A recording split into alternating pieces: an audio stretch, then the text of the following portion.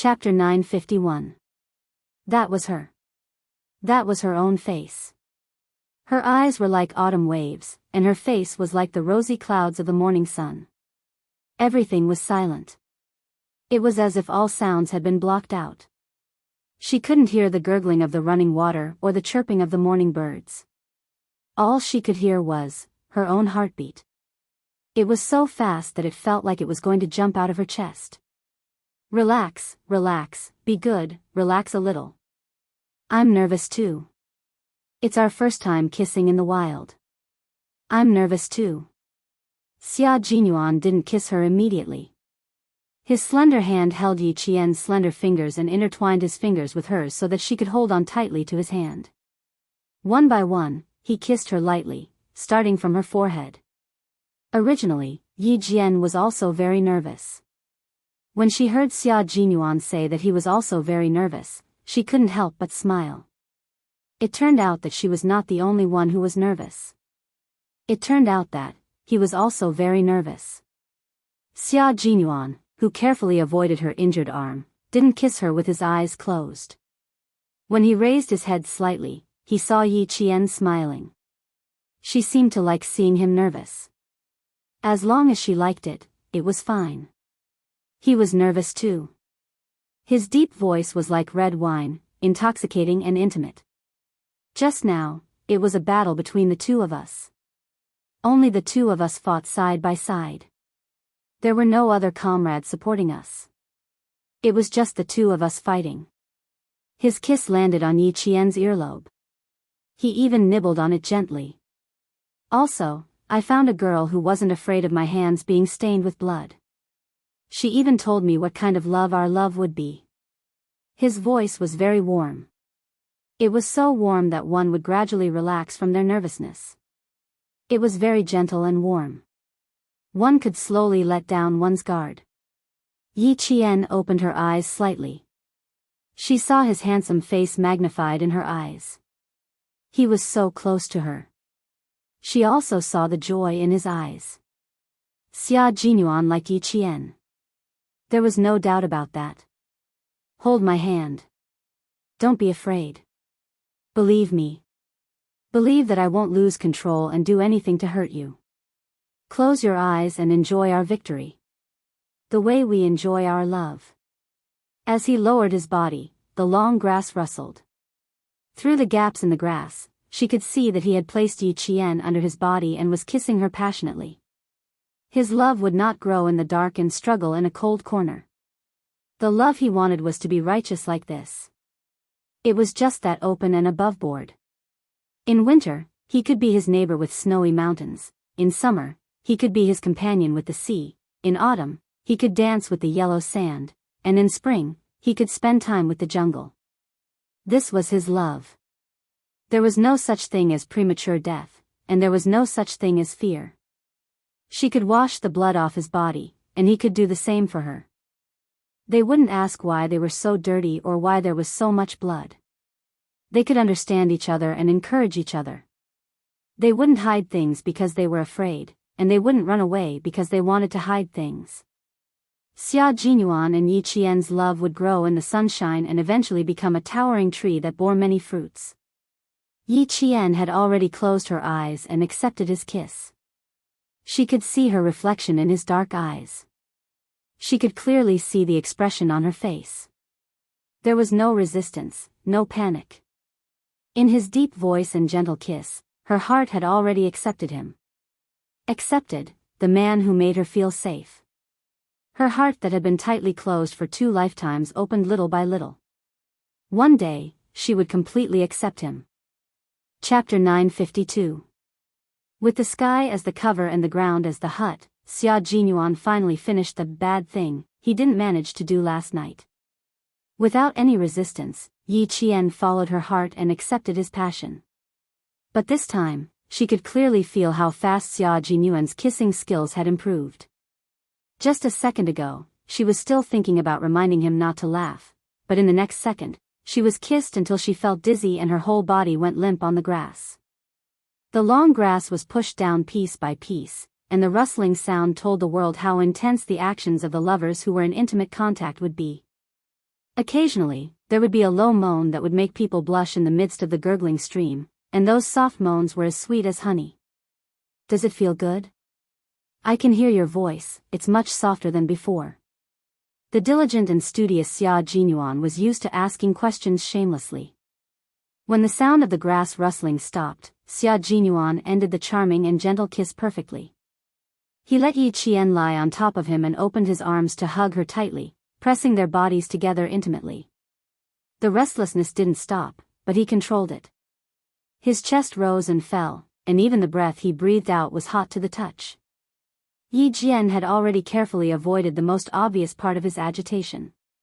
Her upper body was close to his chest, and she quietly opened her legs and placed them on both sides of his waist. She was afraid that if she was careless, she would accidentally make herself flustered and cause him to draw in a breath of cold air. She was so careful and didn't even dare to breathe loudly. Suddenly, when she heard him ask her this question, Yi Qian's eyelids trembled slightly, and she simply closed her eyes, and pretended to be asleep. She was asleep and didn't hear him. Bastard. He always liked to ask questions that made her feel embarrassed to answer. How was she supposed to answer him? She didn't want to answer. Her head was resting on Xia Jinyuan's shoulder, and her small movements couldn't escape his gaze. We kissed until your lips are red and swollen. Are you still shy? Then I'll have to answer my own question. It must be very comfortable. When I hear your voice, I also feel very comfortable, so much so that my body's reaction is a little big. You're so shocked that you don't even dare to lie under me. Xia Jinyuan, whose lower body was still tense and restless, quickly adjusted the rhythm of his breathing. He used his strong self-control to suppress the restlessness. Every word he said was to divert his attention so that the restlessness would subside as soon as possible. You must be tired. Now you can lay your legs down and everything will return to normal.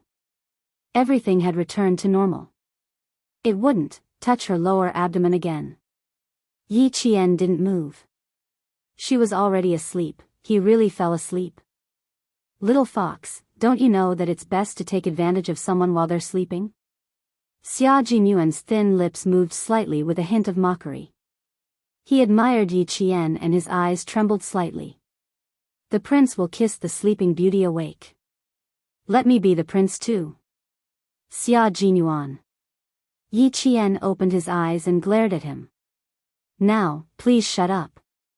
I need some peace and quiet. Can you be a little more normal? She was a little embarrassed and angry. Okay. I won't say anything. Shut up immediately. Xia Jinyuan, who knew when to submit to circumstances, held back his laughter. He quickly patted her back and said, don't be angry, don't be angry. Next time I ask you, should I ask for your opinion first?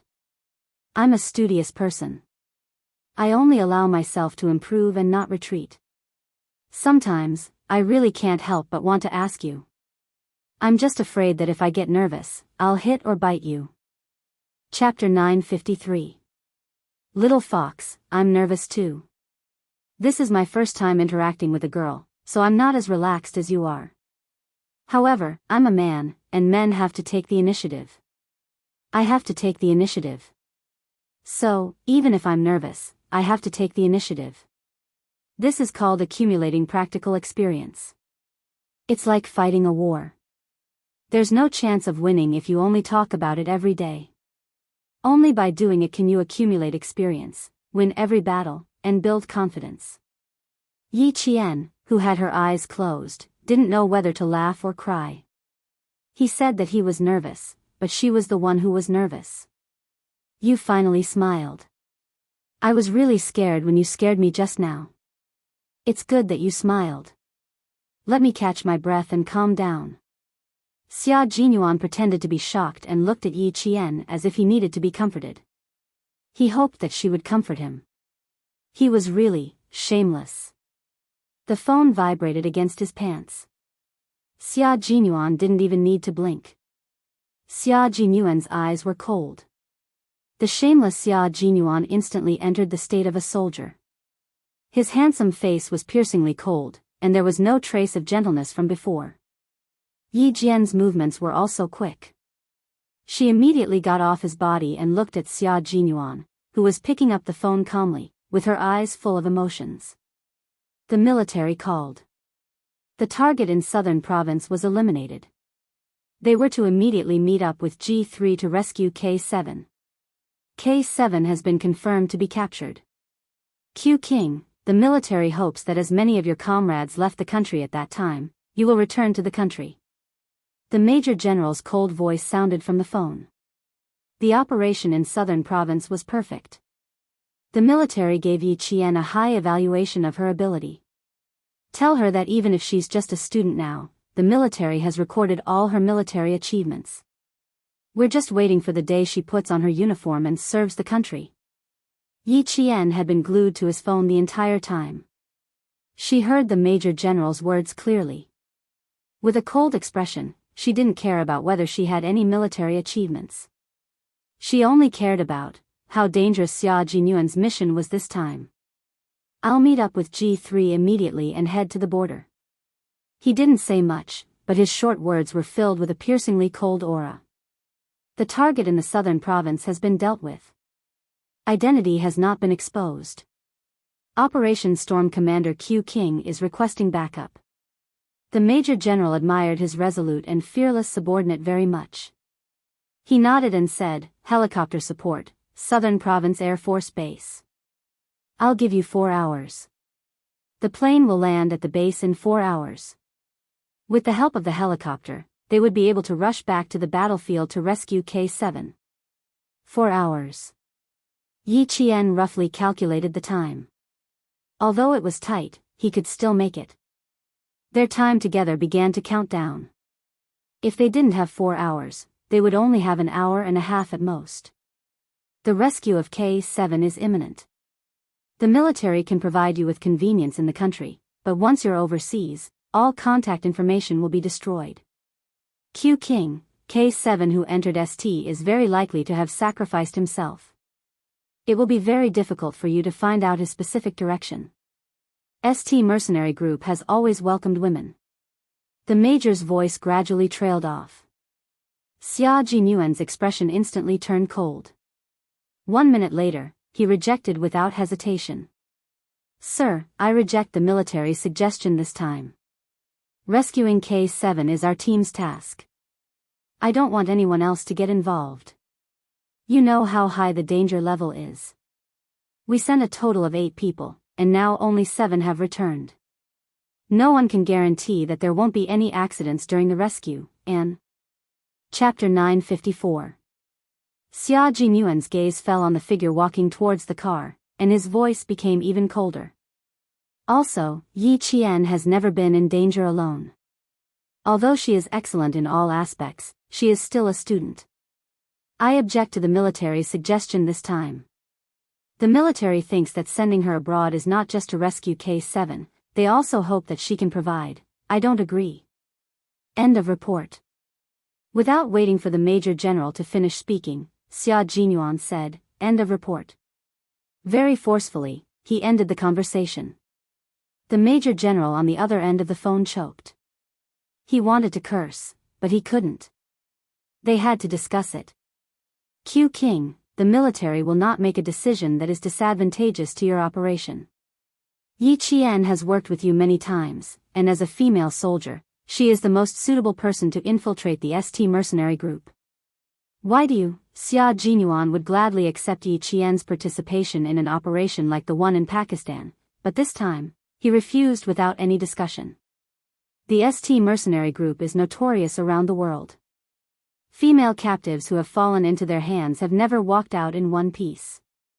Major General, it is precisely because Yi Qian is a female that I don't agree.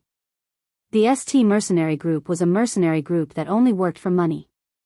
They were cruel, heartless, bloodthirsty, and tortured captives. Falling into the hands of such a mercenary group would depend on how many lives K7 could survive. Even male soldiers had to survive a few times, but female soldiers would always end up much worse than male soldiers. Not only would they be tortured, but they would also be humiliated. With such a mercenary group, Major General, I don't know why the military would make such a suggestion. Every word in the last sentence was mixed with hostility. He used a completely doubtful attitude to deny the military's decision. Luckily, Xia Jinyuan had good self-control. If he had a more explosive temper, he would probably directly say, "Did water get into your brain?" After he finished this sentence, he said, "End of report." Then, he unilaterally ended the conversation. Letting Yi Qian go to the ST mercenary group alone to scout the way. How could he agree? In Pakistan, at least the other party was a group of people who had faith and would never humiliate a female captive. As for the ST mercenary group, as long as one knew a little about them, the color of their faces would change. After hanging up, Xia Jinyuan thought for a while and turned off his phone. Since the military had said that it was a suggestion, it was a suggestion. It was clear that they had discussed it carefully. They were only telling him to sound him out. Perhaps they wanted him to ask Little Fox. Xia Jinyuan could not help but shudder when he thought of Yi Qian's fearless attitude. If the Little Fox knew about this, she would definitely agree. She agreed, but he really didn't. After turning off his phone, Xia Jinyuan walked to the front of the car with a carefree expression. He patted Yi Qian's shoulder like a comrade and praised him with a smile. "The military is very satisfied. They've recorded all your achievements. You now have 3 military merits. Well done, Little Fox. Once you graduate from the military academy, you won't be promoted to major, right? According to the military rank regulations of China, students who graduated from junior college or university would generally be given the rank of second lieutenant after they were assigned to a post in the military. Those who graduated from undergraduate studies would be given the rank of first lieutenant. Some would first be given the rank of second lieutenant, and after an internship period, they would be given the rank of first lieutenant. Those who graduated from graduate studies would be given the rank of captain. It was extremely rare for someone like Yi Qian, who did not even go to military academy, to have military merits directly.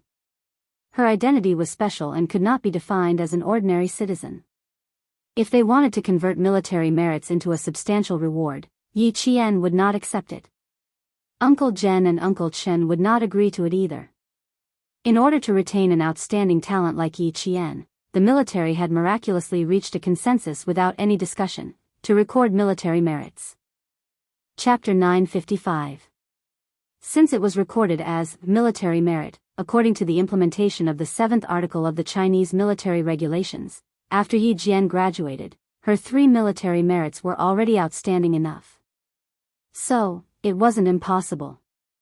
However, for Yi Jian, military ranks were a little far away from her. What she was thinking about now had nothing to do with herself. It was all about the major in front of her who could still talk and laugh with her. "Don't worry about me. Think about your matter first. K7 was captured, your identities are unknown, and you have to be careful of being hunted down. Captain Xia, I hope you can come back alive even if you're injured. Rescues were often more dangerous than breakthroughs." They knew this, and so did Yi Qian. Xia Jinyuan raised his eyebrows and pulled Yi Qian into his arms. Although she spoke frankly, her words were filled with concern. He quickly kissed her slightly swollen lips. "No, I can't lose my life so easily.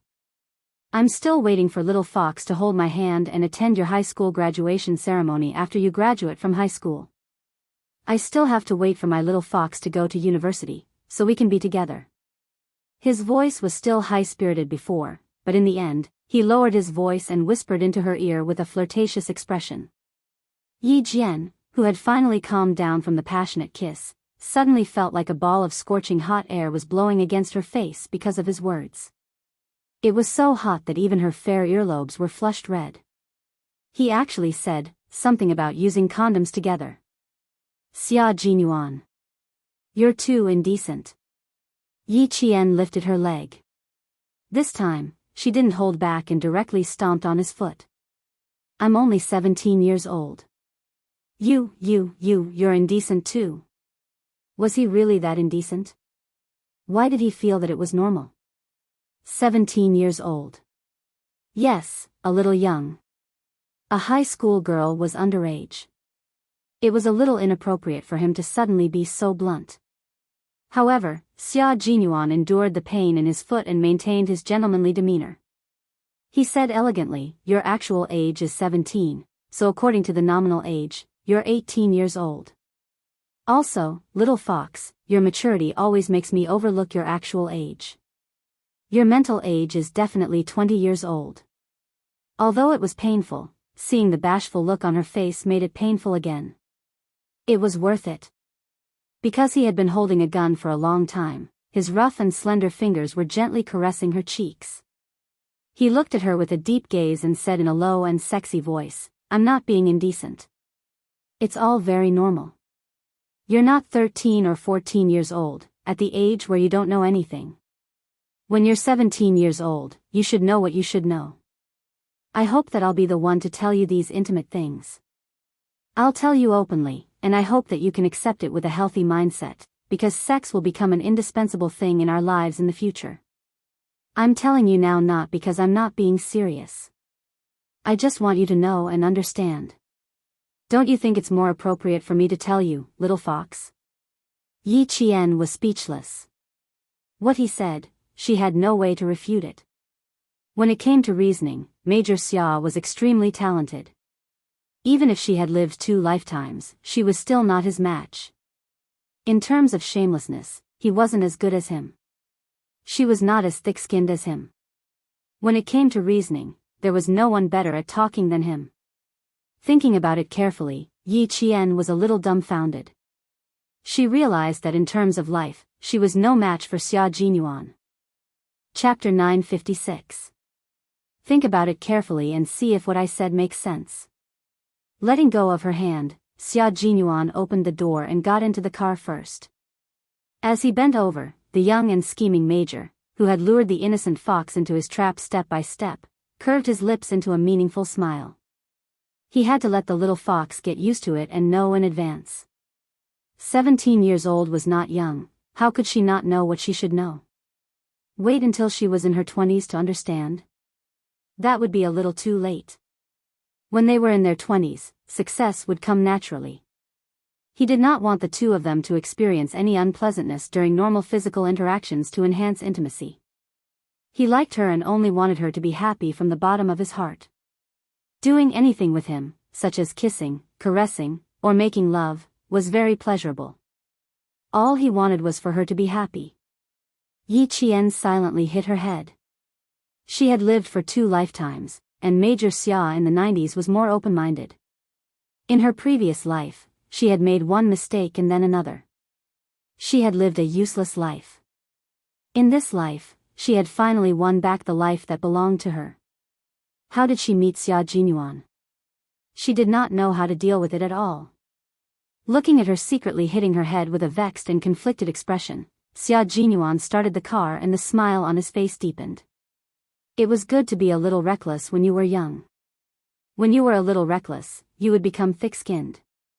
Once you were thick-skinned, you would be able to do anything as a matter of course and not feel guilty at all.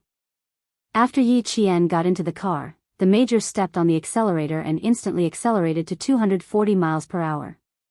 The whole car drove out of the mountain road like a race car and headed straight for the city center. After getting into the car, Yi Qian was still feeling uneasy. Condoms and whatnot, how could he say it so easily? The car drove very fast.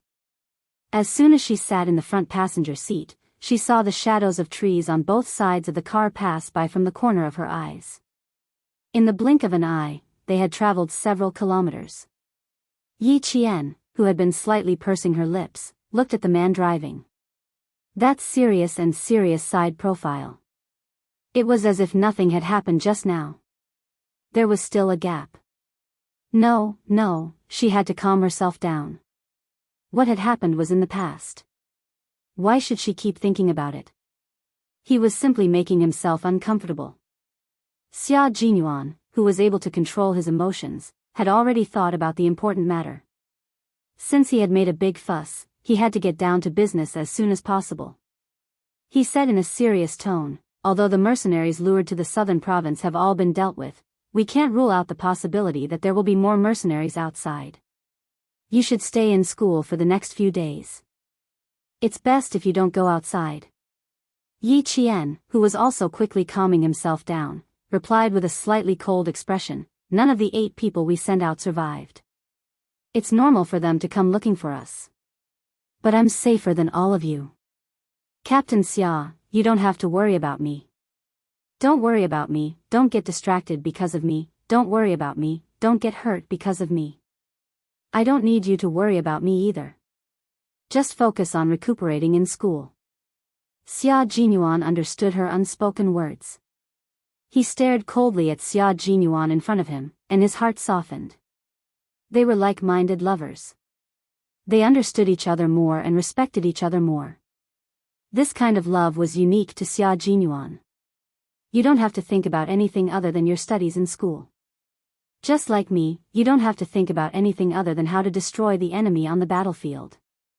You take good care of yourself in school, and I'll take good care of myself on the front line. We have to be well, understand?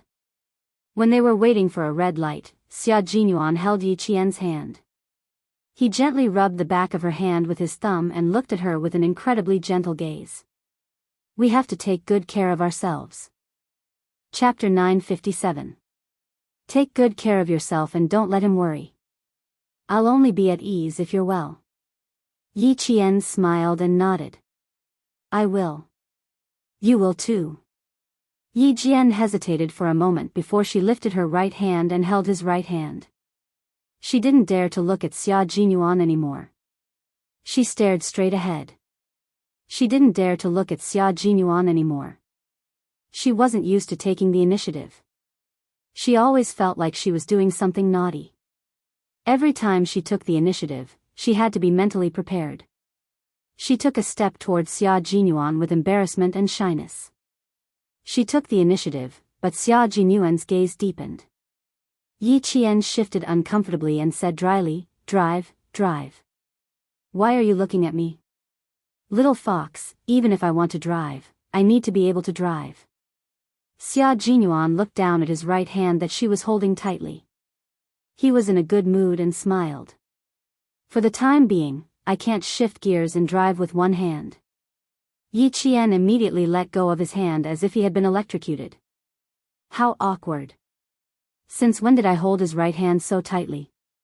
At this moment, she didn't look at the front, but turned her head sideways and looked out of the car window, leaving the back of her head for Xia Jinyuan, who was laughing in a low voice. He met a bold yet shy little fox. No matter how he looked at her, she was adorable. Her cuteness had a magical power that made him reluctant to part with her. Sometimes, he even felt that just listening to her voice could dissipate the fatigue of the day. Yi Qian listened to his deep chuckle and thought about her behavior just now.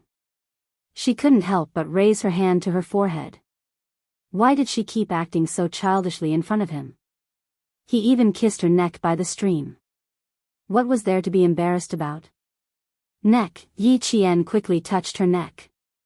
It wasn't red from the kiss, was it? Her skin was a little sore from the kiss just now. She touched her neck to see if there were any red marks. Xia Jinyuan, who knew what was going on, smiled and said, 2 red marks, symmetrical on the left and the right. The size is even and the shape is not bad. You did it on purpose, Xia Jinyuan. Yi Qian glared at him and immediately let go of her ponytail. Then, she parted her hair to cover both sides of her neck. That should be enough. Just now, it was indeed a bit intense. How did she let him kiss her neck? She even left a kiss mark on him. She didn't know when it would disappear.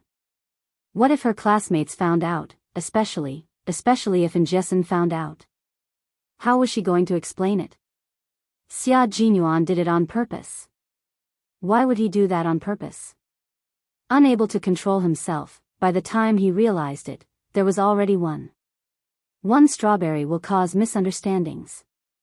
Why don't we just leave 2 strawberries? With strawberries, people won't misunderstand. Xia Jinyuan's explanation sounded quite reasonable. His smiling eyes occasionally slid across Yi Qian's face. His eyes were so bright that they seemed to sparkle. Yi Qian was already thinking about how to make him leave a kiss mark on her. When she looked up, she saw the sparkle in his deep eyes, which were like stars, shining on her body. Yi Qian's fingertips trembled and she felt her face heat up. The temperature in the car seemed to have risen by a lot. Her back was sweating slightly, leaving his mark on her body. Just thinking about it made his blood boil.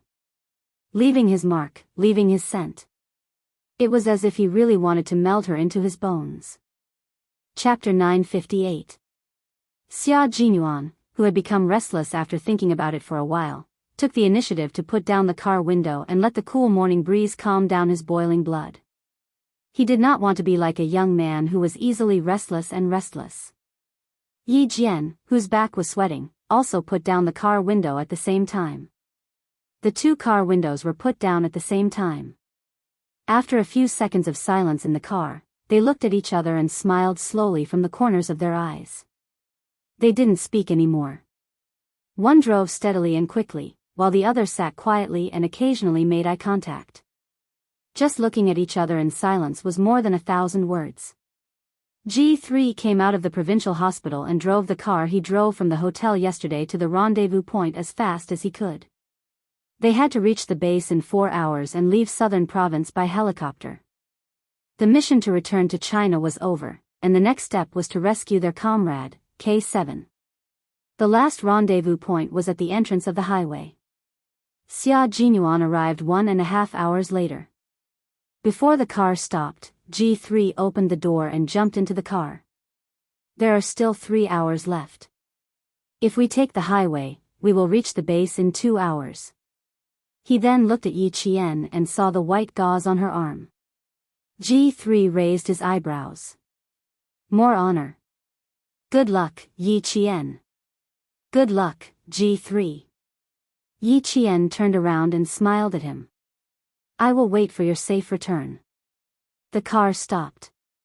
Yi Qian took the car keys from G3 and said to Xia Jinyuan with pursed lips, there is still about a month before the maple leaves turn golden. I hope you will come back by then, put on your military uniform, and take me to see the mountain full of yellow maple leaves. G3's car was also borrowed from Hozi, and Yi Qian would drive it back to Hozi. It won't be long, it will be soon. It's still early. You can go back to the 23rd floor to rest after breakfast, or go to the library. You don't have to rush back to school. Xia Jinyuan opened the car door and hugged her gently. He reminded her again, I am going on a long journey. You wait for me. We have to be safe. Yi Qian raised his hands and placed them on Wei Xiaobao's shoulders. His voice was clear and calm as he said, You're on a long journey, I'll wait for you. My only wish is that everything will be fine and that I'll wait for your return. This time, Xia Jinyuan did not even give him a military salute. Without any hesitation, he opened the car door and got into the car, leaving only the shadow of his car for Yi Qian to see. In the car, G3 turned around and saw Yi Qian standing by the roadside. He saw her salute their car slowly, like a comrade in the brigade, silently sending off a comrade who was on a mission. G3 silently raised his hand and saluted Yi Qian from afar. He waited until Yi Qian was out of sight before he retracted his hand and said to Xia Jinyuan, who had a serious expression on his face and was focused on driving, Q King, you've met such a good girl. When she grows up, you should find a chance to marry her. There are too many single people in the brigade. You should take the lead and let us all join in the fun. Who knows, maybe one day we can all get married. The comrades in the Snowfield Brigade did not dare to say who they wanted to marry. They only dared to say who they wanted to marry. However, the point was that they all hated marrying, and could not get married even if they wanted to. No one dared to marry them. For example, J5 and K7, who were so well-to-do, whenever they were free, they would yell and shout every day that they wanted to marry themselves off. However, after yelling for a few years, there was no response. As for the other comrades, they were all well-to-do and had good family backgrounds. No one dared to marry themselves off. The danger of their profession made them very cautious when it came to choosing love. Chapter 959. G3's teasing made Xia Jinyuan raise his eyebrows slightly. He tapped his fingers lightly on the steering wheel and said calmly, G3, don't think that I don't know about you. Let's go back to China together. I'll go back to the provincial capital, and you'll go to Hongkou City. Why? Didn't you meet your teacher after walking on the mountain roads for a few days and nights? I did. I sneaked into her room to take a look and killed 2 rats before coming out. G3 admitted openly. When Xia Jinyuan asked him to go to Hongkou City, he vaguely guessed what he meant. Since his comrades had given him a chance, how could he let them down? Everyone in the team acted like monks. It wasn't that they didn't like girls, but because of the special nature of their profession, they didn't dare to pursue them. Xia Jinyuan's initiative really taught them a lesson. If they didn't pursue the girl they liked, were they supposed to wait for the girl they liked to put on a wedding dress and marry another man? That was too cruel. You only killed 2 rats and didn't do anything else? You didn't even have physical contact? When Xia Jinyuan saw G3's stiff face from the rearview mirror, he smiled knowingly. He had the intention but didn't have the guts to do it. He had to continue working hard.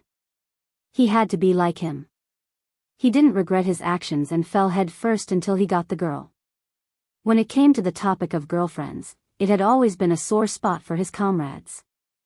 G3 closed his eyes to rest and didn't want to ask for more trouble from Xia Jinyuan.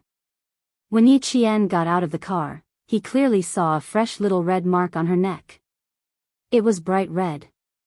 It was obvious that it was planted not long ago. No wonder he was so proud of himself. He even kissed her neck. The all-round soldier king was at the forefront in all aspects. He even had to be at the forefront when it came to girlfriends. Yi Qian was too honest. He had to get J5 to teach her a lesson. How could he always give in to Q King? He had to at least consider his single comrades. After G3 thought about Q King with jealousy, he thought about the girl he liked. After a while, he sighed faintly in the car. K7, I wonder if you regret not going to see a girl properly? Using such a topic to mention his comrade, he seemed to feel that his comrade was right beside him and had not been captured. Xia Jinyuan chuckled and said, no, but I'm sure he'll find a way to fall in love with a girl when he comes back. But I think it'll be difficult for K7 to find a girlfriend. He's a clean freak, and he's a soldier. I can't imagine how he'll kiss his girlfriend. K7's obsession with cleanliness was so serious that his comrades in the Snowfield Brigade protested. Once, J5's water bottle ran out, so he took K7's water bottle and poured it into his own. The mouth of the bottle wasn't even a finger's distance away. K7 poured all the water to J5. In the end, he said something that made J5 want to vomit blood, the water with your smell is dirty. J5 flew into a rage and yelled, why the fuck would I drink water with your saliva on it? I don't even think it's dirty. That's your problem. What does it have to do with me? K7 replied casually like a fairy. J5 was so angry that he pounded the ground several times. Complaining about the smell of water? I don't have bad breath. K7's obsession with cleanliness was a headache. During training, battles, exercises, and long-term training, there would be times when they didn't have enough water and needed to share some with their comrades. However, K7 would never share. He would rather die of thirst than share water with his comrades. Chapter 960. K7's obsession with cleanliness made G3 and Xia Jinyuan fall silent. After a while, Xia Jinyuan said in a low voice, do you think this kid will die of thirst? After he said that, the car was silent for a while before G3 sighed and said, it's possible, so we have to speed up. From what I know about him, he doesn't drink water, sleep on the same bed, or eat in the same bowl with others. Damn it. I didn't think anything would happen to him before, but now that he's in trouble, why do I feel like his obsession with cleanliness is going to kill him? Punches and kicks, underwater kicks, snakes, insects, rats, and ants, electric shocks, injections of all kinds of drugs, such as cardiac stimulants, capsaicin, and so on. They weren't worried that K7 couldn't handle it, but they were worried that K7 would die because of his obsession with cleanliness. Dying of thirst. It shouldn't be that bad, right? Both of them were thinking silently in their hearts until the G3's phone, which was used to maintain contact with the military, rang. The screen showed that there was no incoming call. Before G3 could say anything, Major General Lu's voice came from the phone. Have you met up with Q King yet? Why did he sound like he was questioning them? What did Q King do to make Major General Lu question him? As a Special Forces soldier, G3's senses were also very sharp. He could tell that something was wrong with one sentence. He looked at Xia Jinyuan and said in a low voice, "Sir, Q King is driving." "You drive, I have something to tell him." After drinking 3 bowls of cold water, he finally suppressed the anger in his heart. After thinking about it from another perspective, Major General Lu decided not to pursue Xia Jinyuan's disobedience. G3 covered the phone's microphone, leaned back, and asked softly, "Q King, what bad things did you do? You made Major General Lu call me to question me." "Nothing, I just hung up on Major General Lu." Xia Jinyuan, who had been driving on the left, gradually moved to the right lane. Now that Yi Qian wasn't with him, he had no choice but to answer Major General Lu's call. "We're on the highway and need to find a temporary parking spot. Please give us some time." Over. G3 gave Q King, who dared to hang up on the Major General, a thumbs up as he reported their current situation with a serious expression. The Major General grunted and said, "Keep in touch. If you dare to hang up on me again, you'll be punished by military law." Fortunately, he was slow and did not hang up. G3, who was rejoicing, was prepared to throw this hot potato out at any time. He really didn't have the guts like Q King to hang up on the Major General. Xia Jinyuan parked the car at the temporary parking spot and took the phone from G3. "I'm Q King. Brat, you've got guts. You even dare to hang up on me." The Major General was still breathing fire from his nose, but his voice was relatively gentle. Xia Jinyuan was a proud man. If you really went against him, the more you pushed, the more he would twist you. A tiger had to be pacified. Now, he had to pacify Tiger Xia's fur. The Major General lowered his voice again and advised, "I know what you're worried about, but you have to believe in Yi Qian. We all believe in her. Why don't you believe in your own comrade? Yi Qian isn't just anyone. She's your comrade.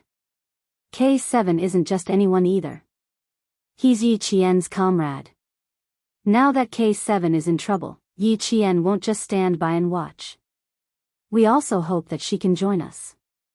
Why does your brigade need female soldiers? You know the reason. Female soldiers have characteristics that male soldiers don't. She can lower the vigilance of the ST mercenary group and achieve unexpected results. Also, Yi Qian is steady and courageous. The possibility of her being disturbed is very low. With her participating in the rescue, the military has more confidence in your safe return." Chapter 961. Q King, the Snowfield Brigade is the embodiment of our country's blood, sweat, and tears. You are the country's sharp knife. If there is even a small cut on the knife, our heart will ache. "War makes women go away" is no longer the truth. Sometimes, female soldiers are more powerful than our male soldiers. Actually, the Major General could have just called Yi Qian to join the operation. The reason why he tried to reason with Xia Jinyuan was so that Xia Jinyuan and the others could accept Yi Qian. They shouldn't think that Yi Qian couldn't do it. That was what the Major General thought, but Xia Jinyuan didn't think that way at all. His thoughts were simple. The ST mercenary group was too cruel to the female captives. He could accept Yi Qian's injuries. As a soldier, it was normal for his body to be injured. He could also accept being captured because his military skills were not up to standard. But he definitely couldn't accept the psychological damage. Xia Jinyuan's eyes were filled with coldness. He waited for the Major General to finish his words before he said calmly, "Major General, I beg the military ministry to give us a chance to redeem ourselves. I swear on my military uniform that I will try my best to rescue my comrades. I say, you stinking brat, why are you so stubborn? The Major General slammed the table in his office and stood up. He gritted his teeth and said, a soldier's duty is to obey orders. You've forgotten all about it. Xia Jinyuan put one hand on the steering wheel and said casually, Major General, it's not that I don't want to obey orders. Yi Qian is not a soldier. She doesn't need to obey orders. He raised his hand to look at the time and said, we are still some distance away from the base. We can't waste any more time. I can't chat with you anymore. Don't you dare hang up on me again. In the face of such a stubborn subordinate, the Major General felt that his hair was about to turn white. What the hell? Based on his understanding of Q King, it was impossible for him to refuse such an order that was beneficial to his comrades. Why did he refuse so strongly today? K7 was sent in. For safety reasons, they couldn't send in any more members of the Snowfield Brigade. More importantly, Yi Qian needed to get a list of names from the ST mercenary group. No matter what, Yi Qian must participate in this operation. Fine, since I can't do anything to him, I can only ask Commander-in-Chief Xia to step in. Commander-in-Chief Xia did not object to Yi Qian joining the operation. Let G3 drive, wait for our call. This time, Major General did not give Xia Jinyuan a chance to hang up and hung up the phone first. The G3 was already waiting by the driver's seat. As soon as Xia Jinyuan moved the phone away from his ear, he immediately opened the door and said, I'll drive. You can rest in the back. How dare you hang up on a Major General? When I get back, I'll write the word convinced on a piece of red paper and nominate it for you. I'm not interested in your convinced word. If my little fox writes the word convinced, I'll put it in a waterproof bag and put it next to my chest to look at every day. Xia Jinyuan pushed open the car door and got out. He seemed to be smiling, but the expression between his brows made G3's heart sink.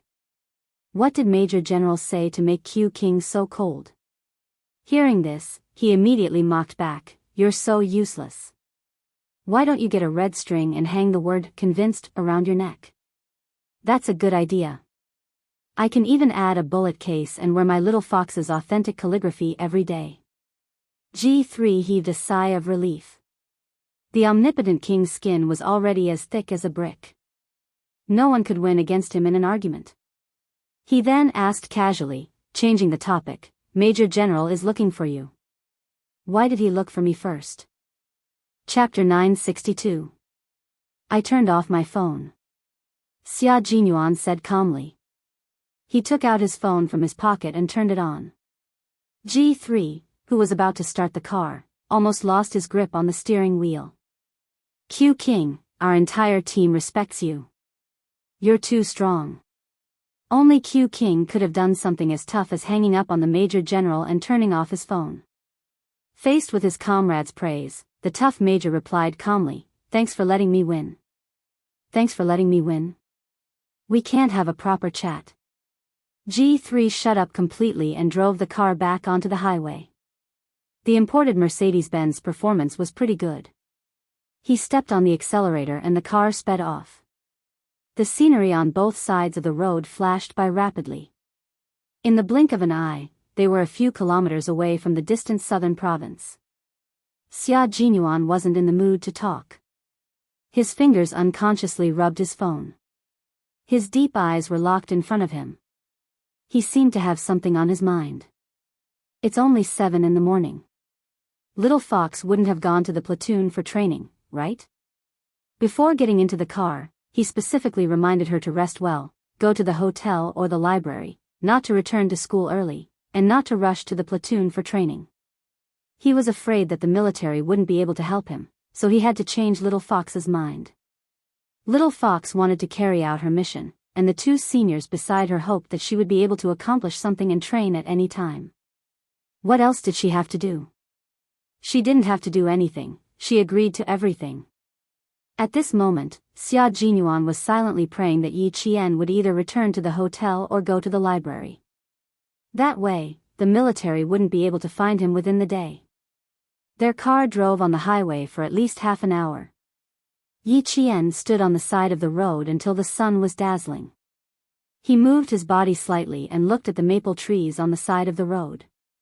They should be able to return when the maple leaves turn yellow.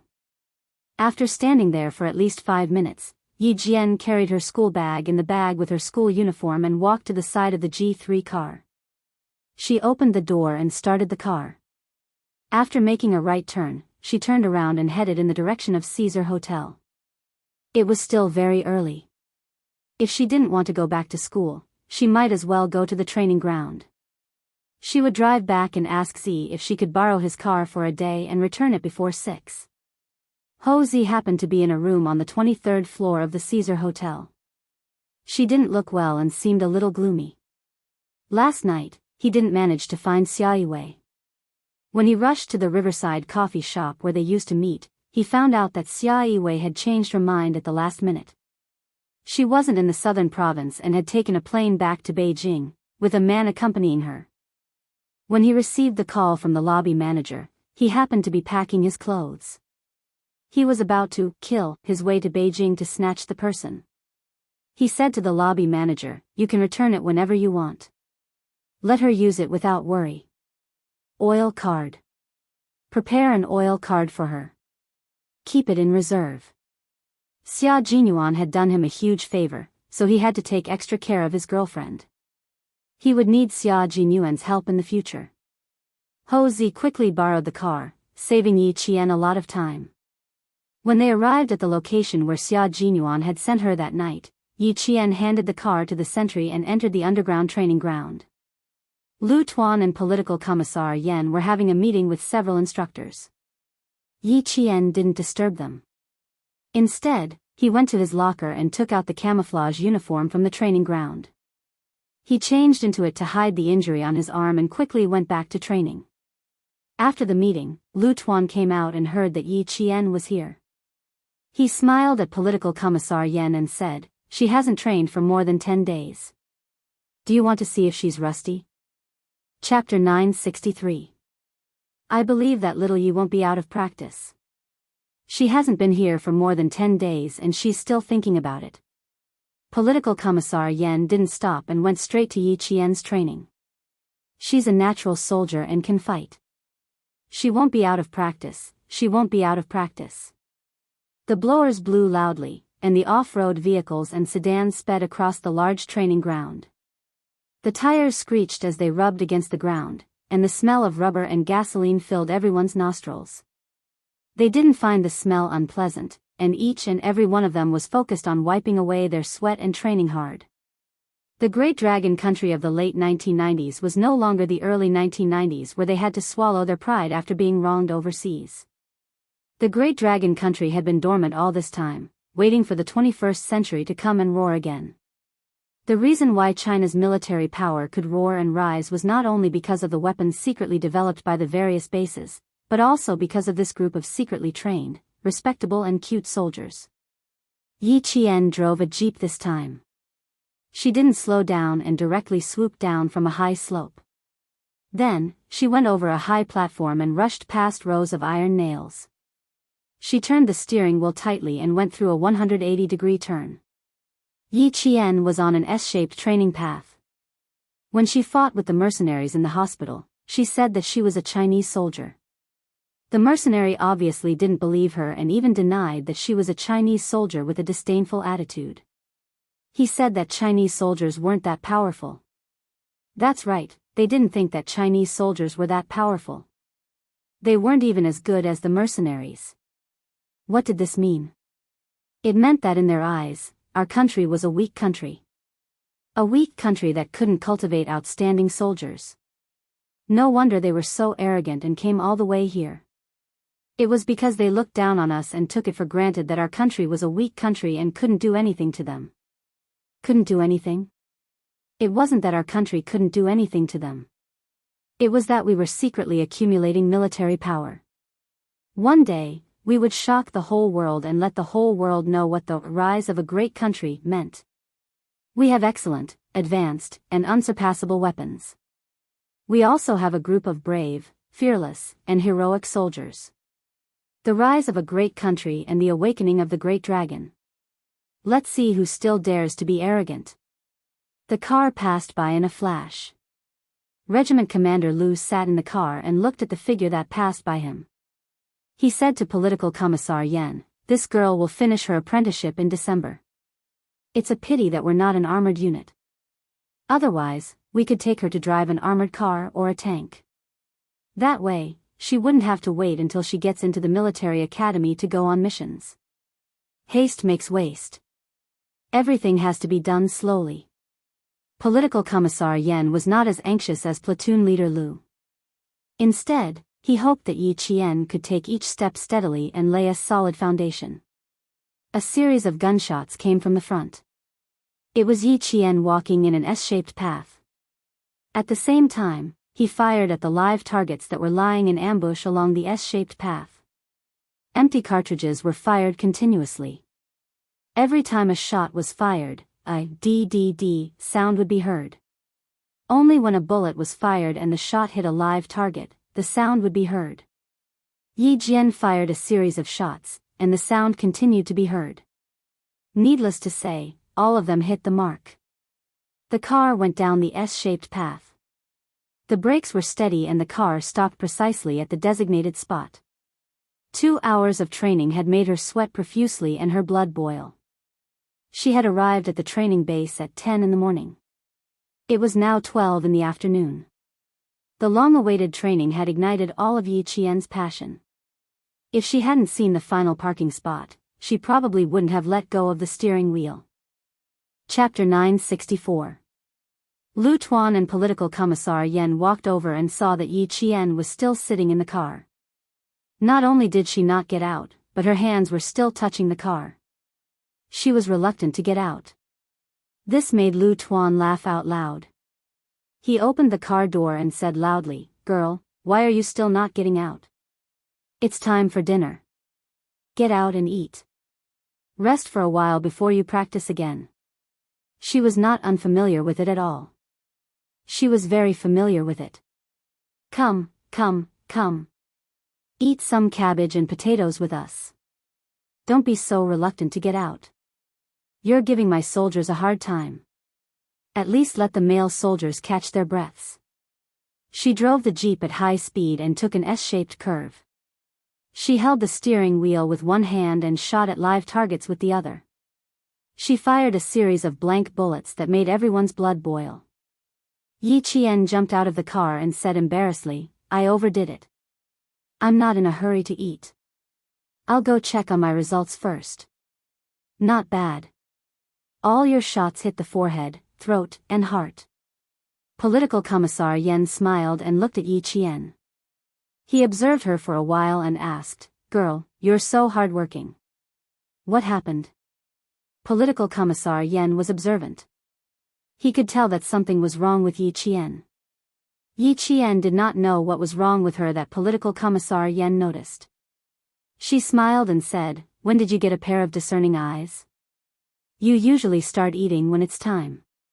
You're never later than the male soldiers. Today is different. Why do I need to use my discerning eyes? I can tell just by looking at you." Political Commissar Yen narrowed his eyes slightly. After carefully observing Yi Jian's expression, he could not help but frown slightly. "You look a bit angry and thoughtful. What happened? Girl." When Lu Tuan heard this, he also looked at her carefully. There was indeed an angry look in her eyes. "Did you meet someone who needs to be taught a lesson again? Tell me what's on your mind. Don't keep it to yourself." "I didn't meet any difficulties. I'm just angry. It's fine as long as it goes smoothly." Putting aside the matter with Xia Jinyuan and the others, Yi Qian was still upset that the mercenaries thought that the Chinese soldiers were not strong. "How dare you look down on the soldiers of our country?" She didn't want to talk about it. Political Commissar Yen and Regiment Commander Lu looked at each other. There was no hurry. It was not a bad idea to ask later. "That's good. That's good." Political Commissar Yen gently patted Yi Qian's shoulder and adjusted his collar. He smiled and sighed. "Little Yi, We all want to see you in military uniform as soon as possible. Why don't you skip a grade and directly enter the 3rd year of high school? When he was in the army, he often told the soldiers that if they had time, they should study more and increase their knowledge. But when she came to Yi Qian, it was the opposite. He felt that studying in school was a waste of time, and that it would be better for her to join the army early. Look. Just now, you were criticizing me for being too impatient and saying that I had to take things slowly. Now that it's your turn, you're asking Yi Qian to quit his studies and join the army. Regiment Commander Lu glanced at the political commissar who said, "Only the officials can do whatever they want, but not the common people." He said to Yi Qian sternly, "Don't listen to his nonsense. We have to study. Not only do we have to study good books." Political Commissar Yan has been busy recently. His brain is probably a little rusty. He's lying through his teeth. Don't pay attention to him. He was usually lectured by the political commissar. Now that he finally had a chance to lecture the political commissar, how could Regiment Commander Lu let go of such a good opportunity? He seized the opportunity to say all the things that he usually couldn't say. People who do ideological work have a lot of tricks up their sleeves. You're not allowed to read minds. You're misleading people. Chapter 965. We need to study and we can't delay our training. But we need to take care of our bodies. Now, we can eat according to the time. How can we miss the time to eat? Yi Qian's eyes turned into crescents when he heard that. It was always Commissar Yan who told Regimental Commander Lu to pay attention to his words. Now that he finally had the chance to lecture Commissar Yan, how could Regimental Commander Lu let it go? "I'll give you a chance to lecture me. Stop taking advantage of me." Commissar Yan smiled and shook his head. He said gently to Yi Qian, "That's right. You need to study. Learn well before you join the national defense. Let's go. Let's eat first. We can practice in the afternoon." To be honest, Yi Qian really didn't have the mood to eat. It was already midnight. She didn't know if they had arrived at the base or if they had caught the support plane. She also didn't know how they would rescue K7. She couldn't help but think about all these things when she was quiet. She could only forget about them temporarily when she focused on her training. She only hoped that each of them could come back safely. Even if they were injured, it didn't matter as long as they could come back safely. There was an hour-and-a-half break at noon. Yi Qian didn't rest after eating. She put away the plates and chopsticks and walked towards Training Area B. Regimental Commander Lu chased after her. "You're too hard-working. I told you to take a break. Why didn't you listen?" Yi Qian was drinking water as she walked. When she heard Regimental Commander Lu's question, she quickly turned around. "I can't relax. My steering wheel slipped when I was driving on Route S. Also, the soldiers under you will be going to Zongnanhai for a change of camp at the end of December. I need to hurry up and learn more." Regiment Commander Lu's car soldiers would train throughout the year without any breaks. Now that the training of this batch of soldiers had entered the final assessment stage, it was also the most rigorous stage. Learning from them would also be beneficial to improving Yi Jian's ability. Don't give yourself too much pressure. You're not a soldier yet. Commander Lu was just saying that. In reality, he hoped that Yi Qian could excel in all aspects. Otherwise, he wouldn't have come over to monitor Yi Qian's training from time to time. Yi Qian waited for Lu Tuan to come up and continued to walk towards Zone B. He had no intention of stopping. He devoted himself to training so that he could fight back and not think too much about Xia Jinyuan's operation. He then said seriously, "Although I'm not a soldier now, I've always regarded myself as a real soldier in my heart. If I don't put my life on the line during training, it'll be too late when I really have to. Take advantage of the time when you can to fight for your life. Fight for yourself, fight for your future, and fight for your life." I think that's pretty good. Oh no, the little girl had become like a political commissar. She had a set of words that sounded like a tongue twister. You have class at 7 o'clock. When it's time to rest, you have to take a good rest. You don't really have to risk your life. However, you're right. If we don't work hard during training, it'll be too late when we really have to. Lu Tuan didn't force Yi Qian to rest. It was rare to see a soldier with such a high level of awareness. How could he discourage him? When Yi Qian went to Zone B, Lu Tuan turned back to look for Commissar Yen. The little girl has a lot on her mind. Talk to her. She's used to hiding her thoughts. You can't ask her directly. Old Yen, give her some real advice. I'll find a chance to ask her after training in the afternoon. She'll drive over herself. I'm going to the military headquarters anyway. I'll rush back to the regiment early tomorrow. You don't have to arrange a car to send me. I'll take her car into the city. It had become a habit to go to the military headquarters at the end of the month. Chapter 966. That's fine too. Ask her properly. I don't feel confident seeing her like this. You go and keep an eye on her. I'll go to Area C to take a look. After saying a few words, Lu Tuan adjusted his training cap and strode away. At 5:00 in the afternoon, Yi Qian's day of training ended. Political Commissar Yen, who had been waiting for a long time, smiled as he watched her complete a few difficult maneuvers to avoid obstacles. He clapped his hands and walked to the front of the dead jeep. The afternoon was more exciting than the morning. You were completely in training mode. The training can't be interrupted. It has to be continuous. I feel much better in the afternoon. Yi Qian jumped out of the jeep.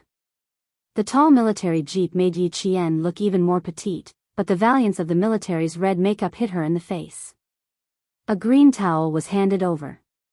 Here, Political Commissar Yen and Lu Tuan took care of Yi Qian like parents. They would take care of Yi Qian in all aspects. When she smiled and said, "Thank you," and took the towel, Political Commissar Yen said, "Come again tomorrow night. It's getting late. Go change your clothes. I'll take your car into the city today." He could talk to her in the car. She was still young, so she shouldn't be so worried. She should be more angry too. He should ask her clearly what was going on. It was indeed getting late. Yi Qian shrugged and accepted the arrangement without any objections. But her clothes, she really couldn't change. She wiped the sweat off her face and smiled. Go back to school and change. I'll send you to the provincial military base first and then return the car to someone else. It'll save time to change clothes. Okay. You go up first and ask the sentinel to drive the car over. I'll go get a document. Walking out of the underground training ground, Yi Jian, who made all the male soldiers blush with shame, stood in the sunlight that was as thin as gold powder. Her slightly thin figure stood straight, revealing the piercing coldness of a steel gun. It was autumn, and the scenery outside the area was even more bleak. The autumn wind blew, and the branches of an unknown tree swayed. A few withered leaves were gently blown to the ground, and then a few more leaves fell together. This year's autumn seemed to come quickly. Could the thousands of maple leaves in Mount Daliang wait until Xia Jinyuan came back? Political Commissar Yen, who walked out one step later, looked at the slender figure standing motionless like a sculpture in the golden sunlight. His eyes were a little serious. This girl did have something on her mind, and it was very serious. There were skills in asking questions and trying to get information out of her. Political Commissar Yen was the best at doing ideological work. He did not directly ask Yi Jian if she was unhappy. Instead, he asked her indirectly and found an entry point. Chinese. This question could not be answered in a short time, and it was also a very sharp question. Do you think our Chinese soldiers are weak? Political Commissar Yen asked in return. Could it be that Yi Qian had something on her mind because of this? Did someone say that our soldiers were weak in front of her? Yi Qian shook his head. His eyes were firm. No. I have never thought that our soldiers are weak. Yes. Our soldiers have never been weak. We practice and learn every day. We protect our country as protectors. We don't need to prove to anyone that we are strong. The value of our existence is not to prove anything to others. Chapter 967. Why do people say that our soldiers are weak? That's because what they see is a facade. Look at modern warfare. Whether it's developed countries, developing China, or those poor and backward countries, war can break out at any time. Since the end of the Sino-Vietnamese border war in February 1990, our country has been keeping a low profile. We don't want the people to lose their homes and live in misery and suffering. We have been secretly accumulating military strength along the strategic direction of peaceful development. We don't act in a high-profile manner, but we are always ready. We don't take the initiative to fire a single shot, but if there is an attack, our army is ready to fight. If we fight, we will win. We don't need to prove the strength of our soldiers to anyone. We just need to remember that it's not us who are weak, but us who are waiting for an opportunity to strike. If someone says that our soldiers are weak, you can treat them as a mediocre person. If our country's strength is seen through by a mediocre person, then there will be a big problem. Weakness is a facade. How can the rise of a great country be judged by a few words from a mediocre person? As long as Yi Qian didn't come into contact with this, she wouldn't understand it even if she lived another life. Political Commissar Yan's last sentence woke Yi Qian up like a bolt of lightning. That's right. How can the rise of a great country be judged by a few words from a mediocre person? If our country's military strength was seen through by a mediocre person, then it would be a joke. I understand.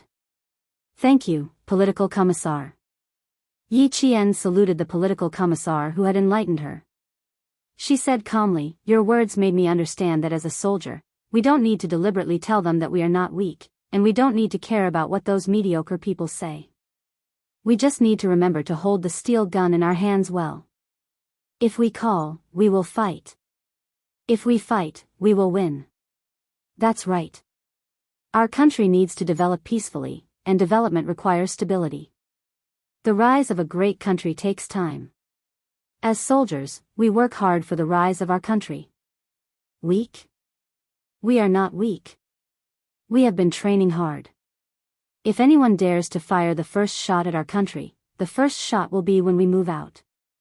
We will fight to the end to protect our country. Political Commissar Yan didn't mind giving Yi Qian a good lesson. An outstanding soldier must know what our country's strategy was. The country was not weak, and the army was not weak. Wait for an opportunity to strike, and it was earth-shattering. Seeing that Yi Qian's furrowed brows had loosened, Political Commissar Yan smiled and said, "In the future, if you encounter any soldiers from other countries who say that our soldiers are weak, I still hope to see you use your fists to tell them who is weak and who is strong." When a scholar meets a soldier, there's no way to reason with him. Why don't we just fight and take them down a notch? Then you'll know what weak means. That was indeed the case. Previously, she had used her fists to show the mercenary who looked down on the Chinese how powerful a female soldier was. Let's see if he still dares to say that Chinese soldiers are weak. However, he didn't have the chance to say anything. He was burned to ashes by Ho Zi's men. If there's a chance, I'll beat him up until he's too ashamed to return to his own army. Yi Qian raised his eyebrows and smiled. He looked up slightly and saw Lu Tuan's secretary jogging over. Political Commissar, Lu Tuan's secretary seems to be looking for you. Reporting. Political Commissar, Lu Tuan asks Yi Qian to come back to the office immediately to answer the call. The person he was looking for was not Political Commissar Yan, but Yi Qian. Moreover, it was an extremely urgent call. It was a call from the military. The person who called was someone who made Yi Qian absolutely terrified.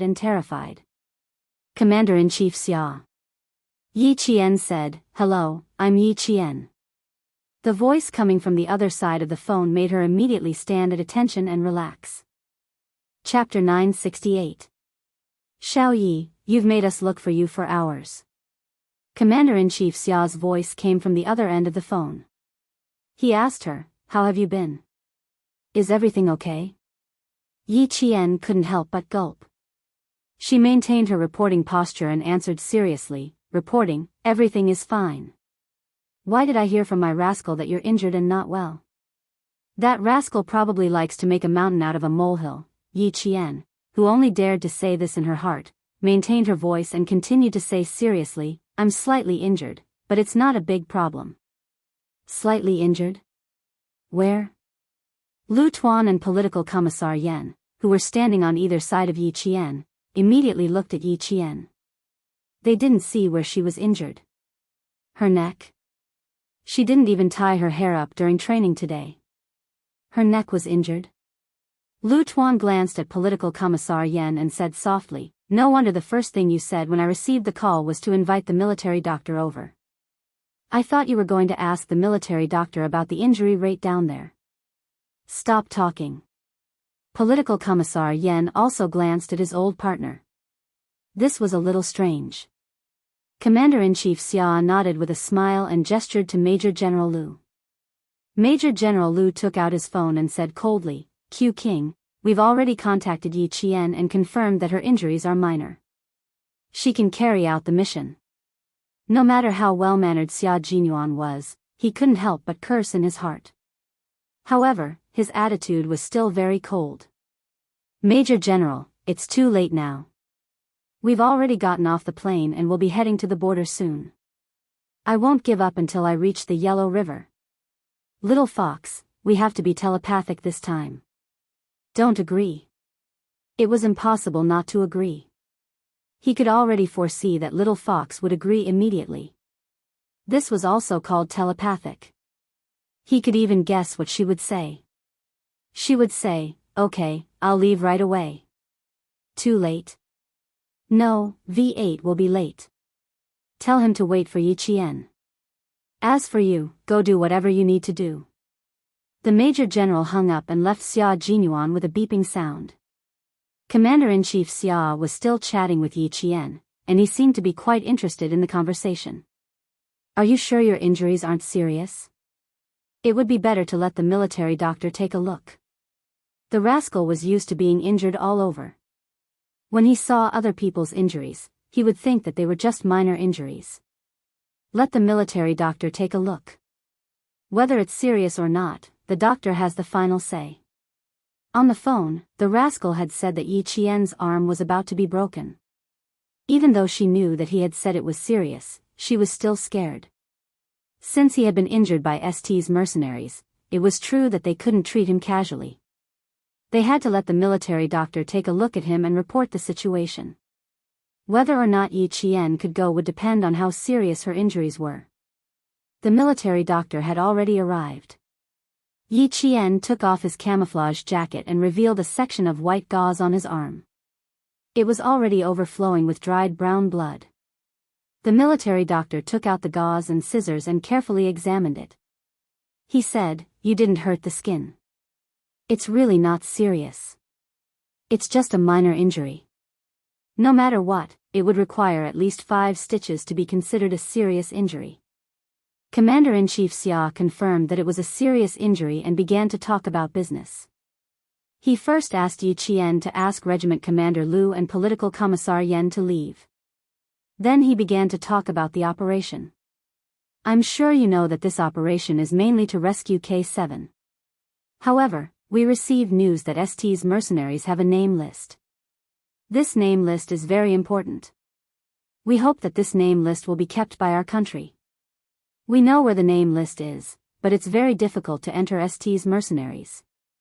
If we have female soldiers to support us, not only will we be able to help them rescue K7 as soon as possible, we might also be able to get the name list and bring it back to China. Chapter 969. We have female soldiers, but none of them have worked with Xia Jinyuan before. Yi Qian, the military hopes that you can temporarily drop your studies and support them. What do you think? Don't be in a hurry to agree. The military has the responsibility to tell you what kind of existence the ST Mercenary Corps is. Commander-in-Chief Xia would not let Yi Qian go to the front line without knowing anything. He had to make it clear to her and let her understand the danger of the mission. Only by understanding the danger could she better avoid it and protect herself. The ST Mercenary Corps is a group of mercenaries who value money over life. Their top organizer has close ties with a country in South Asia and has the support of the government. They are hired to carry out all kinds of assassinations, kidnappings, and battles. The source of the mercenaries is mainly from South Asia and Namibia. They have a reserve force of thousands and have hired military experts to train the mercenaries. The phone call lasted for a long time, mainly because Commander-in-Chief Xia wanted to tell Yi Qian what kind of existence the ST Mercenary Corps was. In 1994, the ST Mercenary Corps sent out a mercenary force with air protection and armor. It only took a few days for them to quell the danger in a certain country. In 1991, a civil war broke out in Sierra. The anti-government forces attacked fiercely, and the government forces hired the ST Mercenary Corps. Within a few months, the anti-government forces were utterly defeated. There were more than one or two incidents about the ST Mercenary Corps. Just these few incidents made Yi Qian understand how difficult it was for Xia Jinyuan to rescue K7 from the ST Mercenary Corps. These are national affairs. The ST Mercenary Corps is notorious for being inhumane, especially when it comes to female captives. They torture them physically and mentally. Yi Qian, I'll give you 10 minutes to consider. You can choose to refuse. This morning, the Major General contacted Xia Jinyuan and told him about the military's proposal. However, he strongly rejected it. I'm guessing that he didn't mention it to you. Commander-in-Chief Xia did not leave Yi Qian with no choice. Instead, he gave the choice to Yi Qian and let her make the decision herself. As for whether Yi Qian would choose, Commander-in-Chief Xia already knew the answer. At 5:00, the sun was setting in the west. The faint golden light shone on the entire Ta County, enveloping it in a golden world. Xia Jinyuan watched as the blood-red sun gradually disappeared into the clouds. His handsome face, which looked like it had been dyed with gold powder, was piercingly cold. If Commander-in-Chief Xia stepped forward, he would give Yi Qian a chance to choose. But in reality, he already had an answer in mind. Drink some water. Maybe there will be a turn for the better. G3 handed over the newly bought mineral water. His gravelly voice was a little heavy. Maybe she won't agree. If he were to agree to something like this, Yi Qian's guts would be so big that he could pierce through the heavens. But being a soldier required guts. Without guts, one would be a coward. If he really agreed, G3 would concede defeat. Xia Jinyuan took the bottle of water, twisted the cap open, and drank a few mouthfuls. The water flowed from the corner of his mouth, down his chin, and down to his neck. It had the rough and sexy taste of a man. He said in a low voice, when Commander-in-Chief Xia steps forward, there's nothing he can't accomplish. Yi Qian, I know her. Even if Commander-in-Chief Xia doesn't exist, she will still agree to the military's request. So, I've already accepted the truth and am ready to welcome her. G3 raised his eyebrows in surprise. You resisted so strongly before, why did you suddenly accept it? Didn't everything you did before become useless? Xia Jinyuan said calmly, Brother, how can I go against the military with my own strength? A wise man submits to circumstances. If I resist again, I'll be labeled as disobeying orders. It will make me lose all face and make my little fox laugh at me. Chapter 970. Xia Jinyuan adjusted his clothes elegantly. He went from strong opposition to acceptance and said in a very noble manner, Since my strong opposition is ineffective, I'll just adapt. Fuck. Your ability to adapt is too strong. G3 muttered in his heart, then slowly said, You've adapted, but I haven't. Let me take a breather first. Thinking about asking Yi Qian to go on a mission with us, I feel a little pressured. Q King adapted and accepted. He, who just found out, hadn't. Don't worry, there's still time for you to take a breather. We'll march at 5:40 in the morning. The two of us will find a place to take a nap and leave a mark for our brothers to find us. Xia Jinyuan, who had an extraordinary ability to adapt and accept, said cheerfully. It was impossible to tell from his handsome face that he was so adamant about not letting Yi Qian come over that he hung up the phone and turned off his phone. The military had to go around G3 to find him. He was so adamant before, but now? How could anyone tell that he had objected before? G3 looked up. Can you sleep? Why can't I sleep? The black cars can't come over for a while, and our brothers didn't come over either. I'll sleep if I can. Xia Jinyuan smiled and walked out of the bus station. When they got off the plane and came to the bus station, they didn't find a regular car to leave the country. Instead, they found a black car. A black car was good, but it took a little longer. G3 looked at his back and was a little amazed. Why can't I sleep? Was there a need to ask? Yi Qian was going on such a dangerous mission with them. Wasn't he worried? G3 caught up with him and didn't say anything else. What was done, and there was no turning back. It was good that Yi Qian joined. It was easier for him to get into the ST mercenary group. As a soldier, there were many things that had to be accepted unconditionally without a choice. Xia Jinyuan had already understood the uniqueness of his profession. Since he had to accept it without a choice, then he would accept it. He would accept the person he loved unconditionally, go into dangerous places with him, and fight together with him. The person he loved had the same faith as him. He would fight for his faith and share the glory with her. The last ray of the setting sun disappeared, and the sky finally darkened. Yi Jian, who had been speeding all the way from the southern province, got on the highway at 6:30 in the evening. Her speed was so fast that the cars she overtook were amazed. His speed was so fast that he could not even see the car in front of him in the next second. She rushed to the base and took a transport plane to meet up with Xia Jinyuan, who was already waiting for her in Ta County. Time was tight, so she didn't even go back to school. She didn't even ask for leave from her teacher and drove all the way to the base. If they missed the time set by the military, the next transport plane would have to wait until the next day. K7 was still waiting to be rescued. She could not wait until tomorrow. Principal Chen already knew that Yi Qian had gone to war again. After he finished the call, he sat quietly for about half an hour. Principal Chen chuckled softly and then sighed softly. Girl, you have to work hard. The military only said that girl Yi had to leave school for a period of time, and the date of her return was uncertain. The date of her return was uncertain. Principal Chen picked up the calendar on the desk, picked up a red pen, and made a tick on the date of October 19th. From today onwards, he would wait for girl Yi to come back. He also had to ask for leave from school for her. What excuse should he use? Chapter 971. He didn't know how dangerous this mission was.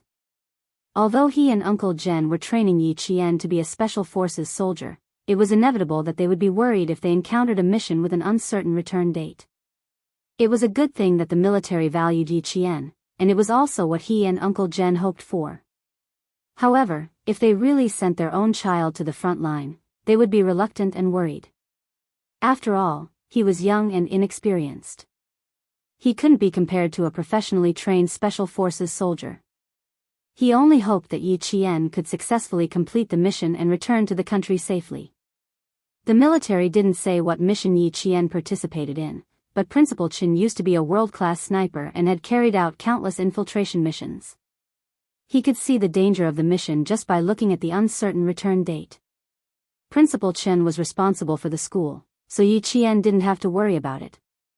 At 8:14 p.m., Yi Qian parked her car outside the base. A sentry trotted over with a gun on his back. They had already been notified that they needed to quickly let in a car from the southern province. After the sentry saluted, he took Yi Qian's identification from the provincial military and her student ID. 3 minutes later, he confirmed that Yi Qian's identity was correct and waved his arm to open the valve. Yi Qian, who couldn't even say, "Thank you," in a hurry, calculated the valve's opening speed in her mind. When her car sped past, the valve's opening width was just enough for the car to pass through. There was only a gap of 1 centimeter between the left and right sides. Looking at the car speeding into the base, the sentry carried 5 live bullets on his shoulder and muttered, "Amazing. It's like a fighter jet missile hitting the ground."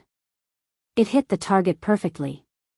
From the southern province to the base, Yi Qian precisely timed the journey down to the second. She didn't take a sip of water or rest for even a second.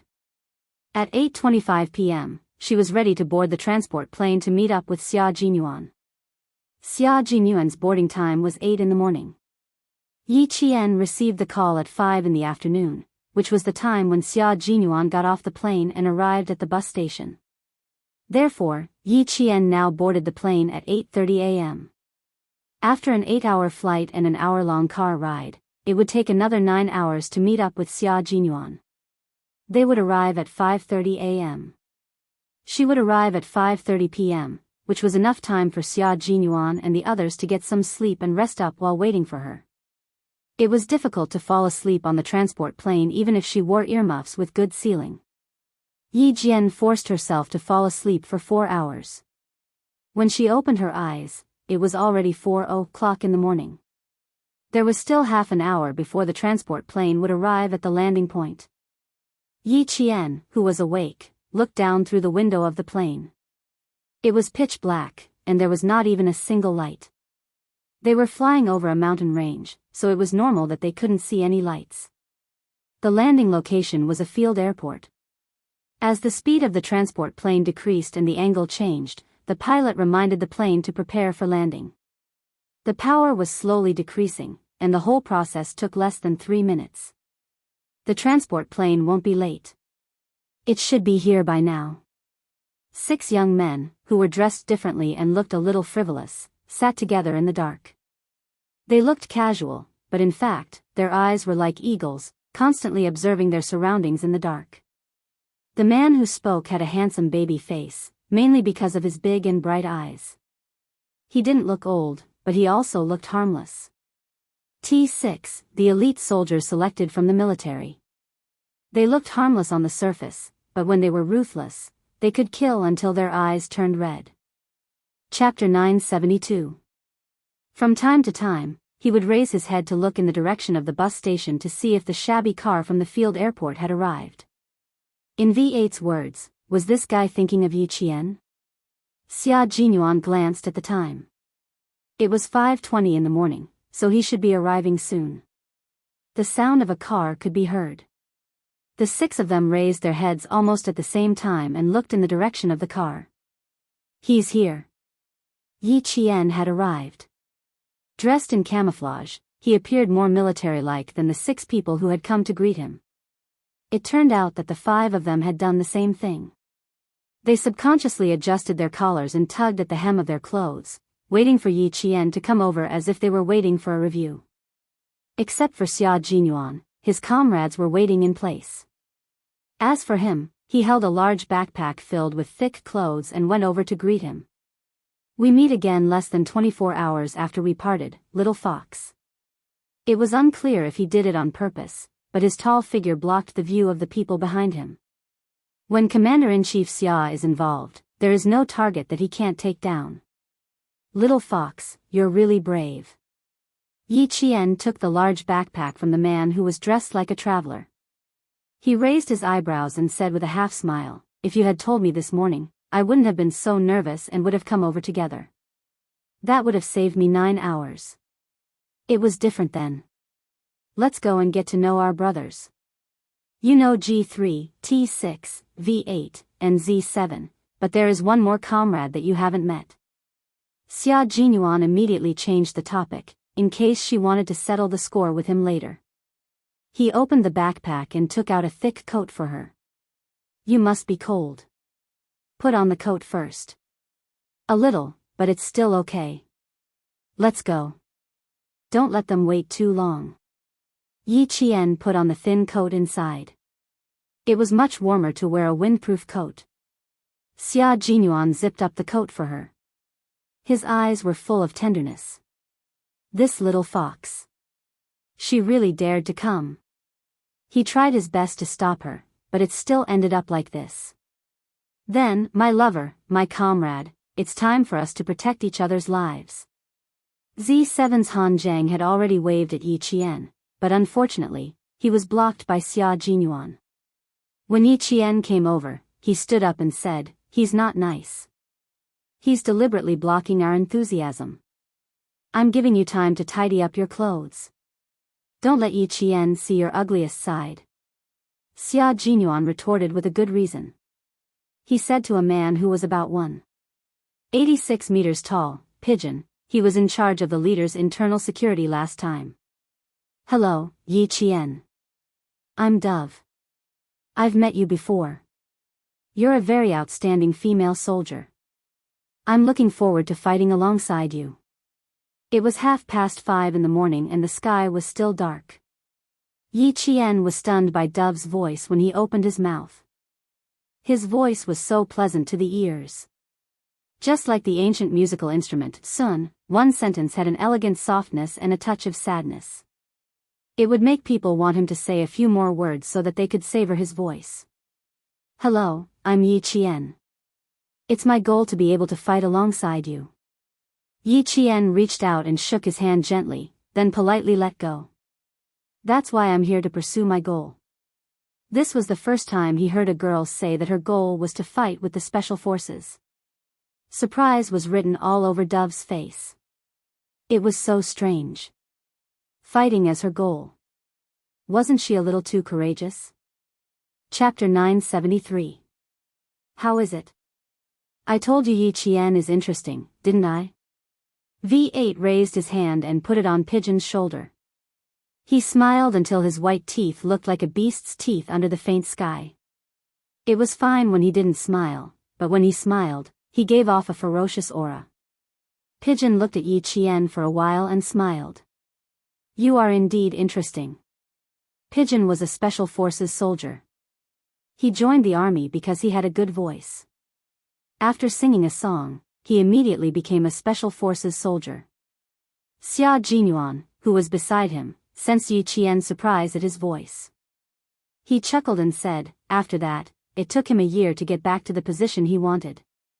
In the army, he first became a special forces soldier, and then a special forces soldier. He became the most incredible member of the Snowfield Brigade.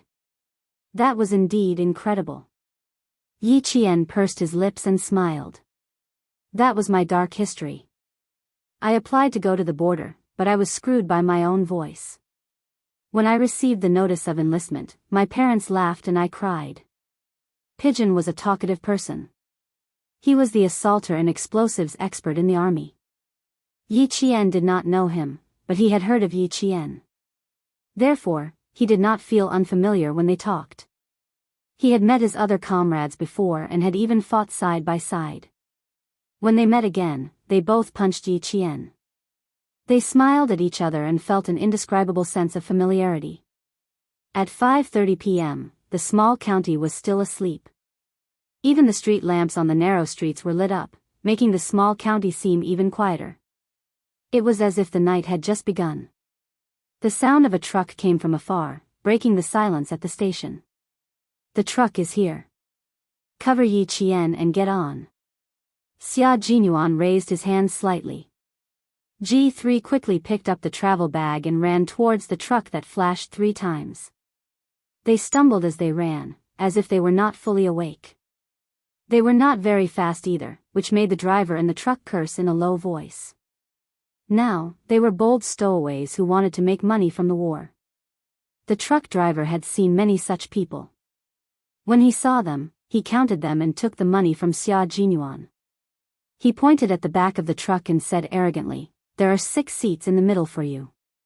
Listen, you are not allowed to move my goods. Do you hear me?" His Chinese was not good. Based on his accent, it was obvious that he was a local. The 6 of them carefully tried to please him and said softly, we know. The bearded driver glanced at the 6 of them with what he thought was a fierce gaze and snorted softly. Until the truck started moving again, the driver didn't notice that there was an extra person in the truck. Taking advantage of the fact that it was still dark, he headed towards Princess Castle. A total of 8 of our comrades went to Operation Storm. K7 was captured, J5 was injured and hospitalized. Now, the 6 of us, including you, are going to St. Xia Jinyuan first told Yi Jian the number of people in the previous operation. Then, he spread a map on a nylon bag that was filled with something unknown. He drew on the map with his finger and said, from here, follow the Zhongba Highway for 60 kilometers and enter the Karachi Ancient Mountains. There is a border guard post in the middle. We need to hide here. After leaving the Karachi Ancient Mountains, the truck will go directly over the frozen river. 30 kilometers to Princess Castle, then enter the Wakhan corridor. As Xia Jinyuan pointed out the route one by one, the 6 of them looked solemn. The Wakhan corridor was their only way out. The Wakhan corridor is about 400 kilometers long. The truck driver can only send us out of the 100-kilometer Wakhan corridor that belongs to the Chinese side. We need to find our own way out of the remaining 300 kilometers. Chapter 974. Q King, we have to find a shorter route for a 300-kilometer journey. Otherwise, it's impossible to make it on foot. Xia Jinyuan glanced at the T6 combatant who asked the question and smiled faintly. That's true, so I asked around and found out that there's a place where we can go. He pointed at the mountain range on the map. We'll go from here. Someone will lead the way for us. Several pairs of eyes stared at the mountain range he pointed at. They needed to hike up an iceberg 6,000 meters above sea level and cut into the desert country where the ST Mercenary Corps was located as quickly as possible. The time is 1 day, 24 hours. What do you think? When he finished speaking, Xia Jinyuan's gaze slid past Yi Qian's face. Little fox, you chose a mission that was difficult from the beginning. Do you regret it? Regret? Yi Qian's lips curled into an extremely light smile, and there was a hint of provocation in his eyes. Major Xia, when she was running for her life, her endurance, leg strength, and perseverance had been accumulated over 2 lifetimes. Climbing icebergs was no problem for her. In the days in the no man's land, she and Principal Chen had climbed icebergs and snowy peaks the most. Sometimes, they would walk through the snow all night while carrying a 13-kilogram sniper rifle on their backs. That was how she got through it. After preparing for so many years, it could be said that she had been preparing from her previous life to this life. She had walked through her previous life with tears of blood. Even if there was a way out, she would still look down on herself. Receiving her provocative gaze, Xia Jinyuan's thin lips curled up slightly. Good girl, the more she fought, the braver she became. Can we choose to ride a horse? Look for a Kyrgyz rider? Han Zheng, who was holding a flashlight, whispered, we can ride a horse first. At least it'll save us some time. G3 shook his head and said, the ST Mercenary Corps is a disaster in the eyes of the civilians. We can't bring disaster to them. I'm in favor of walking. Also, the iceberg is not suitable for riding a horse. No, I mean to ride a horse in the Wakhan corridor. We can borrow the local nomads' horses. Before Han Zheng could finish his sentence, G3 interrupted him. The Wakhan corridor belongs to the high and cold mountains. Every year, except for the 3 months of June and August, the mountain is covered by heavy snow. The nomads' horses have already been fenced up and raised. Where can we borrow them? Even if we do, the horses won't be able to pass through the deep snow. In the end, we'll be wasting our own time. We have no choice but to hike the iceberg. That's right, so we have no choice. Right now, there's a civil war in this country, and the savagery of the ST Mercenary Corps makes the civilians even more afraid. Choosing to walk on foot can hide our identities, and we won't implicate the civilians. V.H. Chenling said. The storm mission was not in the battlefield that they were heading to. This time, in order to rescue them, they had entered the war-torn countries that the soldiers of various countries did not want to enter easily. Therefore, caution became the first choice for everyone. The strategy of this rescue operation was to not alarm or implicate them, to only ambush them, and to quickly retreat. Han Zheng's expression turned solemn as he nodded and said, all right, I agree to walk. I'm in favor of walking. I'm in favor of walking. Several voices rang out in succession, low and steady. Yi Qian's voice was also among them. Xia Jinyuan did not ask Yi Qian if they could walk the iceberg at night. There was no need to ask at this time. Since they were here, they had to accept the hardships and dangers of the conditions without any conditions. He had already sorted out the entire route, and the follow-up arrangements and operations had all been drawn up. In the shaking truck, the low voice clearly reached everyone's ears. We need to disguise ourselves as locals. After entering the war zone, we need to quickly count our equipment, enter the black market to buy weapons, and rent a car to go to Registan. Chapter 975. His voice was low, like a moving blade. It was frighteningly sharp. G3, Z7, V8, T6, and Pigeon all listened with serious expressions. They didn't miss a single word he said. We need at least 3 days on the road. K7 won't give us that much time. We also don't think that the ST mercenaries and the government behind them will have enough patience to deal with K7. So, we don't have much time. We can't delay the progress of the entire team because of personal problems. Do you understand? Understood.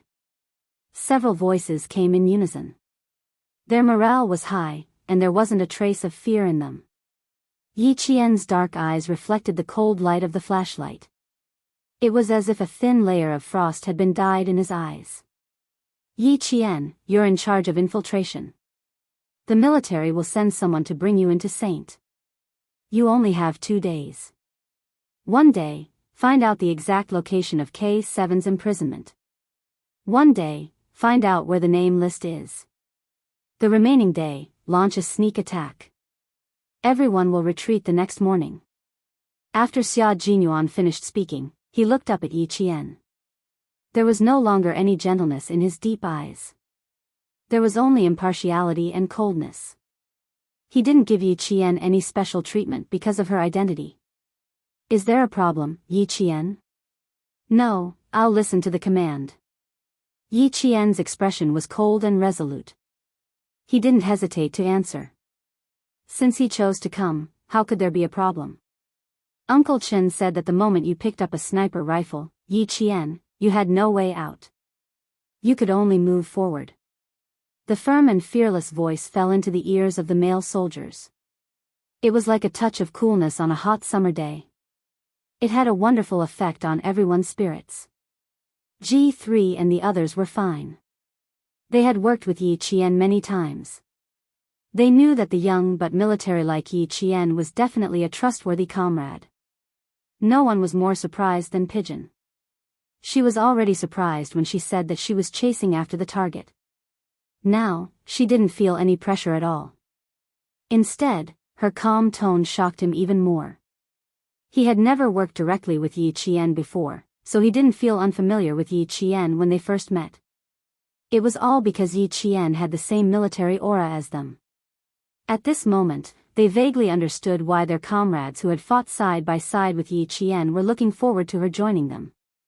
This kind of girl, this kind of female soldier, this kind of outstanding, this kind of courage, to be able to fight side by side with her was indeed something to look forward to. He was looking forward to seeing her brilliance, looking forward to seeing her outstanding performance, and even more so looking forward to seeing her return from the flames of war with them. This is Yi Qian, a true soldier and our comrade. The T6 combatant nudged the surprised G3 with his shoulder and said with a chuckle, a true comrade isn't a comrade who wears the same uniform. They were comrades who dared to go through life and death with them, who dared to risk their lives for them, and who had the courage to trade my life for yours. Pigeon's gaze made Yi Qian look over, and the two of them looked at each other. His cold gaze also allowed Yi Qian to clearly see the appearance and characteristics of Pigeon, whose code name was different from Q King and the others.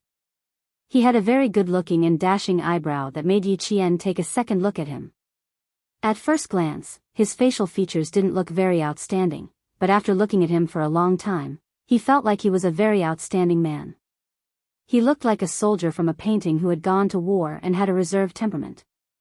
The two of them smiled and looked away. Pigeon said, her gaze is very sharp, and she vaguely has the cold aura of Q King. Why do I feel that if she were to join our team, there would be a possibility of 2 kings standing side by side? Chapter 976. The members of the Shuiyu Brigade, who used letters and numbers as code names, were in charge of sudden attacks, while the members of the Shuiyu Brigade, who used Chinese as code names, were in charge of sneak attacks.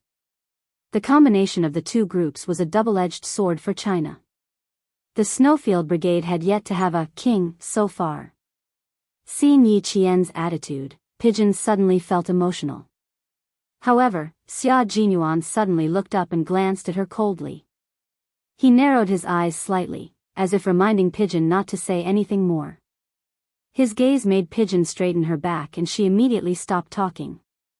It was best not to talk about things that had yet to be revealed.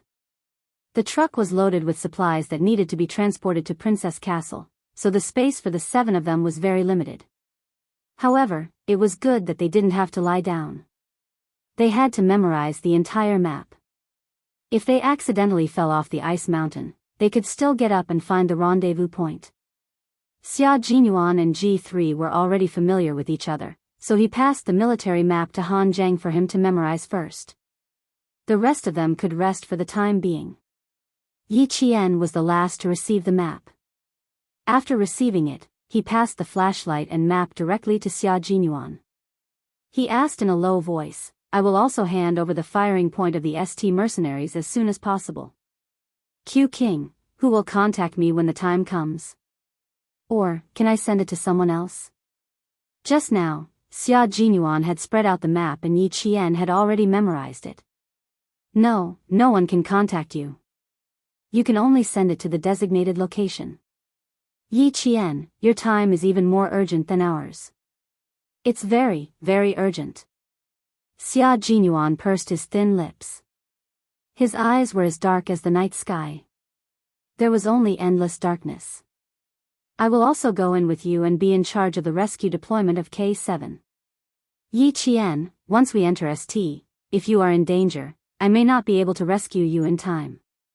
But remember, we will not give up on any of our comrades. Yi Qian smiled and said, "We are going to rescue K7. How can we let ourselves be discovered? We will come back together." Han Zheng, who was lying on his stomach, reached out a hand and placed it on top of the nylon bag. Then, several large hands were placed on top of each other. Finally, Xia Jinyuan took Yi Qian's hand and placed it on the back of his own hand. His deep voice was as cold as a steel gun. "I won't give up on any of them. I won't give up on any of them. I won't give up on any of them." 7 low and shallow sounds came from the bumpy truck. "We are comrades, we are fighting to save our comrades, we are not giving up on any of them." He would definitely not give up on any of them. Xia Jinyuan glanced sideways at Yi Qian and said with a smile, "Your challenge will begin tomorrow at noon. I look forward to every new challenge, especially with all of you. It's very rare." Yi Qian's expression did not have the slightest hint of gloominess. Instead, his eyes sparkled with a dazzling brilliance, as if they were filled with water. When he saw the other 5 people, he was slightly stunned. Then, he silently shifted his gaze away. A good girl will always belong to someone else. You. As the flashlight suddenly went off, Xia Jinyuan sighed. Then, his warm lips gently kissed Yi Qian's cheek. "Are you stupid?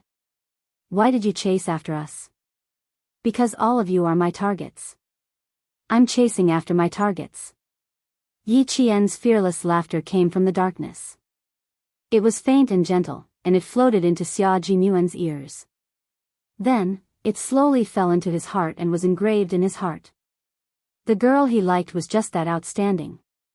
She used her own fearlessness to write a magnificent legendary poem. Her name would not be forgotten with time, even if 100 years had passed. Chapter 977. Yi Qian didn't expect him to be so bold as to turn off the flashlight and kiss her in front of so many comrades. She glared at him in the dark and wanted to move away from him, but there was only so much space. He was on her right, and G3 was on her left. If she moved, she would have to move closer to G3. Yi Qian had no choice but to bury her head under her arm to prevent another kiss. Not only did he steal a kiss, Major Xia, who was acting like a boyfriend in the dark, put his arm around Yi Qian's shoulder and let her lean on him. "Rest for a while. At least you can lie down." Yi Qian froze. He was so stiff that he didn't dare to move at all. He even held his breath, afraid that his 5 comrades would notice something. This bastard. How dare he?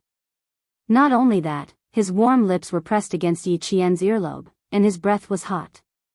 Old Luo, who brought us into the iceberg, told me to give you more money and suffer less. Brothers, the money you took out just now won't be reimbursed. You know that the money a man saves is for his wife. Remember to return it all to me. It's not much, just 5 fingers. I'm sleeping. Wake me up when we reach. I don't think we've reached the plateau yet. Why do I have altitude sickness and tinnitus? You too. Me too. Do you want to take some pills? I'm already deaf. I can't hear what you said just now. After the 4 people in front of them finished talking, they heard faint snoring sounds. G3 seemed to have slept for a long time. Fuck. This is a real master.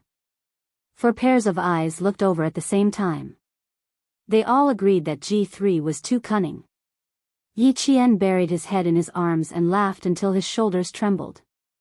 It would be difficult for Xia Jinyuan to get back the money he took out from his personal wallet. Who would want to marry him and be his wife?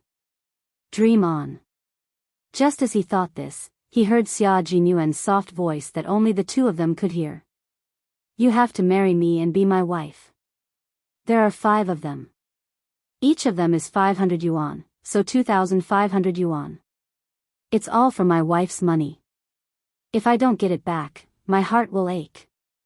What should I do? My heart aches. Why don't you rub it for me? My heart won't ache anymore if I rub it. At a time like this, Yi Qian was even more helpless against him. She couldn't do anything to him when they were together. Now that there were so many people around, she couldn't do anything to him. Sleep. Ignore her. Fortunately, Xia Jinyuan knew the gravity of the situation and didn't say anything more. His fingers on her shoulder tightened slightly, and his deep eyes were dark and turbulent, as if the sky had changed color and the sea had surged with waves, vaguely containing a ferocious force that could destroy the world. Follow in our footsteps, little fox. You will become a very outstanding female special forces soldier, the best in the military. After at least 10 minutes, when Yi Qian was about to fall asleep, Xia Jinyuan suddenly said, I'm waiting for you to become my comrade in arms, a comrade in arms who can really fight side by side with me and command the battle. Yi Qian's gaze paused for a moment, and he finally lifted his head from the crook of his arm. Aren't we comrade in arms now? We are comrade in arms now, but not the kind of comrade in arms I want. I want a comrade in arms who can stand at the same height, in the same position, and who can sweep away thousands of enemies. Xia Jinyuan said softly, this is the kind of comrade in arms I want. I want you to become this kind of comrade in arms. Can you do it? Yi Qian? His gaze was close to Yi Qian's. Although he couldn't see, Yi Qian could feel it. Chapter 978. That gaze was like a pair of hands that forced you to move forward and not back down. It also gave you the feeling that you had boarded a pirate ship and couldn't get off. Don't give up, don't abandon me. I will always take you with me. I will never let go of your hand even if we have to overcome all obstacles until we reach a height that belongs to both of us. Do you dare to continue like this with me? For me, for you, for the sake of not letting down this life, do you want to continue like this? Originally, he wanted to give her some time to slowly understand him, to let her know what kind of unit he was in, but it seemed like that was no longer possible. She knew in advance how dangerous the situation he was facing was, so he had no choice but to bring it up quickly so that she could understand and accept it as soon as possible. Yi Qian didn't say anything. She didn't know how to continue. One thing was for sure. Even if he wasn't holding her hand, she wouldn't let down this life. He was her goal, and she once wanted to surpass him. And now, this goal was telling her that he wanted to bring her to the same position, to the same height. Think about it. It wasn't that it was difficult to think about. Instead, it was that a flood had formed in her heart. She couldn't calm down, and her entire body was boiling up. In her previous life, she was mediocre for too long.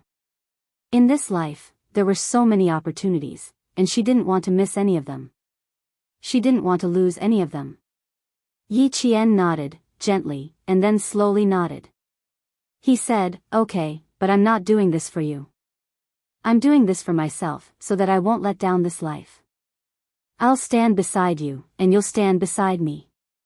The same place, the same height. We'll be comrades for life. Comrades for life, brothers for life.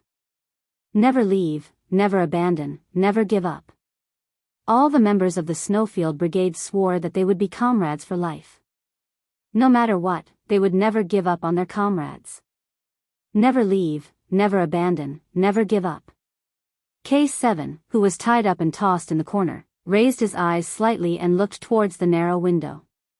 Someone was coming. Not just one, but more than 10 people. The footsteps got closer and stopped outside. K7 closed his eyes again, pretending that he was still unconscious. It was useless even if he opened his eyes. Blood flowed into his eyes and stained his eyelashes, blurring his vision. He even saw a double when he looked outside. The next day, other than drinking a mouthful of water, the captives did not eat anything else. It had been 52 hours since he woke up from his coma and struggled to open his eyes that were covered with blood. There was no interrogation or interrogation. It was so peaceful that he could not hear any clues, nor could he determine whether his comrades were coming. K7 was heavily injured. Even so, ever since he woke up, he had been on high alert. He had been looking for a chance to escape, and he had been trying to figure out a way to escape. The only weapon he had on him was the belt that was still tied to his trousers. However, this thing had no way of cutting the rope. It was more like strangling someone's neck. His ragtag military uniform was torn in many places, and his flesh was covered with fine sand. As he breathed, the fine sand seemed to be grinding against his charred flesh.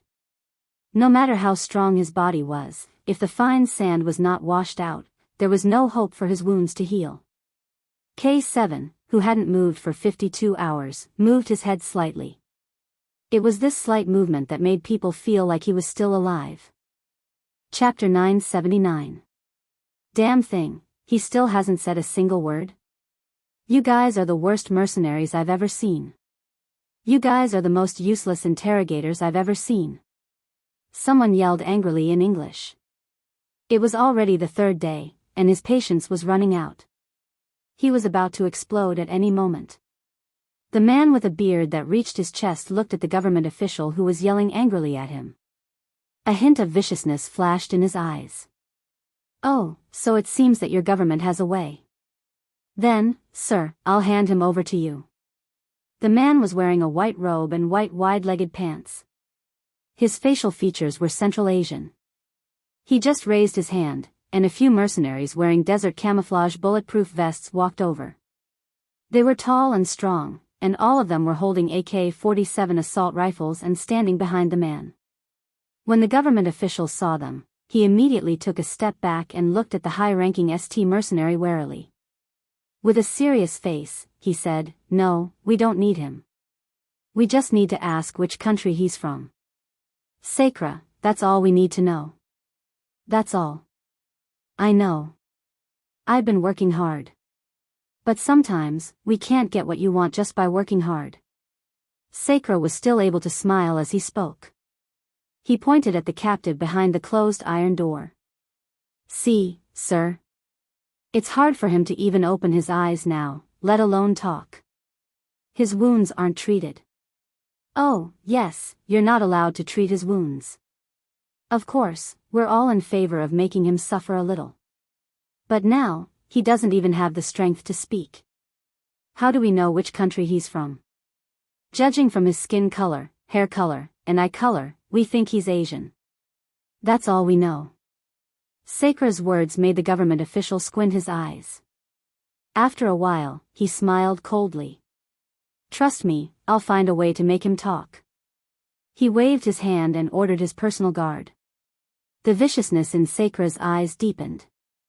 After the government's personal guard left, he sneered. "Since you want to interrogate him personally, I think we can collect our commission in advance." When the commission was mentioned, the government official immediately laughed. "Sacra, with our cooperation, I don't think we're in a hurry." "Right now?" Please wait a moment, we will soon hear that guy's voice. There was no need to consider anything when interrogating a captive, especially a captive who couldn't possibly return alive. As long as he got what he wanted, he would immediately end the captive. There was mistrust in their employment relationship, and their cooperative relationship was unstable. It seemed that it wasn't Sakura who had lost his patience, but the government who had lost their patience. 10 minutes later, footsteps were heard. Then, the locked iron door creaked open and 4 people came in. Wake him up. When he saw the wound on K7's shoulder, a cruel smile appeared on his face. He lifted his leg and stepped on the wound with the heel of his leather shoe.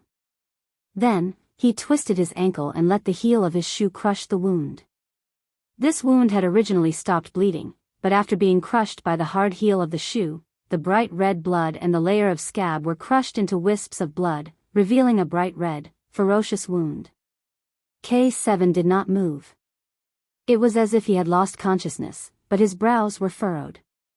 It was as if he was frowning in his sleep due to discomfort. Chapter 980. Did you see that, Sakura? I told you he would wake up soon. Wait, he will wake up soon. The dark-skinned, typical Middle Eastern man smiled viciously. With the cold-bloodedness of a soldier, he signaled his guard with his eyes, and K7 heard the sound of glass breaking. 2 minutes later, an unknown drug was injected into his arm. After the needle was pulled out for less than a minute, K7 opened his eyes like a wolf trapped in a bush. Pain, his whole body was in extreme pain. All of his wounds felt like they were being pricked by thousands of needles. It was so painful that the veins on K7's neck were bulging. It felt like his blood vessels were going to explode from his skin. They had injected an unknown drug into his body, causing the pain all over his body to increase by dozens of times, and the pain was amplified and amplified. That kind of pain wasn't enough to make K7 pass out. His wounds hurt, his bones hurt, and his organs hurt. Rapid breathing didn't lessen the pain. Instead, it increased the sensitivity of the pain. Some people said they were in so much pain that they didn't want to live anymore. Some people said they didn't want to live anymore. Some people said they didn't have a good day. What they said was just empty talk. The real pain wasn't to the point where you didn't want to live anymore. It was to the point where you couldn't fight back. You were in so much pain that your muscles were spasming. Sweat the size of beans kept dripping down into your wounds. Which country did you come from? Tell me, buddy. The officer used his leg to kick K7's bleeding shoulder. K7, who was lying on his side with his hands locked behind his back, was forced to lie on his back. That way, the officer could clearly see what happened to the man who was injected with the pain-increasing drug. Thanks to the pain, K7's tears washed away the blood in his eyes. Through the intense pain, K7 saw a ferocious East Asian face. K7 focused his gaze and quickly observed the other person's expression. His heart was in pain, but he had to stay awake to observe the other person's expression. If he wanted to live, he first needed to know what the other party wanted, how long he could endure, and whether he could kill him in a fit of rage, or if he could endure it for the time being. The man was in a hurry. It wasn't a hurry that came naturally. It was a hurry that was urged by someone. That was right. The man they beheaded was not a normal person. If they wanted to find out the truth, how could they let a captive go so easily? Very well, as long as he knew that the man wouldn't kill him now. After he used up all of his energy to stay awake, K7 growled like a trapped beast. His body couldn't help but twist. He stuck his tongue deep into his throat. He wanted to vomit. If you wanted to get information from him, you had to make sure he was still alive. The special forces from the Shuayu Brigade were invincible. They could return in triumph, or they could die without hesitation. They could face being captured calmly, and they could overcome their fear of death. To die for one's country was an honorable death. Fuck, bro. K7, smile for me. We've known each other for a year, and I've never seen you smile before. Fuck you, I even drank your saliva. Hello, I'm Q King. Nice to meet you. And my brothers. My brothers, was. Chapter 981. K7 forced himself to vomit until his tongue almost got cramps. Only then did he feel nauseous. He had developed a resistance to the drug, which could be seen from his vomiting. He was a forensic doctor, so he had to know what he needed to know. Since the other party couldn't do anything to him, then the real game had just begun. On the ground, K7, who was tied up in a Biyao shape, was convulsing violently. When he started to vomit from the pain, the military officer panicked. Quick, quick! Save him! He didn't despair anymore. As long as there was a chance of survival, he wouldn't despair. He wouldn't give up. As long as he could stand up, he wouldn't give up. But this thing was really fucking painful. The sandstorm was so strong that it was blinding. The sun outside was so bright that it made him dizzy. It took a total of 6 hours to travel from Ta County to the Wakan corridor. The Snowfield Brigade packed their luggage and took the supplies that the military asked the border guards to store in the Princess Castle, towards the iceberg. Since the military is providing the supplies, they should at least give me a gun. Z7 Han Zhang rummaged through his backpack. There were windproof and cold-resistant items in his backpack, but there were no weapons. He picked up 2 wooden sledges that could be used to ski on the iceberg. He wanted to say a few more words, but when he turned around, they were all gone. Fuck. They didn't wait for him. He put on his windproof hat and chased after his comrade who didn't even check what was in his backpack. Yi Qian caught up to Xia Jinyuan with the wooden sledge. I need to learn how to ski. I've never skied before. Okay, you only have 10 minutes. If you don't learn how to ski, grab the rope and I'll bring you down.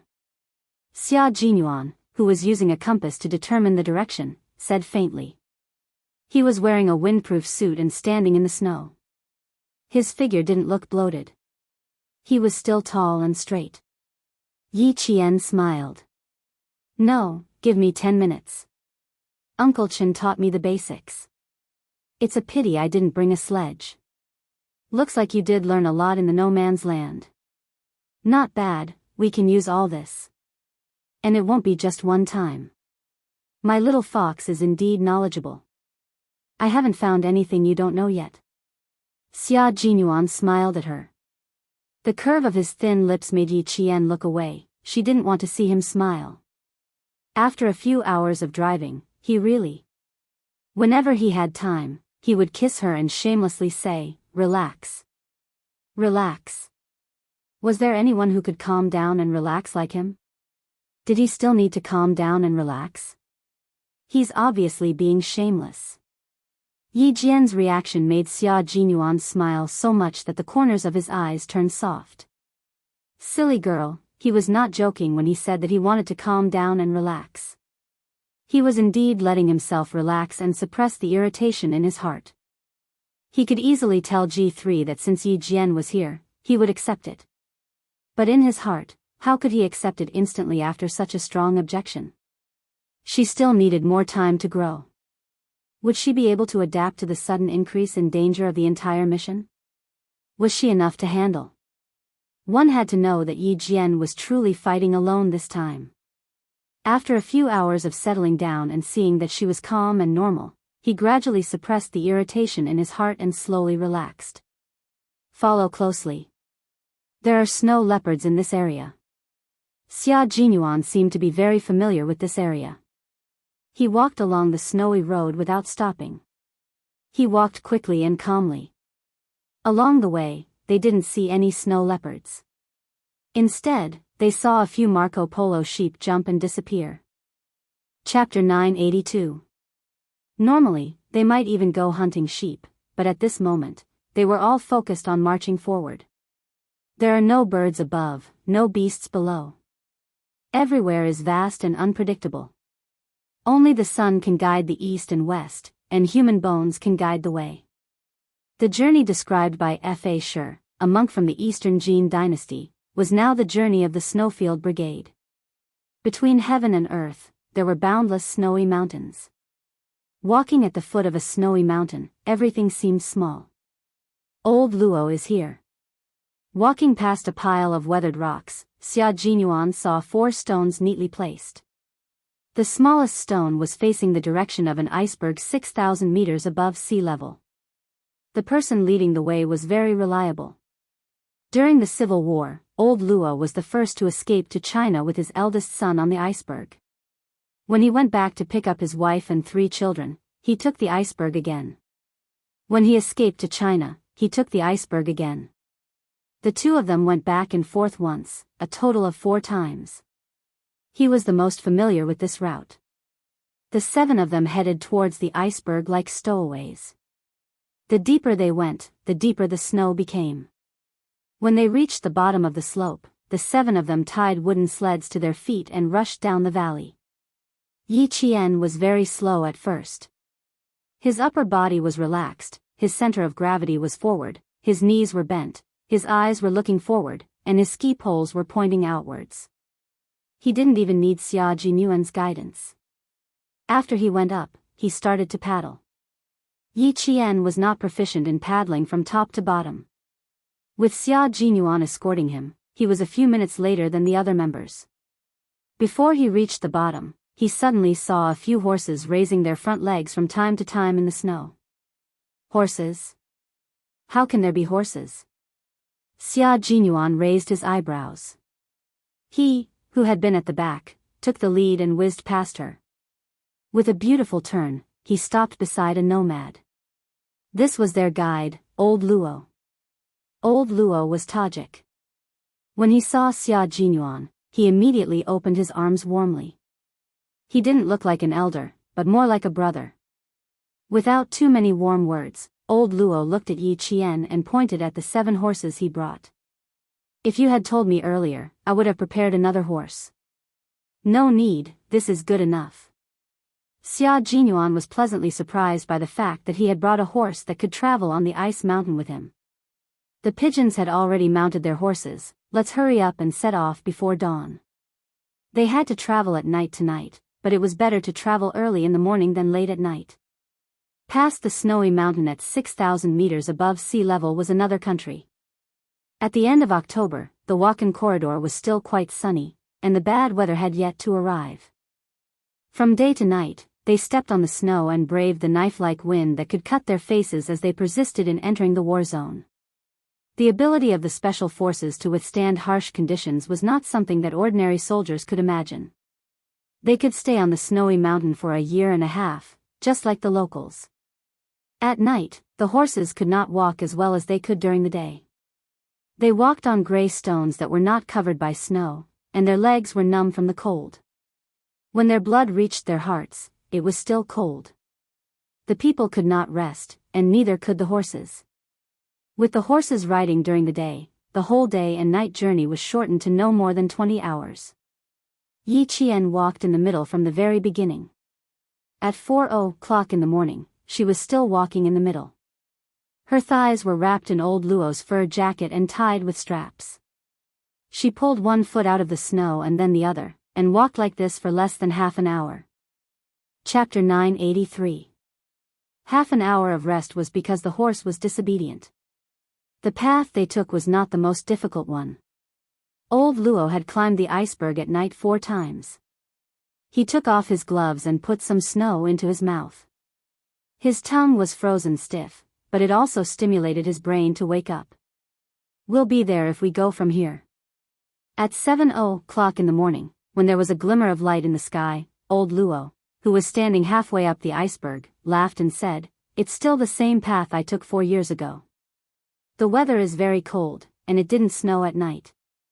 Once it snowed at night, the march would only be slower due to the strong wind and heavy snow."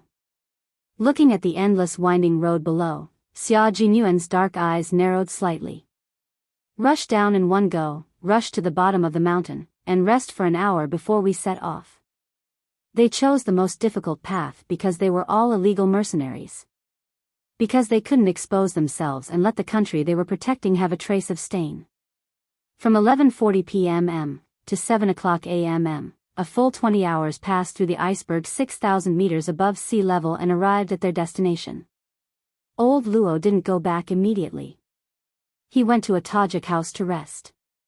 Except for Yi Qian, who just shook his hand and said, "Thank you," all the members of the Snowfield Brigade gave this 43-year-old brother a warm hug. 84 hours after K7 was captured, the members of the Snowfield Brigade changed into the local clothes of this war-torn country and drove a jeep to the desert.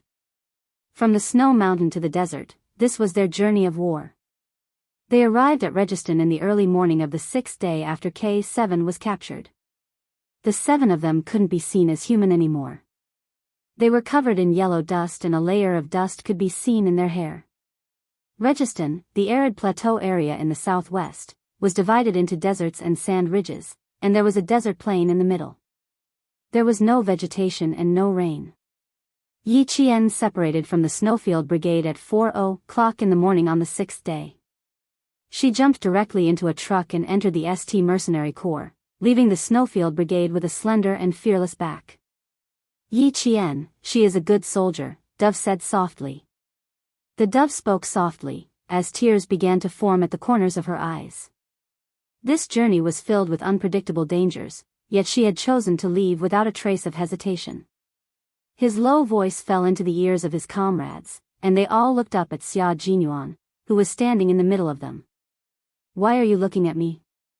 Xia Jinyuan retracted his gaze and a cold glint flashed across his eyes. His handsome face was cold as he quickly ordered, "Z7, establish communication. Explosives personnel, prepare more explosives. G3, follow me to the market. The rest of you, stay alert." He was worried about Yi Qian, but he still needed to be one step behind Yi Qian to enter Saint. The sun had just risen, but the desert still seemed to be shrouded in darkness. There was no vibrant green, only endless desolation. Fine sand and dust were blown over by the wind. Yi Qian blinked slightly and raised her hand to rub her eyes that had gotten into the sand. She was now a local nomad in Helmand. Her family had sold her to the St. Mercenary Corps for money, and she had officially become the lowest member of the St. Mercenary Corps. She wore a white gauze dress and a headscarf of the same color. She held freshly baked naans and gave them to the mercenaries from different countries. It was the 10th hour of entering the St. Mercenary Corps. Yi Qian had already started her work at 5:00 that day. The low adobe house was much more square than the adobe house in Pakistan. In Yi Qian's eyes, it was like a cage. The entire St. Mercenary base was huge. When Yi Qian saw a few mercenaries dressed in miscellaneous military uniforms appear, the white gauze gently swept past and hid behind a mud house. She had to wait until it was completely dark before she could take action. Chapter 984. Holding the metal locator in his hand, Yi Qian rushed to the southwest corner as fast as he could. To ensure that they could safely rescue K7, the Snowfield Brigade marched 24 hours a day from the southern central province to this country that was in constant civil war. They crossed 5 provinces of this country and were the first to arrive in Helmand. 80% of the families in Helmand grew opium poppies. They smuggled the opium poppies out of the country to earn high profits, and most of the money was used to fund the local rebels. A portion of the money was given to the St. Mercenaries. In Helmand and Registan, the St. Mercenaries became the protection of some civilians and officials, but they also became the nightmare of the poor civilians. They only stayed in Helmand for 2 hours. T6, a member of the Snowfield Brigade, obtained information in fluent Farsi. He found out that the St. Mercenaries kept the criminals and disobedient local civilians in the southwest corner, and the executions were also carried out in the southwest corner. Now, Yi Qian only had one thing to do, and that was to hand the metal locator to K7. V8 and the others would then secretly rescue K7 based on his location. Xia Jinyuan would act alone like Yi Qian. He would create an explosion in ST to create a diversion so that Yi Qian could obtain the name list. Then, he would cover Pigeon and the others to rescue K7. They would not engage in a fight with the St. Mercenaries. Unless they were stupid enough to think that they were invincible, they would not do such a thing. To put it more elegantly, this operation was mainly about fishing in troubled waters as the vanguard, and then secretly crossing Chinsong as the escape route, successfully rescuing K7. Using G3's vulgar words, they were doing something big in secret. The entire ST base was built with a mixture of ash, clay, and gravel. Every time Yi Qian lay down in a corner, her white gauze would be stained with a large amount of yellowish-brown dust. If she could, she wanted to roll in the dirt and turn her white body yellow. It was late at night, and wearing a white gauze that fluttered when the wind blew, it was too conspicuous. What's the situation? Is there any movement? 12 hours after Yi Qian entered ST base, the Snowfield Brigade established communications. The comrades on standby started exchanging information with each other. They were asking the T6 combatants closest to ST base. An hour ago, Z7 had set up a very small ultra-short-wave radio base station. Although it was small, the transmission signal was stable. It could even transmit images and data through infrared scanning. The location data of the metal positioning device had already been downloaded onto the portable computer purchased from the Hellman market. As long as Yi Qian found K7 and turned on the positioning device, they would immediately be able to pinpoint K7's exact location. There was no response from the radio waves. Z7 said in a low voice, "Nothing. Let's see if Q King is doing anything. He's in electromagnetic silence. We can't contact him for now." Electromagnetic silence meant that the connection with the radio waves was cut off. Xia Jinyuan was afraid that ST base had an electromagnetic interference system that would capture their radio waves. The operation had not yet begun, but they would be directly exposed. "You guys stay here. I'll go to the southwest corner to check out the situation. She's been in there for 12 hours, and it's been dark for 4 hours. Based on her efficiency, she should have found something." The T6 combatant did not keep watch in the front anymore. He slowly pulled himself out of a pile of sand and said after a while, "It's so cold." Burying himself in the sand, there was no cold wind blowing against his body to warm him up. The temperature difference between day and night was already very large, so when he came out of the sand, the cold wind scraped against his skin and seeped into his bones. The location of the ST Mercenary Regiment's base was not bad. In front of it was a desert, behind it was a mountain and a river, and further ahead was the desert of Registan. The ST base, which was built on a gravel hillside, had an excellent view of the front, back, left, and right. The sentries stood directly on the high walls and could see anyone coming in and out below. Of course, this would have to be done during the day. Chapter 985. At night, the power grid was destroyed. The ST mercenaries, who lacked power, could only rely on a few strong lights that had been charged during the day. Even the sentries were extremely undisciplined. This was their territory. Even the government forces had to be polite to them. So far, no one had launched a sneak attack on the base. The rebels did not dare, and neither did the government forces. In a country with the most chaotic internal enemies, the ST mercenary base had become the safest place. T6 bent down and ran straight towards the southwest corner. V8, who was in charge of ground observation, said softly, 20 meters away. 3 patrols, make way. A military base that's even more military than a military base. This is already the 3rd wave. No, there's something wrong. T6 bent down like a groundhog and crawled behind the sand pile. His whole body clung to the yellow sand and blended into the darkness. The 3 patrols were obviously dressed much more formally. They wore formal uniforms, but their guns were not as good as the other 2. After walking away, T6 shouted excitedly, "Great news! There are government forces guarding this place. Brothers, I'm afraid there's a big shot inside." It was indeed great news. If Q King encounters the government forces, he'll find a way to stir up trouble. Done, brothers. At present, we see a 10% chance of victory. Pigeon pressed his body tightly. He was also lying in the sand, motionless like a rattlesnake, waiting for its prey to pass by. The ST Mercenary Corps, the government forces, and the rebels were in a triangular relationship. The ST mercenaries would not interfere with the rebels for the sake of the government forces, nor would they interfere with the government forces for the sake of the rebels. It had become a delicate triangle in Registan. It seemed that the ST mercenaries had gained the trust of both sides, but in fact, no one could fully trust each other. If there was any movement, the government forces in the ST base, as well as the high-ranking official, would definitely suspect that the ST mercenaries were colluding with the rebels. This suspicion had always existed. And it was not just today. Xia Jinyuan knew about the news that was beneficial to the operation 10 minutes earlier than T6 and the others. He even saw the high-ranking official's face clearly. Now, he was at the place where the government soldiers were resting. The skilled and bold all-rounder was laying out the yellow stripe explosives. Yellow stripe explosive was a relatively safe type of explosive. It could withstand impact and friction, and the detonation point was a sudden explosion caused by heat. At the same time, the poisonous gas released would cause chronic poisoning.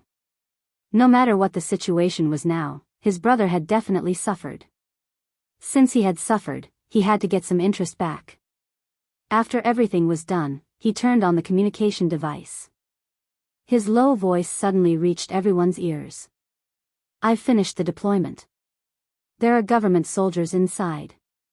Place the yellow stripe explosives at the door where they sleep. What's the situation on your side? Have you received the location yet?"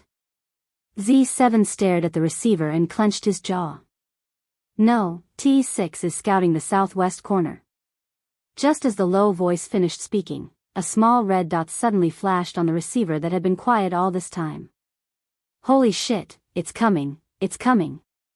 I'll locate him in 1 minute." Z7, who was wearing a piece of anti-cold cloth to hide himself in the dark, typed rapidly on the keyboard. "T6, retreat. It's not in the southwest corner, but in the east." The T6 combatant immediately turned around and came back. "Q King, it's about time. It's about time." Yi Qian threw the HKP-7M8 pistol he had brought over from China into the building through the window together with a dagger. She, who was lying prone on the roof, quietly retracted the dagger without alerting the guards. She lay prone on the roof of the bungalow and exhaled slightly before quickly leaving. Chapter 986. K7 wasn't in the southwest corner, he was in a medical room similar to Saint. If it wasn't for the secret code that connected to K7, she would have suspected that the person inside was K7. From the southwest corner to the east, it took them 2 hours to confirm K7's location. Now, it was up to Xia Jinyuan and the others. After Yi Qian gave K7 the necessities, she didn't stop for a second. Using her petite body, she nimbly rolled across the roof of the bungalow. The roof wasn't made of cement, it was made of pebbles and clay. As she rolled across the roof, the sharp pebbles made her skin hurt. After rolling to the edge of the roof, Yi Qian lightly patted the dust off the white gauze. She still needed to use the gauze as a disguise, so she couldn't take it off yet. She gripped the edge of the roof tightly and jumped down lightly. Like a cat, Yi Qian leaned against the wall as soon as she touched the ground. She only left after she confirmed that there were no patrols. There was no light in the room, so she couldn't confirm whether K7 was seriously injured or not. However, from the coughing that he transmitted to her, he was fine and could save himself. His cough was low and hoarse, like a broken tempered glass surface. It sounded fragmented and unstable.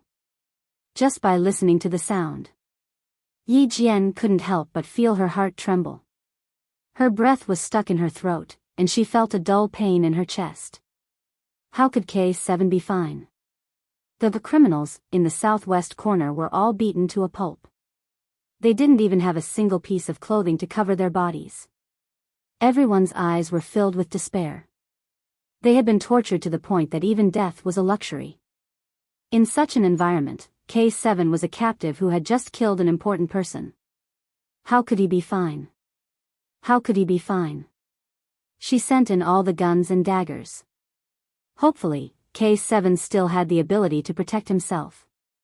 After completing the first part of the rescue plan, Yi Qian avoided the 4 teams of patrolling mercenaries. Hearing the screams coming from the southwest corner, Yi Qian walked silently like a cat towards the most heavily guarded area. That was the location on the stolen list provided to her by the military. There were 3 floors in total, 2 above ground and 1 underground. She needed to enter the first underground floor to retrieve the list. However, whether the list was really in the first underground floor, the person who provided the information couldn't confirm it, and neither could the military. Regardless of whether it was true or not, she had to try. At night, the temperature in the desert dropped drastically. Yi Qian felt like she was back to the time when she trained in the desert with Principal Chen. The wind brought sand and dust, and her entire chest felt like it was covered in it.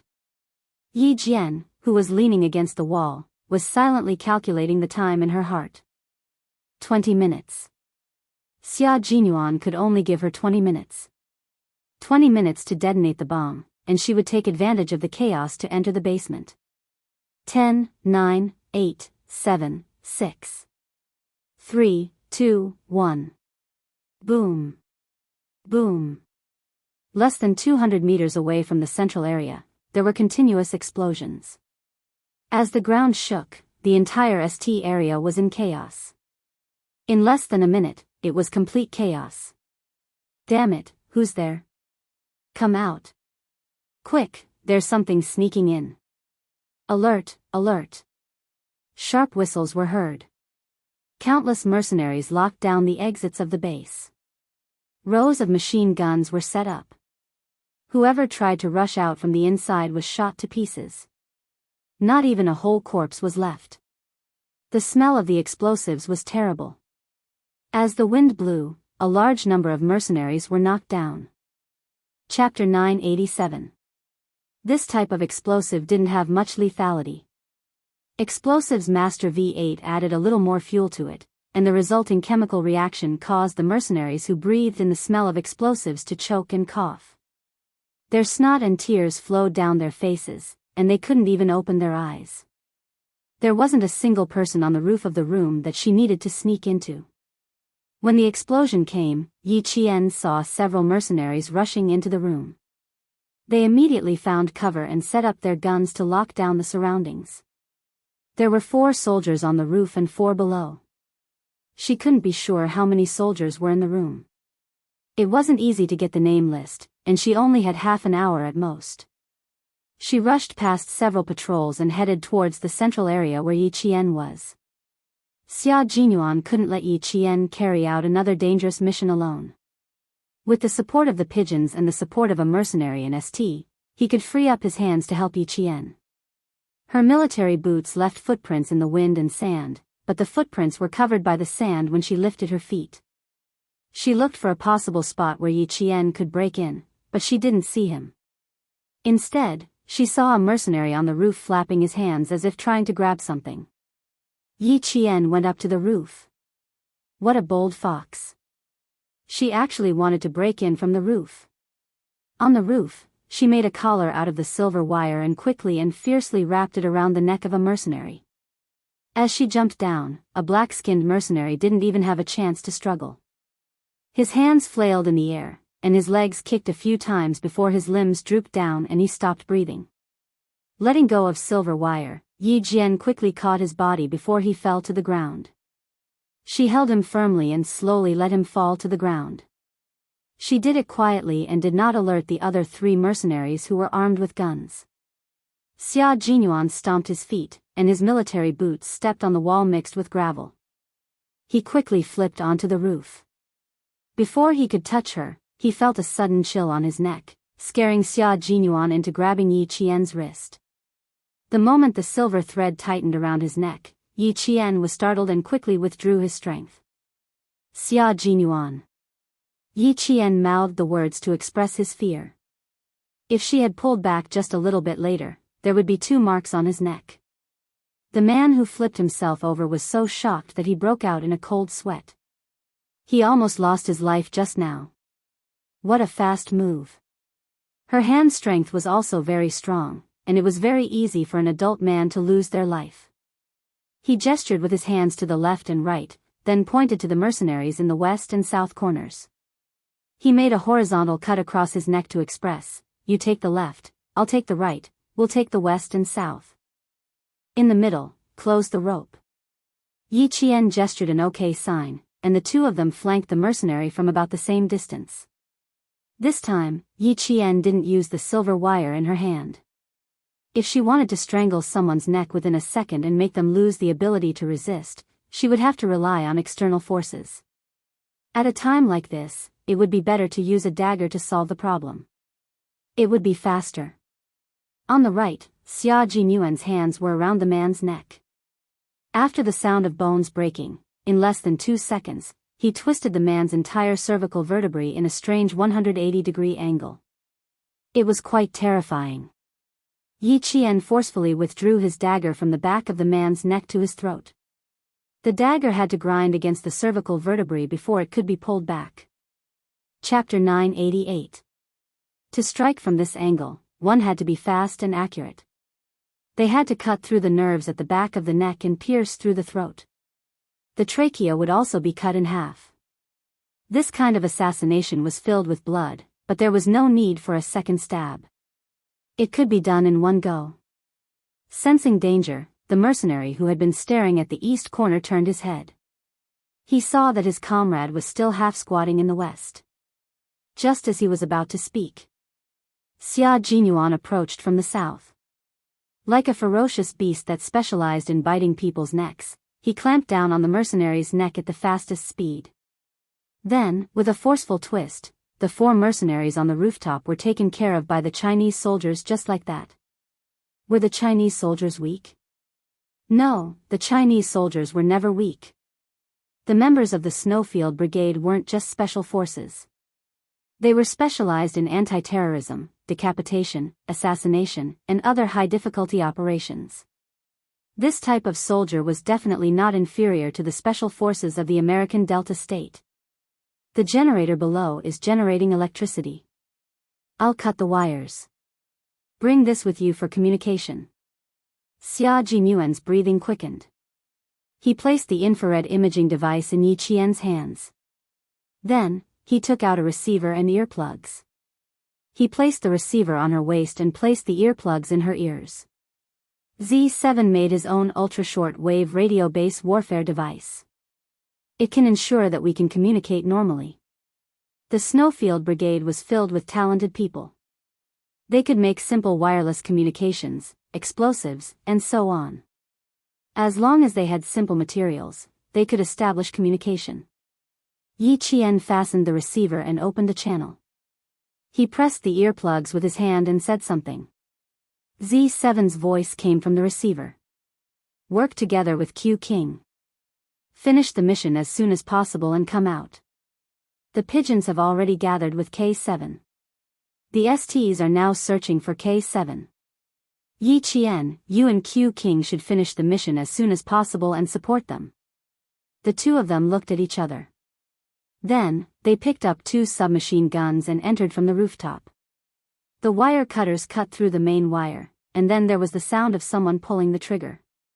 Yi Qian jumped up from the top of the stairs and approached the place where the smell was the thickest.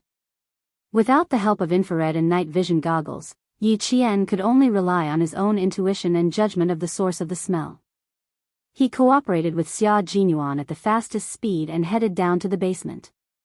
Yi Qian's combat ability was not inferior to a grown man's, and she also had the upper hand in terms of physical strength. However, she still had a shortcoming. Her strength still needed to be improved. If they fought head-on, they would win at the beginning, but they would definitely be at a disadvantage later on. She knew that as well, so she chose the most bloody and direct method of assassination. As time passed, Xia Jinyuan stood there like a guardian angel. He was waiting for Yi Qian to come out of the basement. Countless footsteps came from outside. Someone kicked open the door and shouted in Farsi, "Open the door, get out." Yi Qian did not come out. Xia Jinyuan did not move. He raised his submachine gun and aimed at the entrance. "Let's go." Yi Qian's voice came from behind. He said it clearly and hurriedly. Then, he ran up the wooden ladder and ran up to the rooftop. "Retreat, retreat. Everyone retreat." Xia Jinyuan, who was covering the rear, contacted everyone, including pigeons. "The location is there. Hurry." Pigeons carried K7 with one hand. The two of them hid in a corner of a bungalow and reported the location. She smiled at K7 and said, "Brother, you can't be a weakling now. Q King and Yi Qian are here to help us. If you came half a day later, I would have died. Sakura is fighting with the government forces. Damn it, I got the advantage, but you got the advantage." K7, who was running a high fever, opened his cracked lips and said coldly, "I didn't want to die here. Since I'm here, I want to go out with you." Chapter 989. Pigeon listened to his brother gritting his teeth behind his back and couldn't help but chuckle.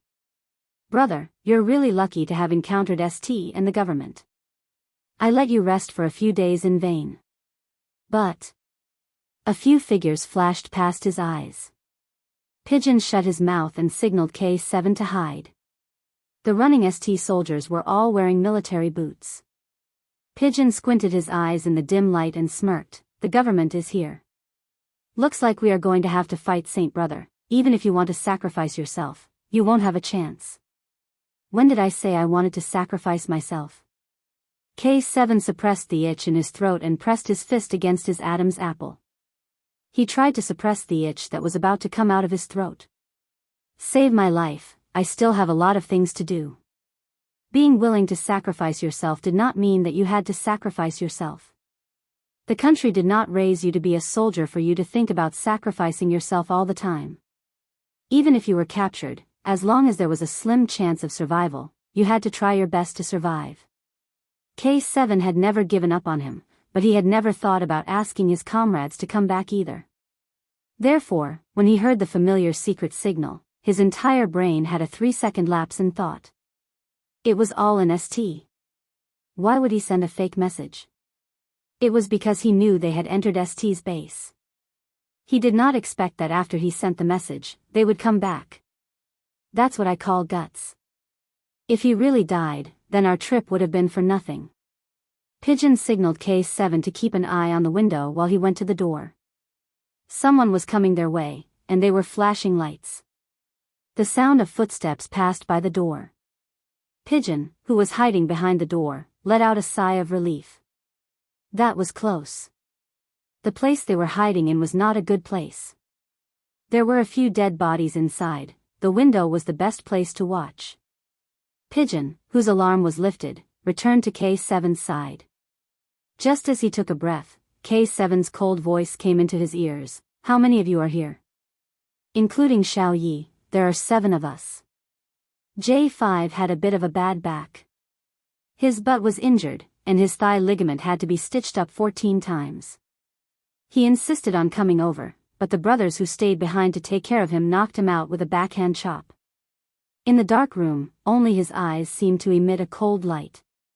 "Never leave, never abandon, never give up. Brother, we have sworn an oath to the war flag. We are just short of swearing blood as an oath." K7 smiled. He finally smiled in the dark. It was not the kind of smile that came from the corner of his mouth. It was a smile that came from the bottom of his heart. "Never leave, never give up. Thank you, brother."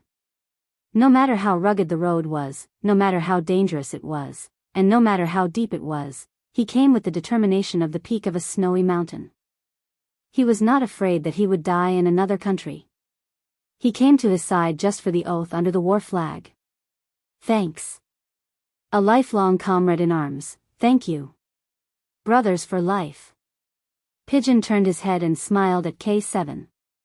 His low voice was like a sun falling into a low and deep tone. "What are you thanking me for? This is called following through life and death. Do you understand?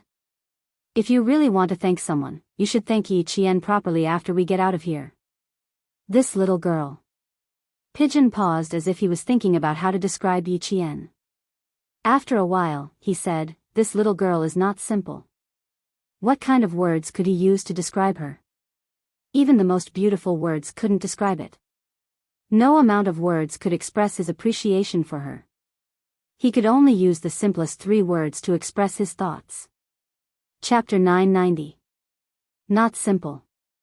Everyone knew how complicated Yi Qian was.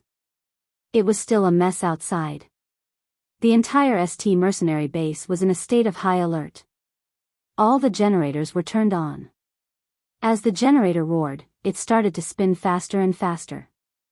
The lights in the ST mercenary base did not come on as expected. It was still pitch black. Two silhouettes stuck close to the base of the wall, stepping on the soundless footsteps as they jumped in through the window, landing on the ground and rolling in the air, sticking close to the wall. Yi Qian, be on guard. Xia Jinyuan did not even catch his breath when he came in.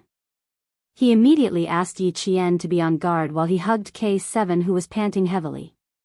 He then put his hands on K7's shoulders and said in a low voice, "You gave us fake news. Go back and write the report for us." He was still alive. Even though he was injured, he was still alive. As long as he was alive, it didn't matter if he was injured. K7's mouth twitched. He was not used to it and wanted to force a smile.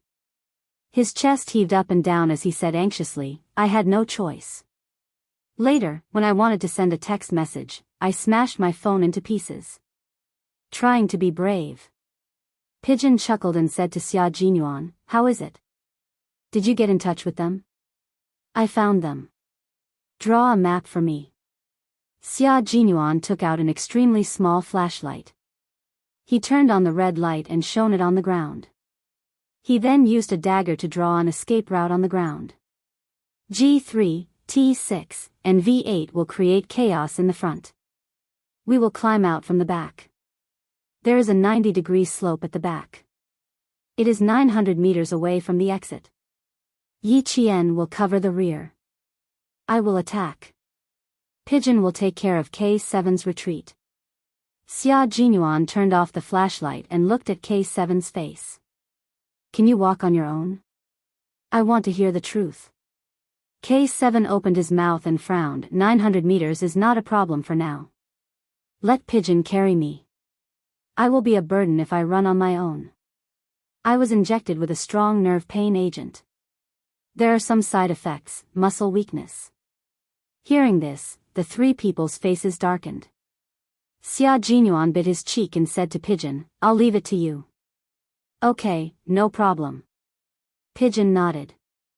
In the darkness, her eyes were filled with murderous intent. "You too, be careful." The ST and the government forces did not trust each other at first, but an explosion directly shattered the fragile layer of trust. In addition, a government soldier said that he saw a mercenary in a military uniform leaving before the explosion. The two sides directly confronted each other with guns, and no one believed it. When Sakura found out that the captive he was holding had gone missing, the firepower of the entire scene escalated again. The T6 combatant who was mixed in with the government troops cursed in official Persian and fired a few shots in other directions. And when the high-ranking government officials who were still sitting in the room heard the gunshots, their expressions changed drastically. They took out their guns and pointed them at Sakura. This was the kind of scene that Xia Jinyuan and the others were happy to see. This was also why they said it was great news when they saw the government troops appear. How could it not be great news when a third party retreated while the two armies were in a confrontation? What's more, the Chinese side did not think of directly using firepower to fight ST head-on, nor did they think of becoming enemies with Saint. At least for now. Of course, the premise was that ST did not provoke the Chinese side. Chapter 991. The fight was a little fierce. Hearing the gunshots behind her, Yi Jian raised her hand and knocked down a mercenary who had rushed out and bumped into them. She covered the mercenary's mouth and nose and used the military dagger, big white lackey, she bought from the black market to cut the mercenary's aorta on his neck. Then, she cut into his vocal cords and moved the blade upwards. The struggling mercenary's body twitched violently. As Yi Jian withdrew the dagger, one of the obstacles was removed. "Keep up, Yi Qian." Xia Jinyuan's cold reminder came through the earpiece. He didn't want Yi Qian to fall too far behind them. He didn't want the four of them to split up and allow ST to take the lead. They saved one, but lost another. Yi Qian grunted softly and dragged the corpse in the middle of the road to a dark corner. His feet swept across the blood-stained ground and covered the blood stains with a thin layer of yellow sand. He didn't stop at all and chased after the pigeon that was protecting K7. Dodge to the right. Dodge. Xia Jinyuan, who was in charge of assault and reconnaissance, saw a strong light coming from the corner. He rolled on the ground and hid behind a pile of protruding gravel. The pigeon was a bit slow with K7. It didn't jump or roll elegantly. 1 second before the strong light shone on it, it jumped into the darkness with K7. He didn't even know where he landed. Move another 10 centimeters to the left, quick. Yi Qian's urgent voice came into their ears. Based on the maximum width of the strong light, the pigeon and K7 had to move another 10 centimeters to the left to avoid being hit by the light. K7 rolled on the ground, and the gravel hit his back and shoulders. There were multiple wounds on his body, but he didn't even make a sound. It was a group of 3 mercenaries. They were probably a patrol team. They rushed out from the back to support their comrade who was firing from the front. Their footsteps were hurried. The strong light swayed left and right and shone on K7, who was 1 step slower. Yi Qian was like a leopard, pouncing from the darkness. He grabbed the barrel of the K7 and twisted it violently.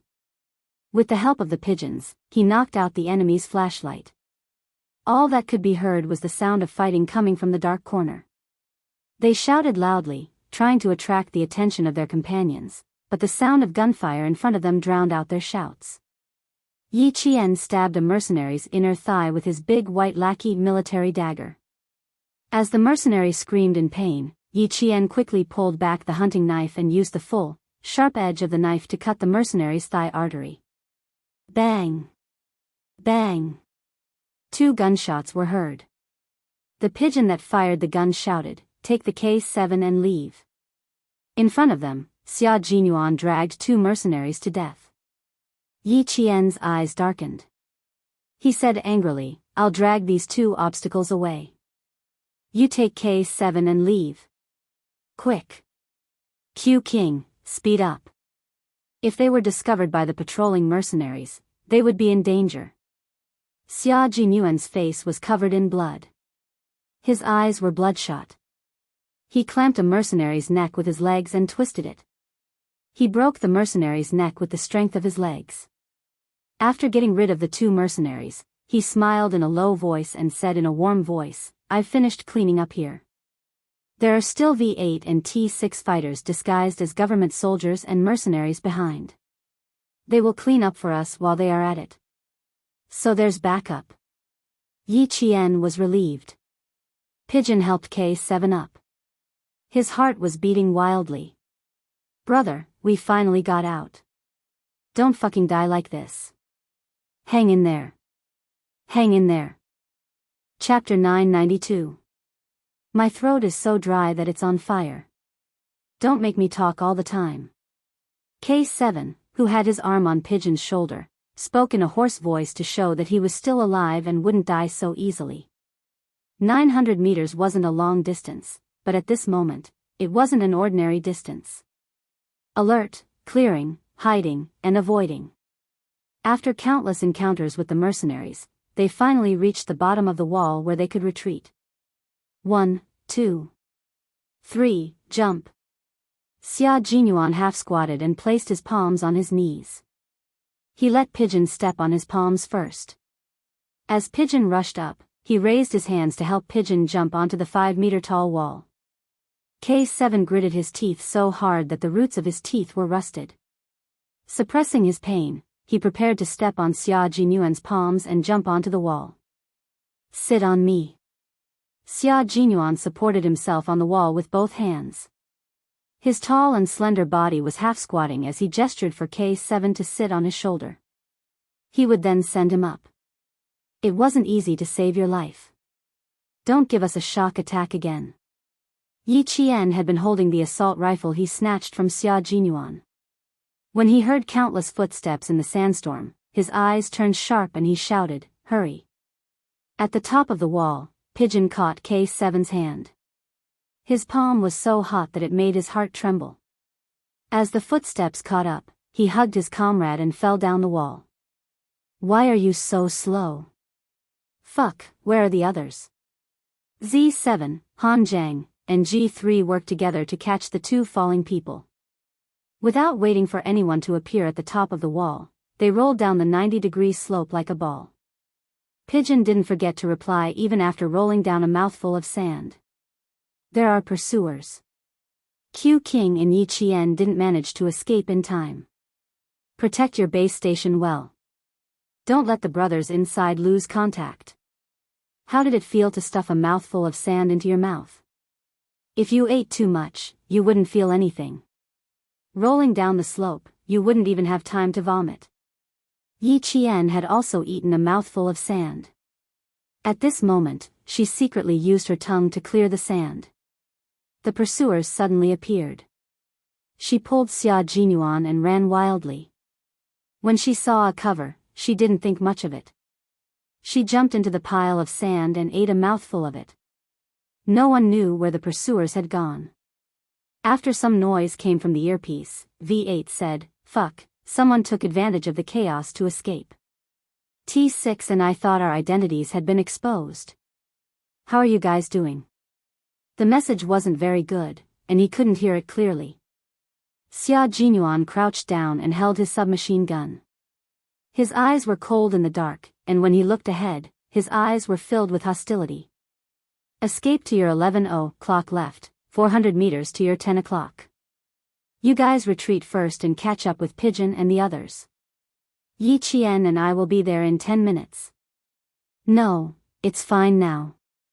With a mouthful of sand stuck in her mouth, Yi Qian couldn't even speak properly. She felt pain in her mouth. The man beside her had been holding back his laughter. After the call ended, he turned to look at Yi Qian, who was still spitting out sand with her head lowered. He raised his eyebrows and leaned over to her, chuckling softly. "Just drink some water. You don't have to work so hard." "You brought water?" Yi Qian looked up. It didn't feel good to have a mouthful of sand in her mouth. Without any light, Xia Jinyuan, who was surrounded by darkness, leaned closer.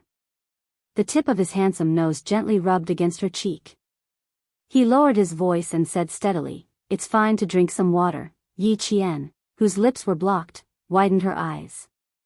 "This bastard. Drink some water.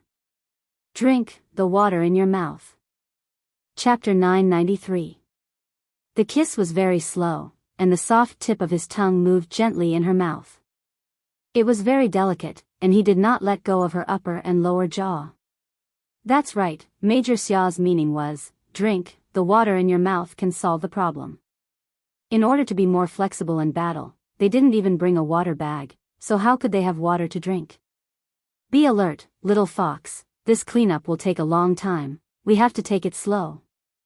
Xia Jinyuan raised his hand and wiped away the sand that came out of her mouth. The smile on his handsome face was somewhat sinister.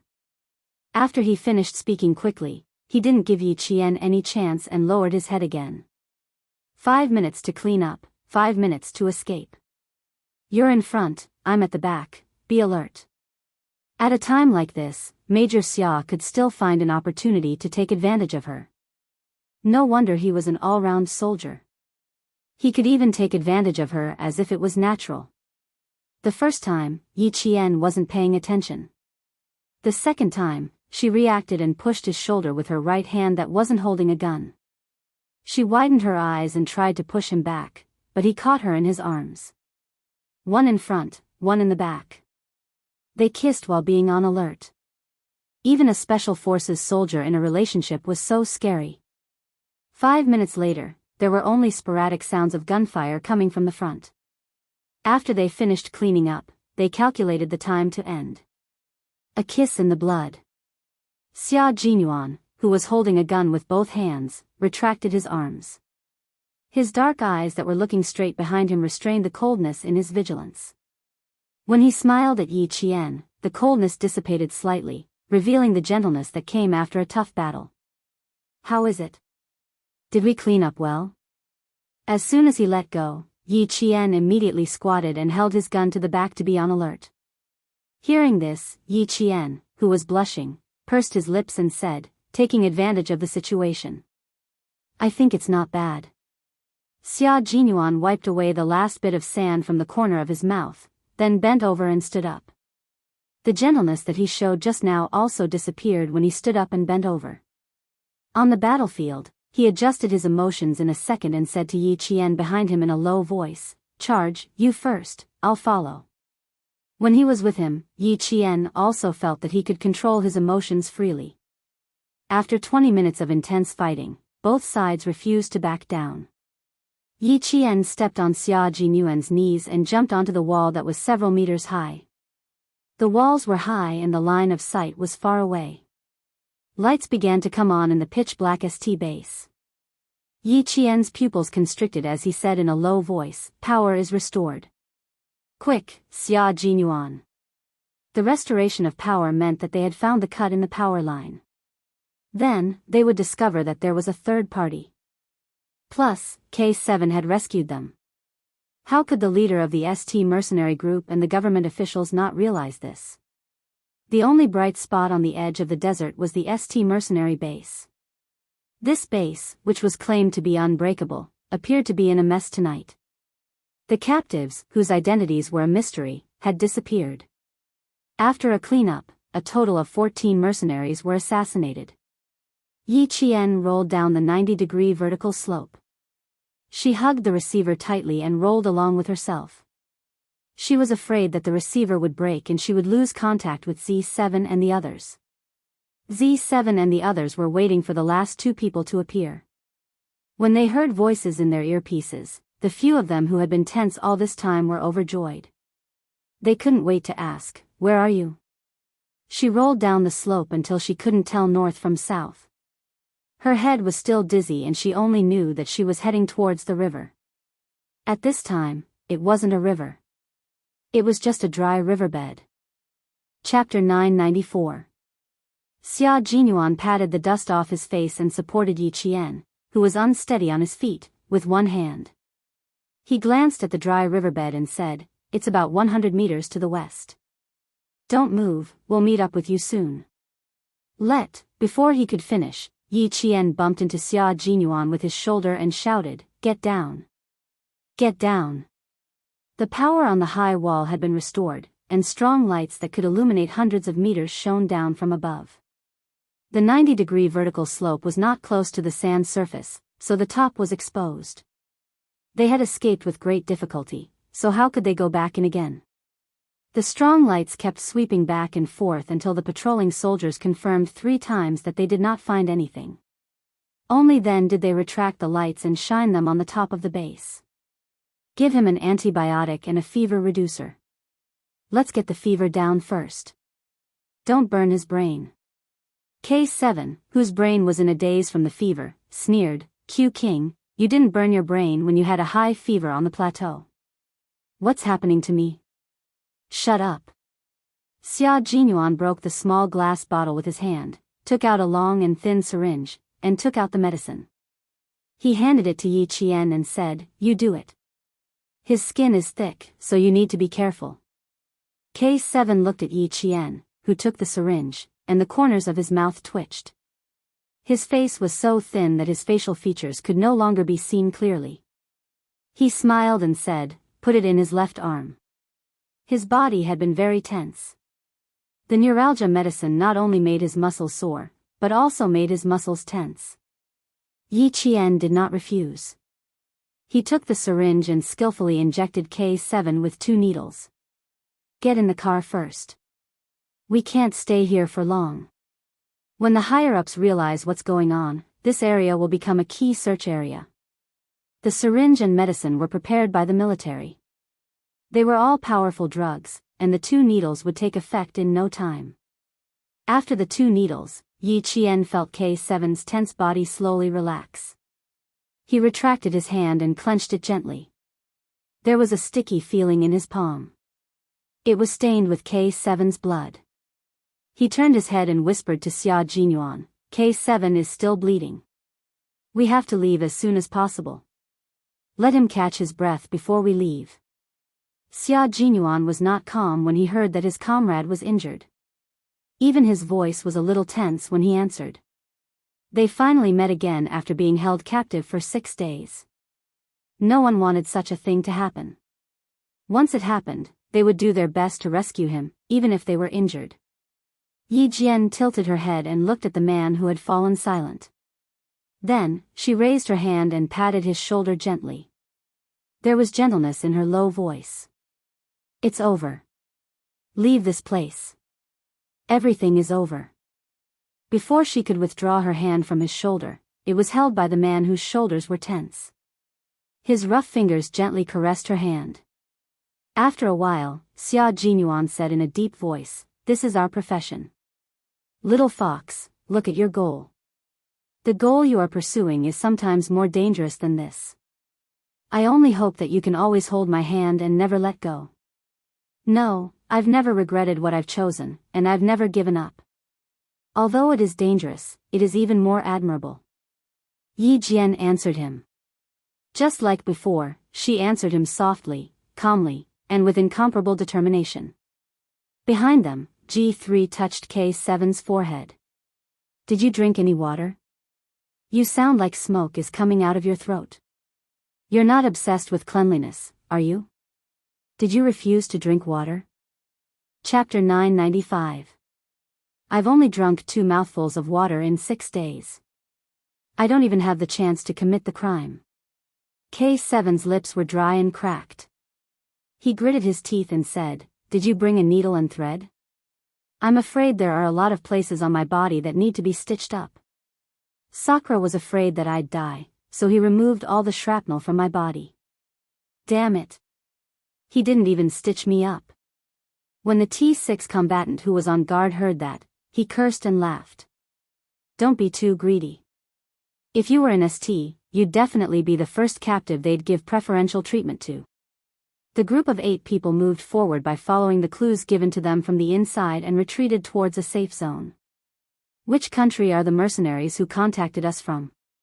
I was wondering why the military was so sure that K7 had entered Saint. So it turns out that there's a spy. I don't know which country they're from, but in a place like this that's no different from a terrorist base, there has to be someone from our own side. If something big happens, at least our country will know immediately. The dry and cold wind blew across the yellow sand, stirring up sand and covering the footsteps of the group of people. The dark figures who were walking towards the light in the darkness did not stop. They continued on their journey back to their country with their rescued comrades. Sunlight appeared at the end of the horizon again, illuminating this land that had been ravaged by war for decades. The golden sand was soaked in the blood and tears of countless people, and there was a sense of desolation and loneliness everywhere. Even though it was daybreak, it was still so desolate. Yi Qian, who had slept for 2 hours, opened her bloodshot eyes and stood on the sand dune. She quietly watched this devastated land usher in a new day. She opened her palms and let the morning breeze pass through her palms. Then she slowly closed her fingers. "What are you thinking about?" Xia Jinyuan's voice came from behind her. His military boots made a soft sound as he stepped on the sand. "Nothing. I just think that the sunrise here is very beautiful. Unfortunately, this land is always full of danger. Unknown danger, danger that the civilians are afraid of." Yi Qian did not turn around. She was wearing a white shirt and black trousers under the morning sun. Her androgynous outfit made it hard for people to immediately think that she was a girl. Xia Jinyuan stood side by side with her. After a short 2-hour sleep, his eyes were also bloodshot as he smiled and said, "Civil strife is the biggest problem, but we protect our country and its citizens. We can let them quietly enjoy the beauty of the sunrise and enjoy the time without gunpowder and war. This is what we have always insisted on. And one day, this land will return to peace. There will be someone to protect it, to keep the civilians away from fear, away from the smoke of war. That day will come." Yi Qian raised his head to look at the man who had a rigid jaw. He smiled and said, "Captain Xia, is that why you joined the martial arts world?" "I'm the same as you. I'm here for a goal." Xia Jinyuan raised his eyebrows and looked at the girl who was bathed in the sunlight. The gentle morning light shone on her dark eyes, making them as bright as stars. It also reflected the fearless persistence in her pupils. His dark eyes darkened slightly.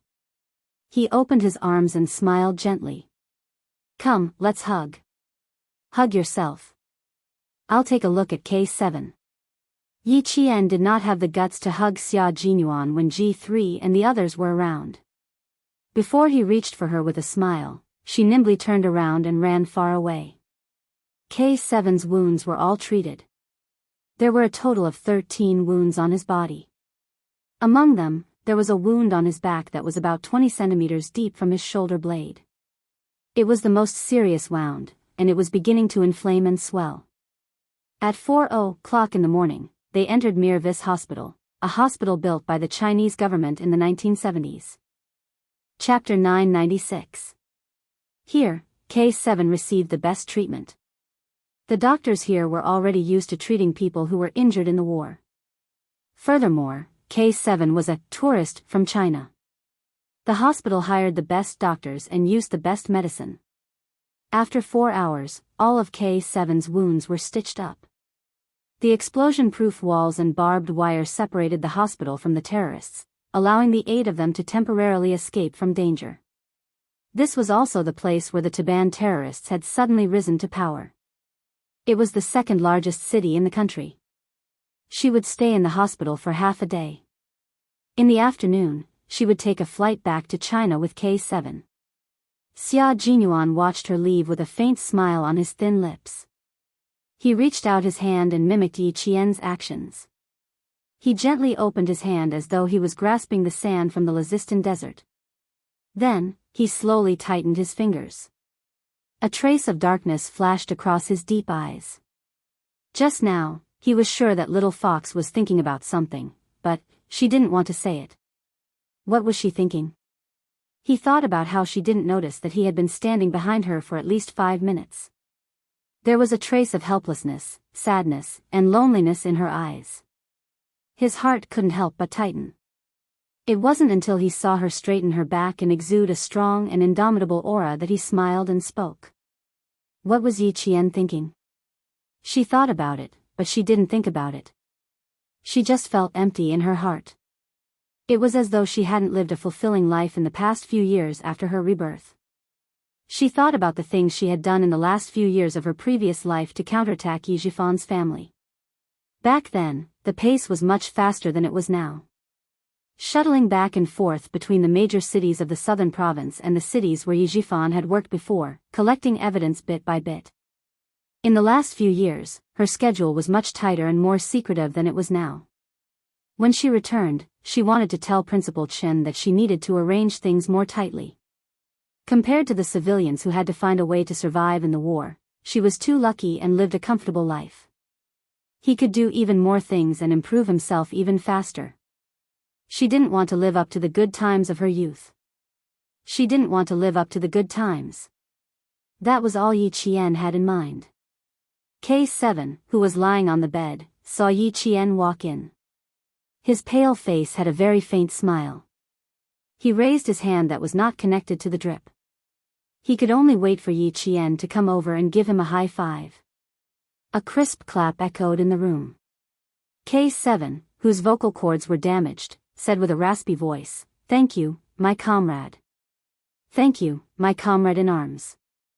You are my comrade in arms, a comrade in arms who will never leave or give up." "There's no need to thank me, my comrade," Yi Qian smiled warmly. "I don't think there's a need for thanks between comrades in arms. You were in the enemy camp, so it was normal for us to save you." V8 laughed. "Did you hear that? You're a man, yet you're not as broad-minded as a woman. I have to thank everyone who comes in. My teeth are aching." K7, who was being teased, looked up and swept his scalpel-like gaze across the room. V8, who was laughing with his head raised, suddenly stopped. K7, who was a forensic doctor and could dissect anything expressionlessly, had returned. Xia Jinyuan stood outside the room and laughed softly. This time, they could return to the country safely. The Chinese military had already received the news and told J5, who was lying in bed with a gloomy face every day. That day, when the nurse changed his bandages again, she finally saw the smile on J5's handsome face and felt a little flattered. Chapter 997. It took her 10 days to return to China, while Yi Qian took 11 days to return to Southern Province. After completing her mission, she signed the confidentiality agreement and returned to Southern Province. She didn't take a civilian plane back to Southern Province. Instead, she took a transport plane. Major Xia, who was sending her to the plane, pursed his lips. "Are you sure you want to rush back to school this afternoon? You'll drive back to school when you arrive at the Southern Province Air Force Base?" "Yes. I've been away from school for so long. If I don't report back to school soon, I'm worried that the school will expel me." Yi Qian looked at him suspiciously as she walked towards the transport plane. "I definitely have to go back to school." "Why? Is there a problem?" Xia Jinyuan looked at her and smiled helplessly. "Why is it Wednesday today? If it's Saturday or Sunday, you can take a day off and rush back to school." They could at least rest today, but his little fox still had to run around all day. It was too tiring. "Or you can have a good rest tonight and report back to school tomorrow. You don't have to rush back to school today. It's the same if you go tomorrow." Xia Jinyuan persuaded Yi Qian to skip class today and have a good rest. Yi Qian rubbed her forehead and sighed. "Captain Xia, you once said that my main task now is to study hard and not to think about other things. I just want to study hard and not waste time on being wishy-washy. How many days have I skipped?" 11 days. "If I don't report back to school soon, I'm afraid I'll be expelled." Being expelled from school was indeed a serious matter. Xia Jinyuan went silent and sighed deeply. "Studying is still more important. Call me when you arrive in Southern Province." Before he could finish his sentence, he stopped talking. He couldn't use the phone for half a month and was still under observation by the military. The transport plane was already on the runway. The wind caused by the propellers blew at Yi Qian and made a whining sound when she spoke. Xia Jinyuan did not hear what she said clearly, so he asked. She waved and smiled, then ran to the cabin door without looking back. After the cabin door closed, Xia Jinyuan could only watch as Yi Qian slowly disappeared from his sight. Yi Qian said, "I'll wait for you to come back and put on your uniform." She still remembered this matter. She would wait for his return in the southern province and personally retrieve the military uniform that he had placed in her hands for safekeeping. After resting for a few hours on the transport plane, Yi Qian did not waste any time. She left the Air Force Base and drove the car she borrowed from Hozi to the provincial capital. At 5:00 in the afternoon, the first class of the province ended for the day. As soon as the bell rang, the whole campus became lively. Wearing a thin Yi Qian shirt, he took out his student ID and walked toward his dormitory under the watchful eyes of the guard. It was November, but she was still wearing a short-sleeved shirt. Walking on campus, she attracted a lot of attention. In addition, there were many people in the school who knew her. When they saw her wearing only a short-sleeved shirt, the first thing they asked was, "Where did you go? Wearing short sleeves? Aren't you afraid of the cold?" She had no clothes to wear. She could only wear the sports suit she changed into before going into the mountains with Xia Jinyuan that night. Her jacket was stained with blood, so she could only wear a short-sleeved shirt. She also did not have a school uniform. She had to ask the logistics department for a new one. Yang Heng was carrying a basketball to the field to play a few rounds before eating when he was reminded by his classmate that Yi Qian was walking over in a short-sleeved shirt. He stuffed the basketball into his classmate's arms and said, "You guys go ahead. I'll be back later."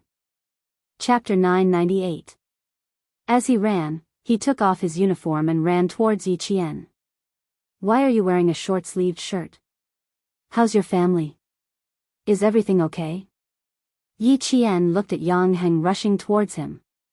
He raised his head and smiled. "I was in a hurry to get back to school and didn't have time to change. I came back because everything was fine. It's already been 11 days. You took a long leave this time. It's good that everything is fine. It's only 11 degrees Celsius today. Don't you know to bring a jacket?" Yang Heng picked up his uniform and put it over her shoulders, put it on and go back to the dorm. Don't catch a cold. Yi Qian wouldn't wear his jacket. He quickly raised his hand to stop him. I'm not cold. I ran all the way here. My back is still warm. Under the camphor tree, someone's gaze fell on them.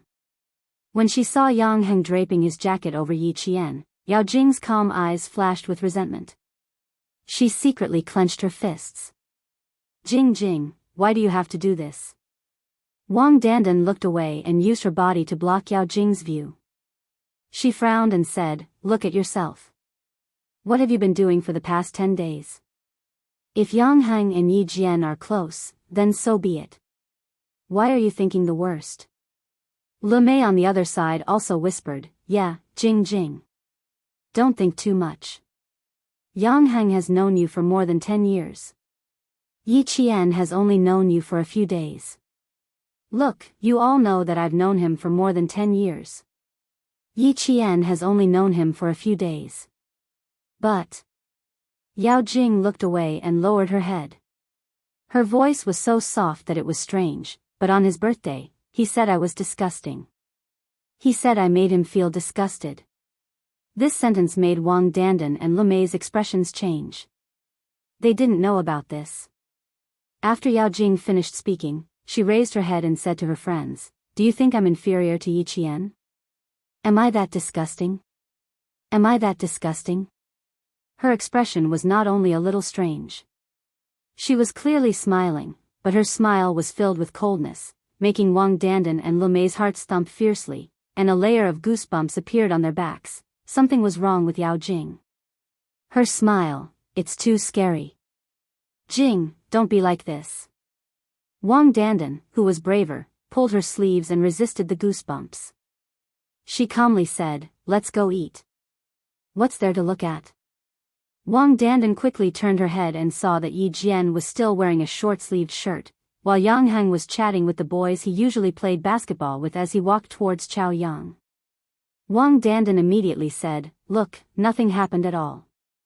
Yi Jian didn't take his shirt to wear. Yao Jing stared at Yi Jian's back and then stared at Yang Heng. He said I'm disgusting. I want to ask him if I'm really that disgusting in his heart. Why do you have to ask? He might have said it in a fit of anger. Wang Dandan was a little anxious. Should I call Auntie Yao? Something was wrong with Yao Jing. But she couldn't tell what was wrong. After standing for a while, Yao Jing took the initiative to go to the cafeteria to eat. Let's go eat first. I'm a little hungry. She wanted to do something big. In front of Yang Heng, in front of Yi Qian, she wanted to ask him if she was really disgusting. If she didn't ask, she wouldn't be satisfied. She wouldn't be satisfied.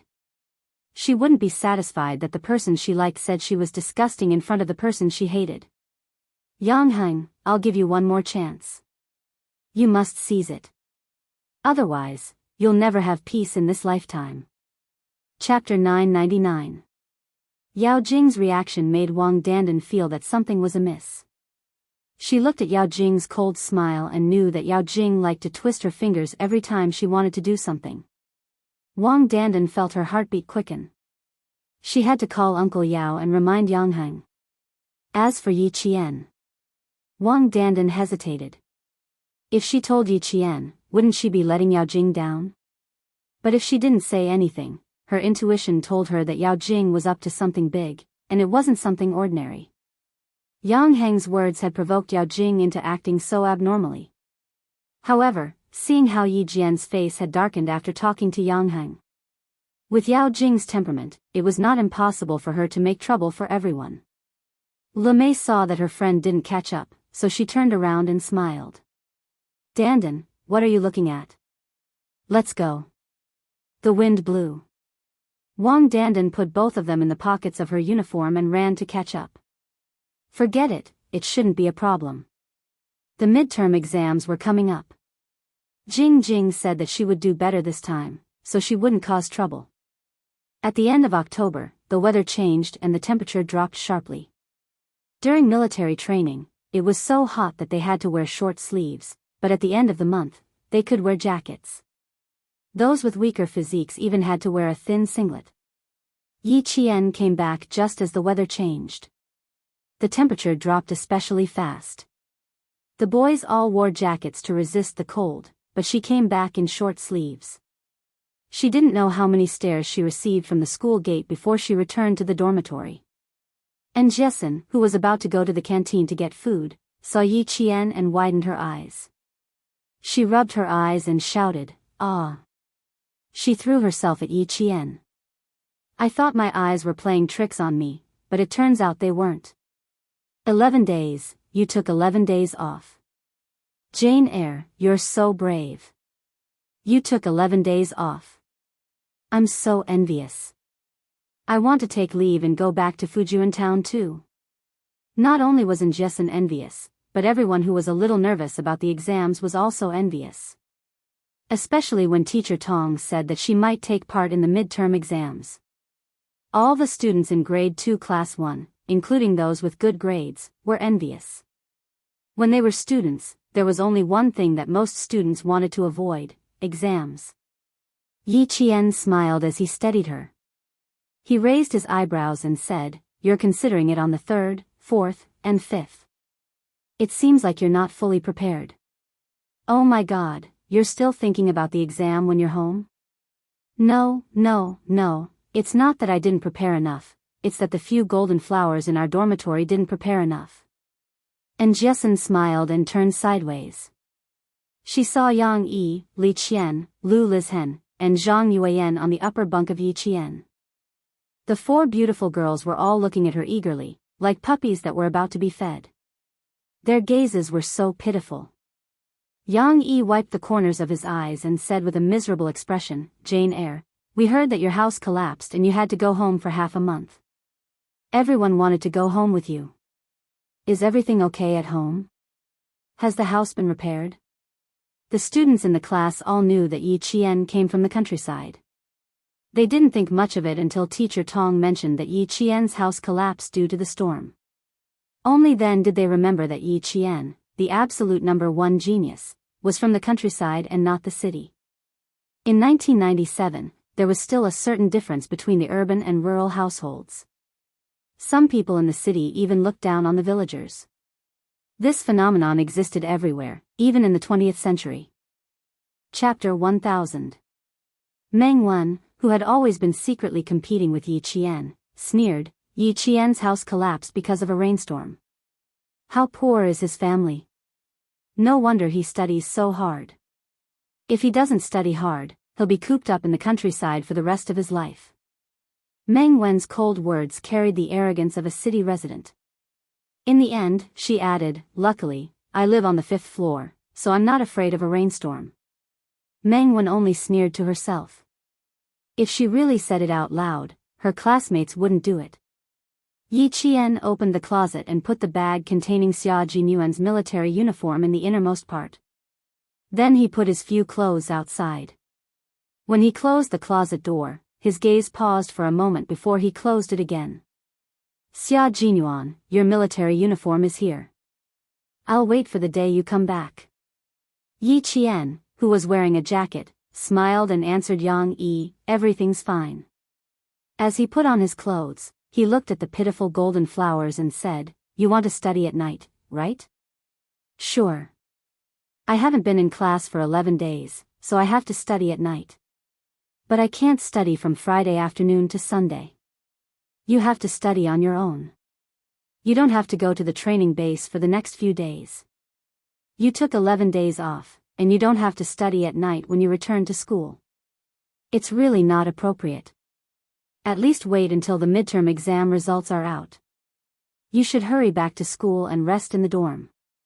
I'll bring you food." And Jessen, who was also from Fujian town, knew that it would take more than 10 hours to travel from town to the provincial capital. As a good friend, she was more considerate than Yang Yi. Yi Qian didn't refuse. He was indeed a little tired. He hadn't rested much since returning to China. She stayed by K7's side the whole time. Xia Jinyuan, Pigeon, and the others were vigilant all the way back to China. They didn't even close their eyes. When Njesen brought the food down, she saw that Yi Qian was already asleep. Upon closer inspection, she could see that there was a layer of dark circles under her white eyes. Shoo, lower your voice, lower your voice. She's asleep. She hurriedly gestured for Yang Yi and the others to lower their voices and said, let's go to the dormitory next door to eat. You guys go first, I'll warm up her food with hot water. Now that it was winter, the girls liked to go back to the dormitory to eat. And Njesen and the others were about to go to the dormitory next door to eat when 3 girls from the dormitory next door walked towards them with lunch boxes. They bumped into each other at the door. Before the girl in front could say anything, Njesen said softly, Yi Qian is asleep. Let's go to your dormitory for dinner. Asleep? All right then. Even if you're going to sleep, you still have to eat. Are you going to sleep on an empty stomach? I'll heat it up with boiling water. When she wakes up, she'll still be able to eat hot food. Even outside, Njesen was still suppressing her voice. She then asked Li Qian, who was the last to come out, is the door closed? Li Qian turned to take a look. It's off, it's off. Go over quickly. It's so cold. The temperature seems to have dropped again. The group of girls chuckled and went to the dormitory next door. Sophomore class 1 was an important class. The girls stayed in 3 dormitories, and each dormitory only had 6 people. It was unlike the humanities class, where each dormitory had 10 students and more than 4 dormitories. Meng Wen returned to the dormitory with the other 3 students. When he saw that Njesen and the rest were all there, he couldn't help but smile. Isn't Yi Qian back? Why aren't you guys accompanying her? The girls all knew that Meng Wen secretly liked to compete with Yi Qian, but it was all for the sake of his studies. Usually, there was nothing much between them, and he wasn't like Yi Ying, who was always picky. Hence, they didn't think much of it. Chapter 1001. Njesen said disapprovingly, she's resting because she's tired from the ride, so we came over to eat. Didn't you come over to ask me when Yi Qian would be back and ask her to help you solve the questions? TSK, you can ask her tonight. It would have been better if she hadn't mentioned it, but the moment she did, Meng Wen's expression changed. She said angrily, didn't you say she might not even take the midterms? Why did she come back early? Yeah, I said she might, but I didn't say she might. Njesen stuffed a mouthful of rice into her mouth and didn't notice that something was wrong with Meng Wen's expression. I think she's quite tired. I'm afraid she didn't rest well at home because she had to rush back for the exam. Meng Wen's expression became even more unhappy when she heard that. There was a hint of disappointment and resentment. Is it necessary? Is there a need to rush back to school for an exam? Doesn't she need to rest? If she's so tired that she sleeps as soon as she gets back to school, she might as well rest at home for a few days before coming back. What's the difference between resting at home and resting at school? If she rested for a few days and came back on the day of the midterms, wouldn't she? Njesen answered her. As she spoke, she seemed to have thought of something and stared at Meng Wen. Her eyes looked Meng Wen up and down, and after a while, she let out a long, oh, oh, oh. Oh. Meng Wen, who felt uncomfortable under her stare, harumphed. Oh what? You're so weird. Njesen chuckled. Oh you, oh me, Meng Wen, oh Meng Wen, you're really so cute that I don't know whether to laugh or cry.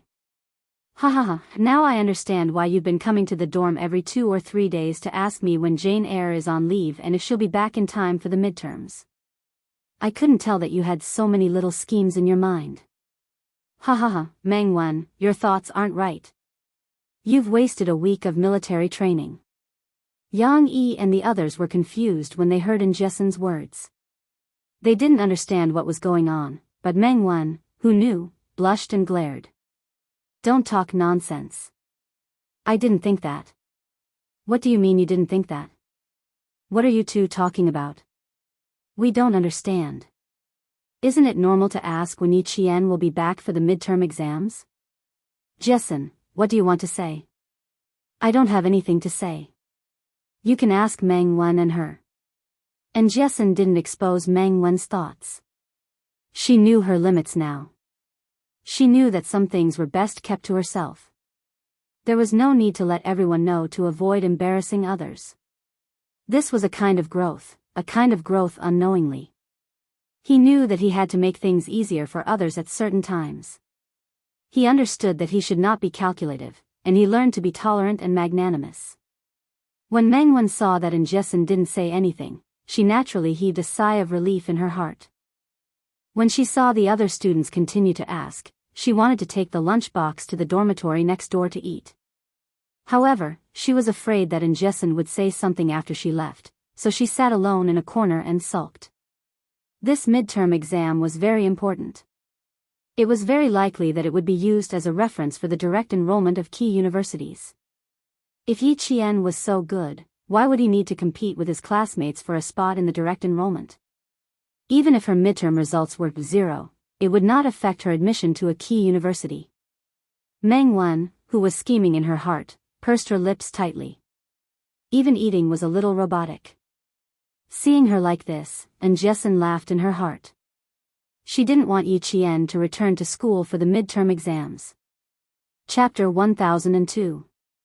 Meng Wen was normally normal, but when it came to exams, he would start acting weird. He kept trying to compete with Yi Qian, but it had been almost 2 months since school started, and he always lagged behind Yi Qian in mock exams. His grades were good enough, but he insisted on competing with Yi Qian. Why bother? Jessen didn't tell the other girls about Meng Wen's thoughts, but she would definitely tell Yi Qian everything she knew. When it was almost time for the evening self-study session, she couldn't help but laugh. I laughed so hard that I almost choked on my rice. Does it mean that her grades are better than yours just because you didn't come back for exams? Ayaya, I want to laugh again. Why is she so awkward? If you have the time to make fun of others, why don't you spend more time on your own revision? The midterm exams on the 3rd and 4th, do you think you can do it? Yi Jian flicked her forehead with her finger and entered the classroom with a pile of books. There was another round of cheers when they arrived at the classroom. Jiao Hai and a few other students with good grades waited for Yi Qian to sit down and surrounded him. They were all very concerned about Yi Qian's family. After talking about their families, they started to talk about their studies. When the midterm exam was mentioned, everyone looked a little nervous. Jiao Hai said, I heard that a few universities have come to our provincial number 1 high school to scout us out. The results of the second-year midterm and midterm exams will be used as a reference for direct enrollment. The school is taking it very seriously this time. Teacher Tong even said that our class will be the key class of several key universities.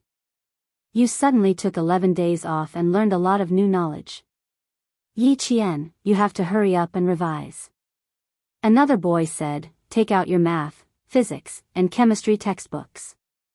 I'll draw them for you. There are still a few days left, so hurry up and revise.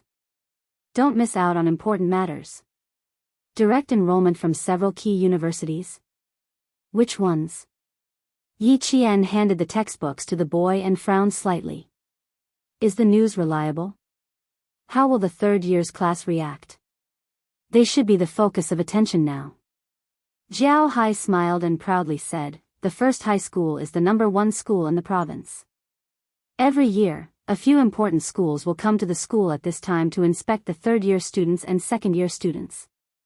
Class 1 of liberal arts and Class 1 of science are always the focus of attention. Every year, there are students who are directly admitted to the provincial first high school for the college entrance examination, and there are also students who pass with high scores. In short, we have more opportunities than other schools. Why would parents choose a famous school for their children? It was not only because the school had a strong teaching staff, but also because there were many more choices. Yi Qian paused for a moment before asking, do you know which schools are coming? Which schools are you guys interested in? In his previous life, Yi Qian did not attend high school. In this life, he had only been in high school for less than 2 months. Therefore, he did not know much about the college entrance examination and enrollment. It was not too late to do so now. I don't know yet. The school only revealed some small news, and Teacher Tong didn't say much. Yi Qian, which school do you prefer? She only had one school in mind. She smiled and said, I'm afraid you guys won't believe me. If it was Hua University or Shi University, I wouldn't choose. I don't have any other schools either. Yi Qian raised a slender finger and said slowly, I only have one goal in high school. One school. I really haven't considered other schools. Meng Wen hoped that she would not take the midterm exams. It was probably related to the direct enrollment for the college entrance examination. Chapter 1003. When Teacher Tong came in, Jiao Hai and the other students with good grades were still in shock. Yi Qian actually said that Tsinghua University and Shi University were not her choices. Then what school would she choose? Study abroad? No. Yi Qian said that she would not study abroad. This could be denied. Then what other school could there be? On the day she returned to China, Yi Qian called Teacher Tong and told her that she would come to school today. When Teacher Tong walked into the classroom, she saw Yi Qian sitting upright in the classroom. She glanced at her briefly and talked about the midterm exam. Just as Jiao Hai and the others had said, this exam would be used as a reference for the direct enrollment. Every student had to take it seriously and strive for good grades. Yi Qian did not feel much pressure. After Teacher Tong finished speaking, she buried her head in her revision. Although she did not want to apply to Tsinghua University or Shi University, the college entrance exam was still unavoidable. Time passed too quickly. She had to seize the opportunity. At night, after she explained the topic to Injesin and the others, Yi Qian quietly left the dormitory after the lights were turned off. She wanted to see Principal Chen and plan her training for the next 2 years. In the face of war and seeing the civilians living in it, Yi Qian reflected on herself and put it into practice when she returned home. Since she said that she wanted to strengthen her training, she must strengthen her training. Principal Chen did not sleep. He quietly waited for Yi Qian to come over. You've lost weight. The first thing Principal Chen said when he saw Yi Qian was that she had lost weight. If she did not eat and sleep well for 11 days, she would lose weight. After looking at her for a while, Principal Chen smiled and said, You look more like a soldier. As for your eyes, they're sharper. Not bad. You look more like a soldier now. In order to nurture Yi Qian, Principal Chen had been living in the teacher's dormitory. It was a single room that was less than 30 square meters. But to him, he could live anywhere as long as he had a place to sleep. He was not picky.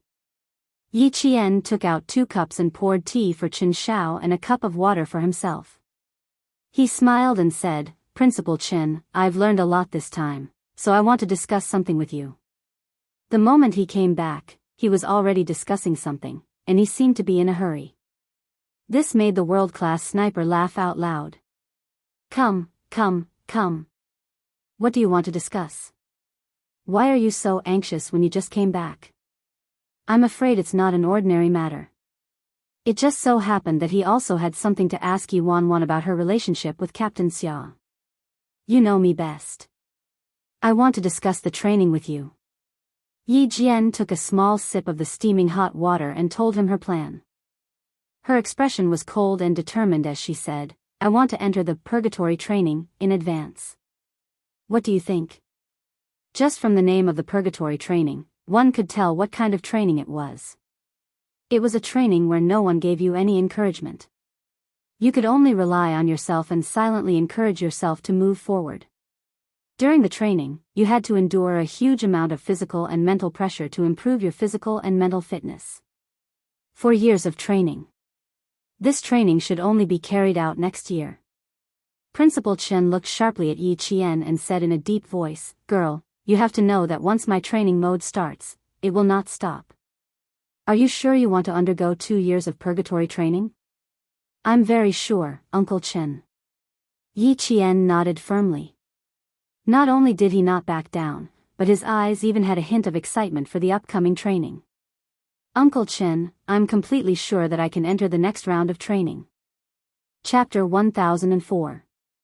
There was some silence in the room. Principal Chen narrowed his eyes slightly as he sat in the chair in front of the desk. After some time, he nodded. All right, I see that you're ready. You can start training in advance. Rest well for the next few days and prepare for the midterm exams. We'll start right after the exams. Train until 11:30 every night. You're still young, so you have to make sure you get enough sleep. Yi Qian smiled. I'll be careful. I'll have to trouble you again from now on, Uncle Chen. Ha ha ha, silly girl. My trouble will be much easier than your purgatory training. Enjoy your last few nights of leisure. You'll have to suffer from the night of the 5th. The purgatory training was divided into 3 parts. From 7:00 p.m. to 11:00 p.m., the focus was on physical training and skill training. Friday night to Sunday was survival training. This time, Yi Qian was obviously weaker than the members of the Snowfield Brigade in terms of physical fitness. They could march for dozens of hours at night without stopping. They could also maintain a high level of vigilance and detect abnormal situations. They could quickly formulate a battle plan within a few seconds. This kind of reaction and physical fitness was based on physical training and skill training. It could only be achieved through professional and systematic training. Yi Qian also had physical and skill training in the early stages, but it was all within the normal range and not training to challenge one's limits. The purgatory training was all about challenging one's limits. In the past, one could reach the standard with 8 or 10 points. But now, the purgatory training required 12 or 15 points. In the past, Yi Jian used to be able to complete the sniping in 5 minutes with his bare hands. Now, Yi Jian had to be able to complete the sniping in 20 minutes with his bare hands. This was the purgatory training. Since Yi Qian's goal was to join the Snowfield Brigade, he had to build a good foundation before he could get closer to his goal. The wound on his arm had healed after 11 days, but it hadn't healed enough to form a scab. It should be fine by the 5th. Yi Qian didn't mention his situation to Principal Chen, and Principal Chen didn't ask either. Instead, he drafted a training plan.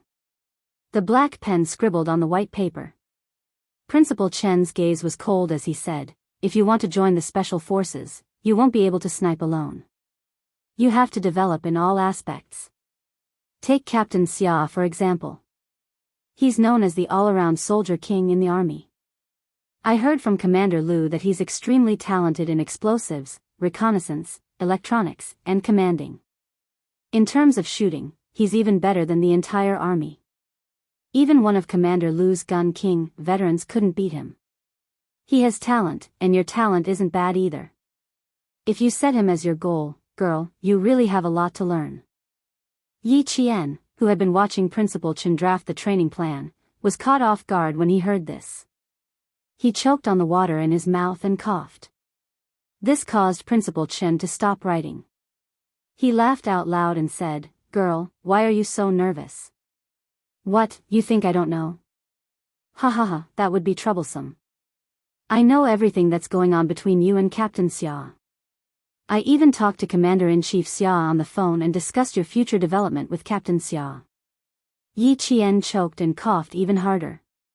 Uncle Chen even talked to Commander-in-Chief Xia on the phone and discussed his future development with Captain Xia. He looked up and stuttered, "You? How did you know?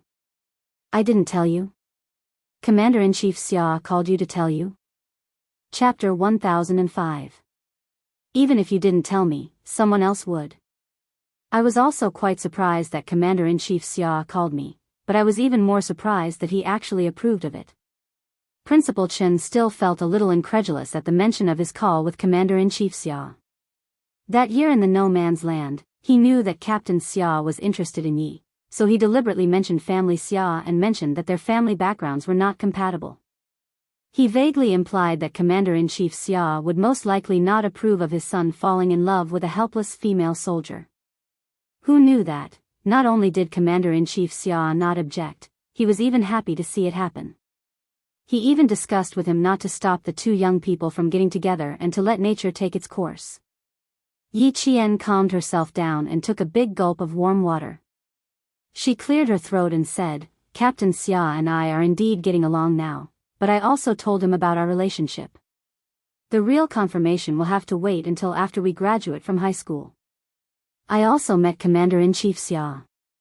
He participated in our big review on the last day of military training. I took his car back. About Captain Xia and I. Yi Qian's expression was extremely unnatural under Principal Chen's teasing smile. She braced herself and continued. Commander-in-Chief said that he didn't object, but I had to be careful. After all, I'm still young. She blushed as she spoke. It was as if she was caught in the act by an adult when she was secretly dating. She was at a loss of what to do. Principal Chen laughed, but he still had to talk about business. Ever since he received the call from Commander-in-Chief Xia, he had been thinking about finding an opportunity to ask. Now that Yi Qian came up to him and brought up the topic herself, it saved him a lot of trouble. Captain Xia is interested in you. I knew about it during the last training in the No Man's Land. He didn't hide it from me at that time. He even said that he is definitely a man worthy of you. Moreover, he is a soldier who has fought for the glory of the country all his life. I didn't agree at first, but when I heard this, I chose to wait and see for now. Now, it seemed that Captain Xia was indeed a responsible man and an excellent soldier. Uncle Jen and I can rest assured that you will be with him. Yi Qian was dumbfounded. Xia Jinyuan had revealed his thoughts to Uncle Chen in the No Man's Land. No wonder, he said that Uncle Chen would definitely not object. He had mentioned it long ago. He's indeed an excellent soldier. I've learned a lot from him, and I've learned a lot. Yi Qian also had a very high opinion of Captain Xia. He was a soldier who had fought for the glory of his country all his life. This was the kind of soldier he was. It's precisely because he's so outstanding, little girl Yi. Principal Chen raised his head, the smile on his face receding slightly. His expression was solemn as he said, it's precisely because of this that you should work even harder. Don't work hard for him, work hard for yourself. He is a man who is compatible with you, and you are a woman who is compatible with him. You don't need to depend on him to survive, and you don't need to depend on his light to survive. You have your own limelight, and you rely on your own abilities to stand out in the world. You don't need to rely on anyone else. This is what I hope for, little girl Yi. Xia Jinyuan's light was too bright. If little girl Yi didn't want to be overshadowed by his light, she had to work even harder. The two of them were like two stars in the sky. There was no need for one to rely on the other. They both had their own starlight. Don't worry. Whether I'm with Captain Xia or not, I'm still Yi Qian. I don't need to rely on someone else's Yi Qian. She was still herself. She wouldn't change just because she had a prominent boyfriend, and she definitely wouldn't stop moving forward. Chapter 1006. Principal Chen saw that her eyes were clear and bright, and that she did not have any intention of neglecting anything, so he was relieved. He patted her shoulder and said seriously, "Good girl, people must remember their original intentions, and they must not lose sight of their goals. Make sure that you have a pure heart, and bravely pursue your dreams and achieve your goals. That kind of life is a real life, and your life will be even more magnificent. I know what you're doing, so I won't say much. Let's talk about the training. I watched a drill a few days ago, and it gave me a huge shock. The current army is not the same as the army I was in back then, and the deployment and use of snipers is also very different. From private matters to training, the old man and the young girl's expressions changed at the same time. Their eyes were cold, and their expressions were slightly cold. They began to discuss the content of the training. For example, in the mechanized infantry unit, a mechanized infantry battalion is assigned a sniper squad, and the deployment is decided by the battalion commander according to the specific situation such as the mission, the enemy, the terrain, and the time. The sniper squad in the battalion is a combat unit that is quite opposite to each other. It is made up of 2 or 3 sniper squads and a squad leader. This is different from before. We used to have a sniper and an observer, and sometimes we didn't even have an observer. Just from this point alone, you can see that the reform of our army is quite big. I used to train you to fight alone, but it seems like I have to teach you about team combat in the future. In the army, you are not an individual, but a team. Soldiers in a team can fight together, and when necessary, you can fight alone. Principal Chen told Yi Qian everything he saw in the drill over the past few days so that Yi Qian could better understand the sniper combat of the entire army. I also saw that the snipers will have military all-terrain vehicles. The front and back of this vehicle can carry weapons systems, fuel, water, food, communication equipment, and personal combat equipment. It can be seen that the snipers the army needs now are not just soldiers responsible for sniping, but also to provide more useful information for the rear troops. Yi Qian did not know any of this. It was only through Principal Chen's analysis that she came up with a concept. From today onwards, Yi Qian would no longer limit herself to a sniper who only held a sniper rifle and went into battle alone. Instead, she began to develop the concept of an information-based sniper. Just from one exercise, Principal Chen had analyzed that all the troops of their country had already begun to use the information-based combat method. It was completely different from those countries that did not even have their own fighter jets and were militarily backward. A great country had risen. From returning to school to preparing for the midterm exams, Yi Qian attended classes during the day and studied at night. In less than one night, he had reviewed all the new lessons from the past 11 days. She had already finished her self-study, and revising again was just to consolidate her knowledge. The learning atmosphere in the class was quite tense. In order to obtain the direct enrollment quota, everyone was fully immersed in the midterm exam.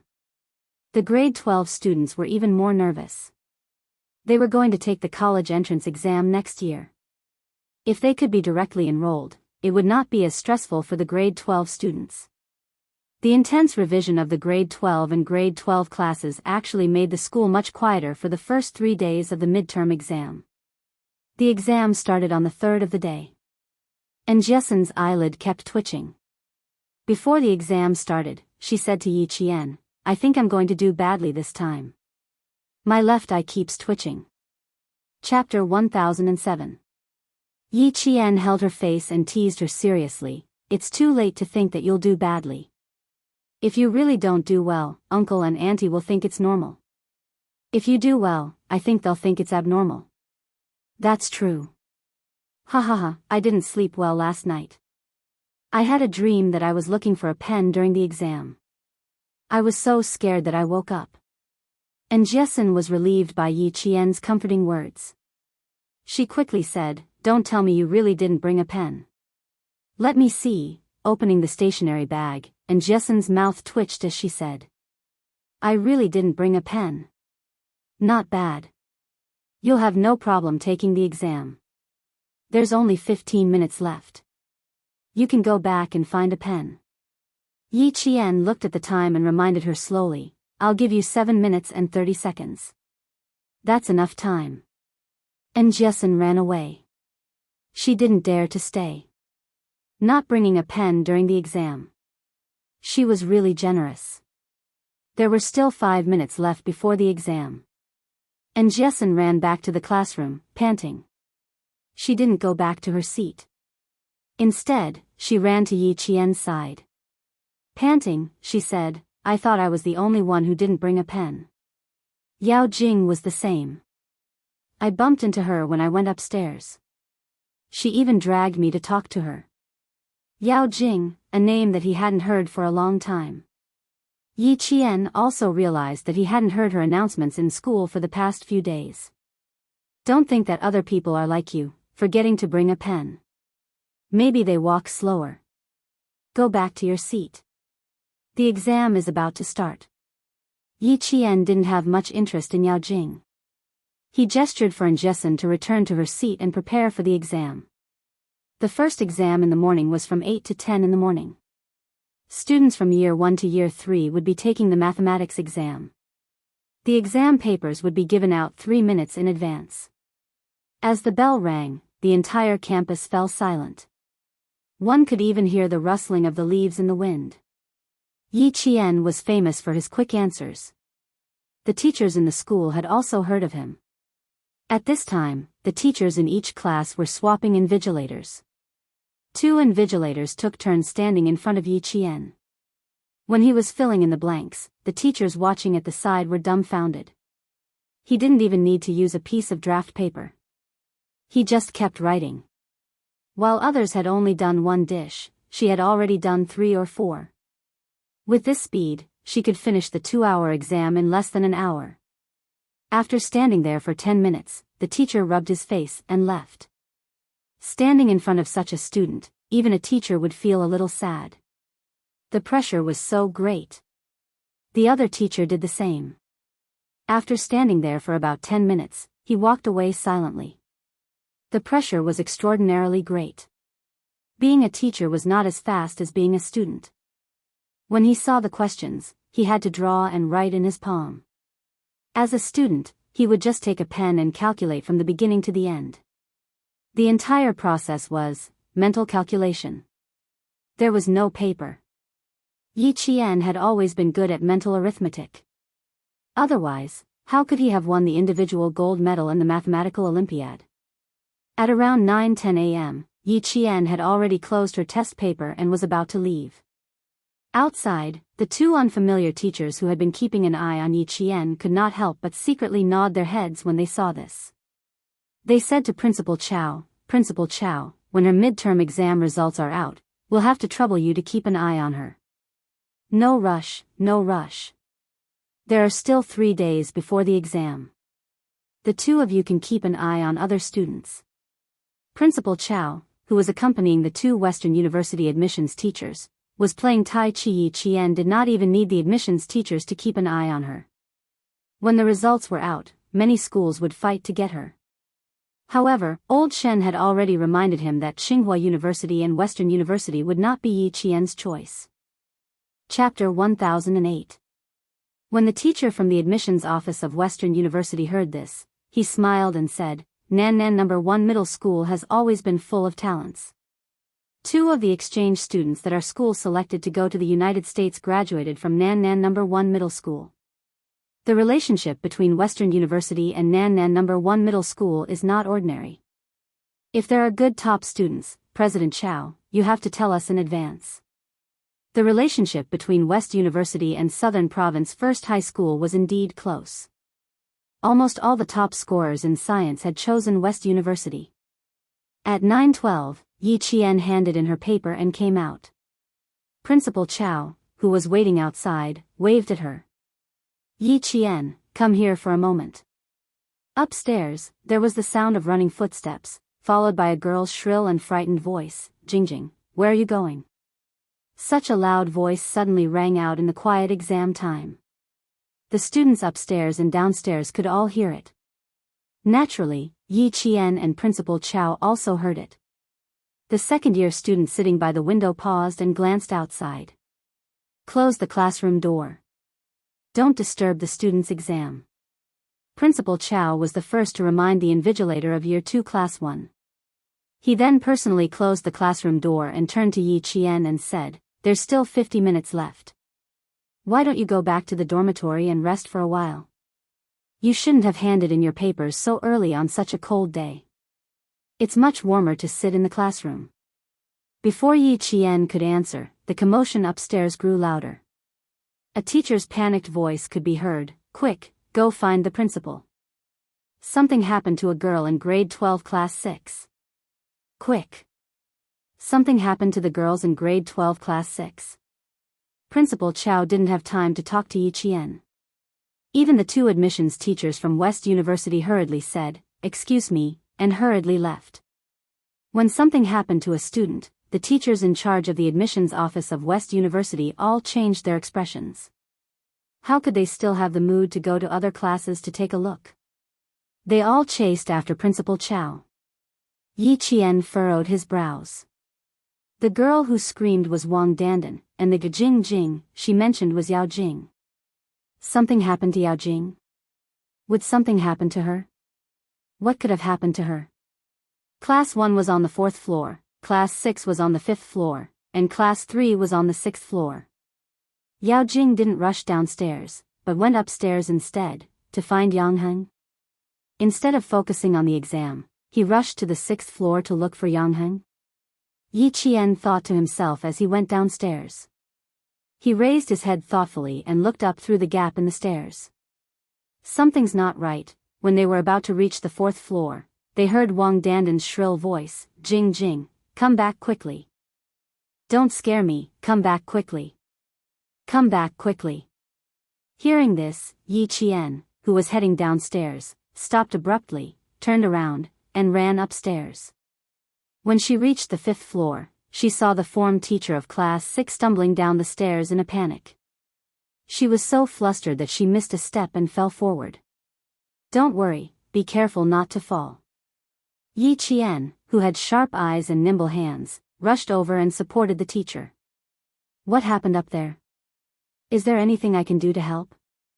Yi Qian supported her in time, but the form teacher of class 6 still sprained her ankle in her high heels. She gritted her teeth and walked down the stairs. "It's Yi Qian, quick, help me get Yang Heng out of class 1. Tell him that something happened to Yao Jing and ask him to come over." Something big had indeed happened, and it wasn't just an ordinary thing.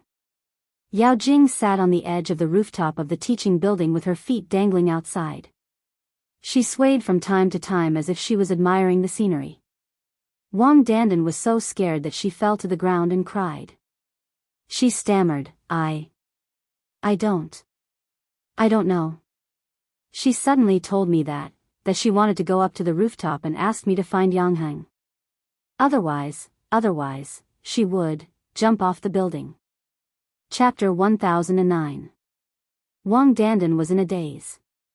She was so shocked that she couldn't continue speaking and even bit her own tongue. I don't know what happened.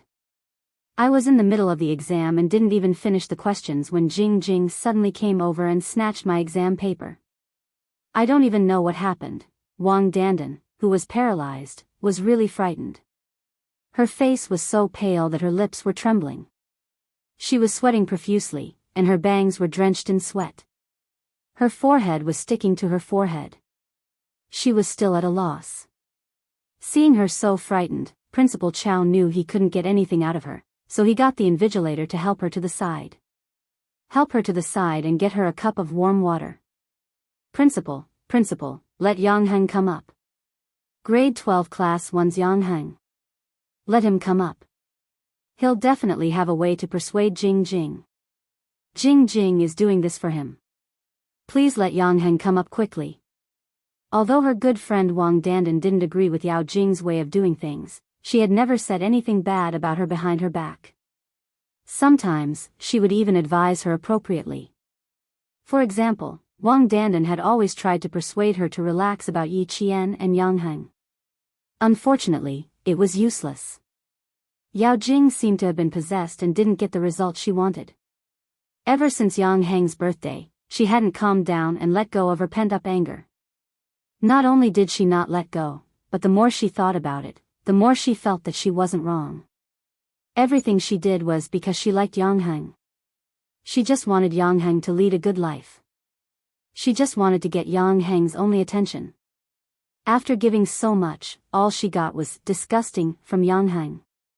Why? How could Yang Heng call her disgusting after giving up so much? She gave up so much just to prevent him from being seduced by those students with ulterior motives. Didn't she know why they liked Yang Heng? Wasn't it because of Yang Heng's family background? He was good-looking, had a good family background, and was good at studying. Who wouldn't like him? They all liked him. No one disliked him. But that was exactly what they liked. Liking someone with ulterior motives was despicable. Unlike her, she only liked Yang Heng himself. From middle school to high school, she only liked Yang Heng. She liked him so much and wanted him to lead a good life.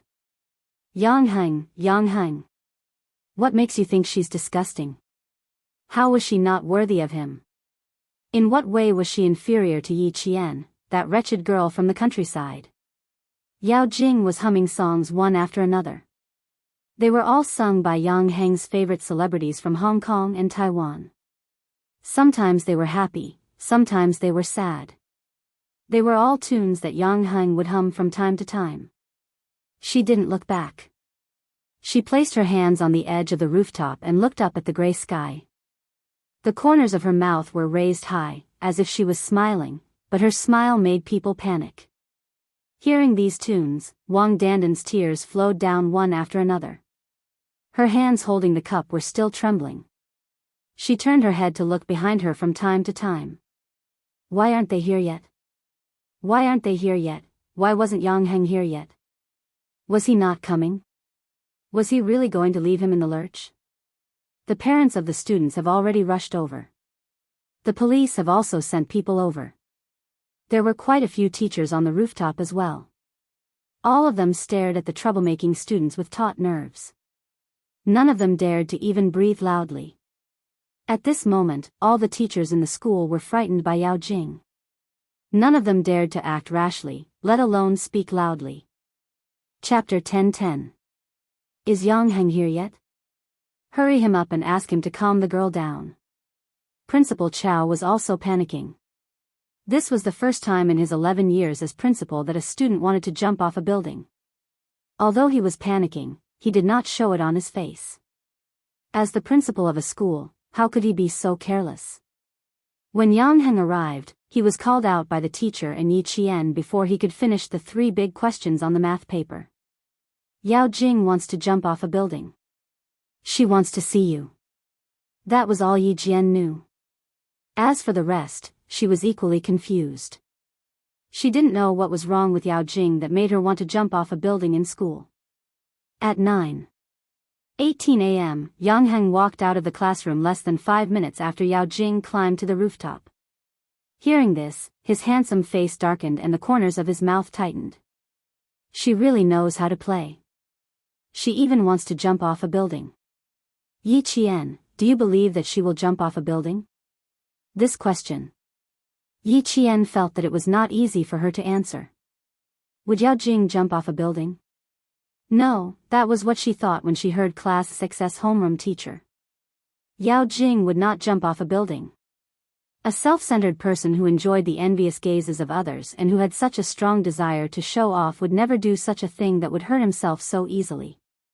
Yao Jing would definitely hurt others, but she would not let herself get hurt. She was such a girl. Would she believe that she would jump off a building? She would not believe it. However, Yi Qian could not say if she would jump off a building at this time. She pondered for a moment and said, whether she will jump or not, we have to know what she wants to do. She deliberately chose to go to the rooftop during an exam and not during class. From this point of view, Yao Jing's intention to jump off a building is not big. Choosing to jump during an exam could not only avoid being surrounded by the students, but also let the teachers know what she was doing. After forcing Yang Heng to come forward, Yang Heng would not be able to reject anything Yao Jing said in a situation where there were no students around. Because the teachers would definitely persuade Yang Heng to agree to everything she said.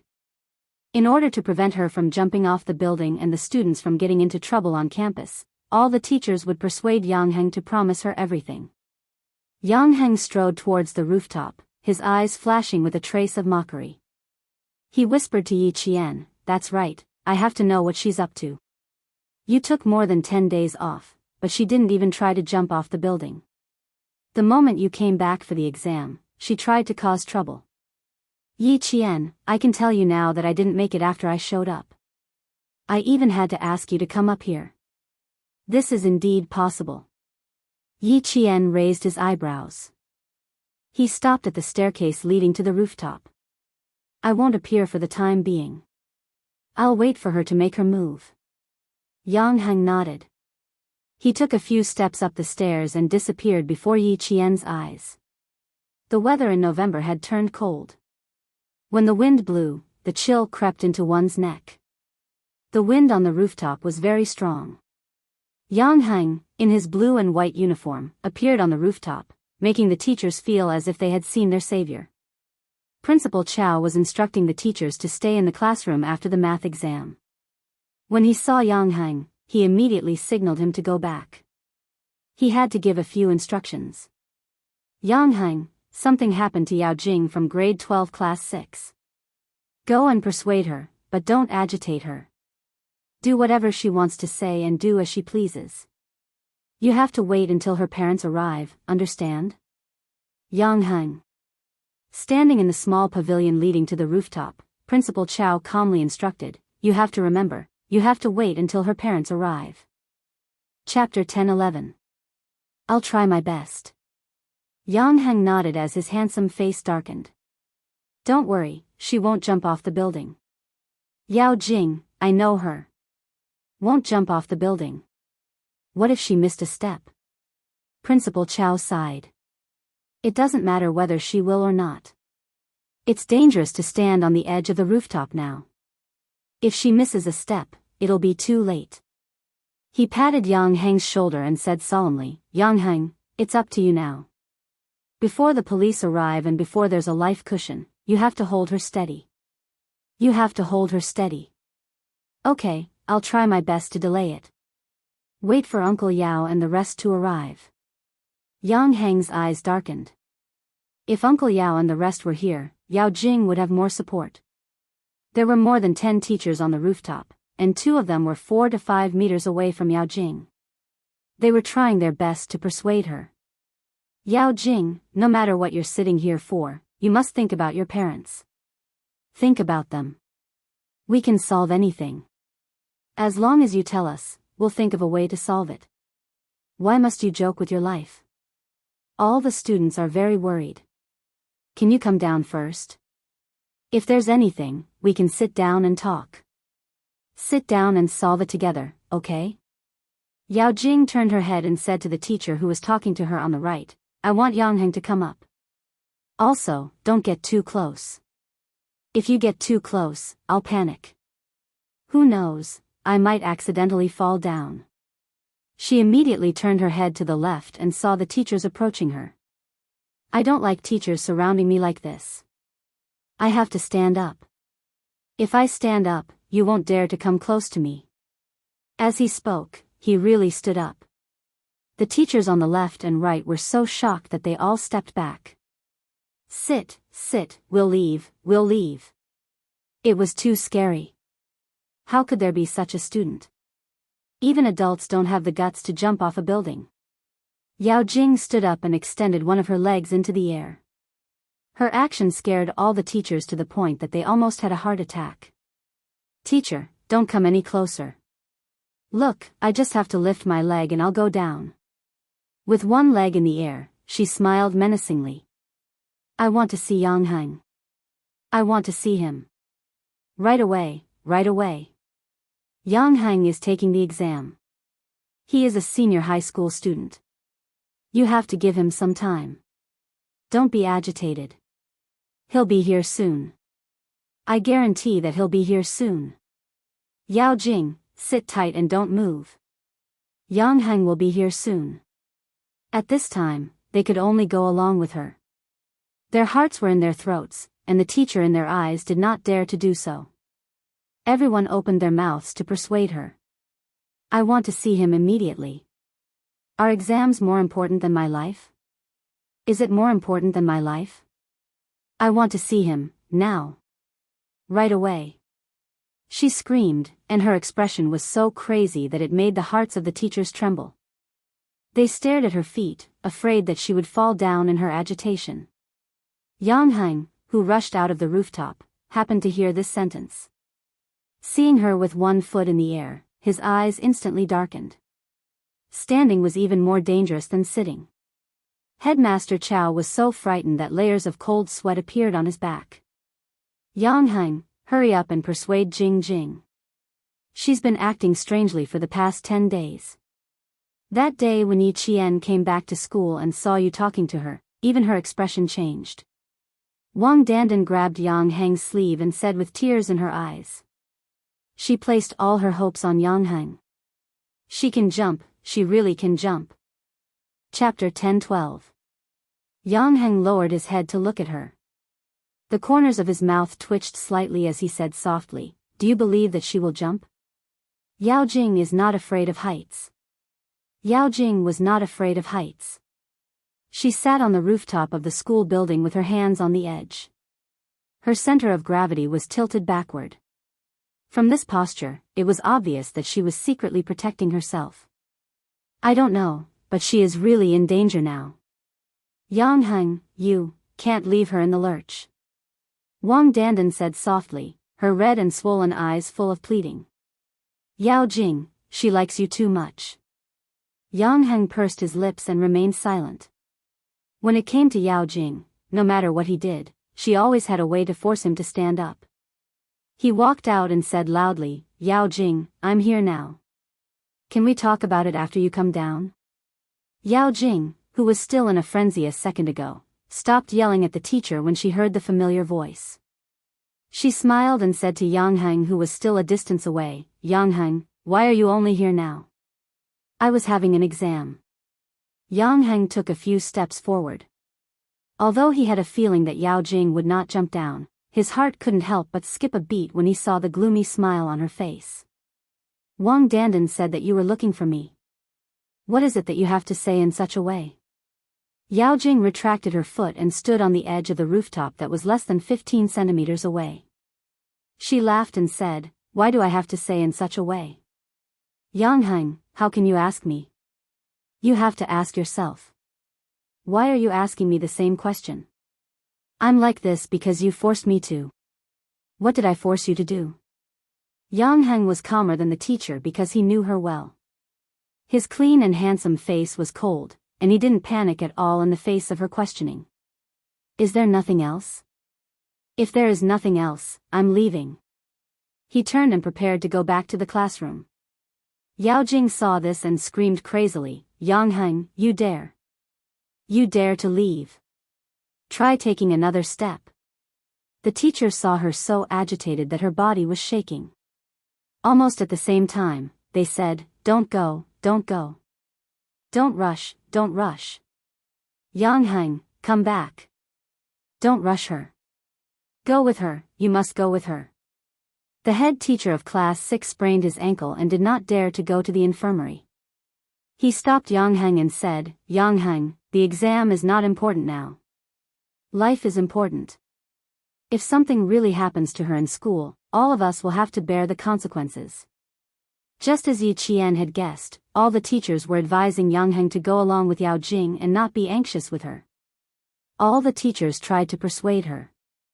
Yao Jing's eyes flashed with a trace of ruthlessness as she said again, Yang Heng, you know best what kind of character I, Yao Jing, have. If I'm having a hard time, you won't have a good time either.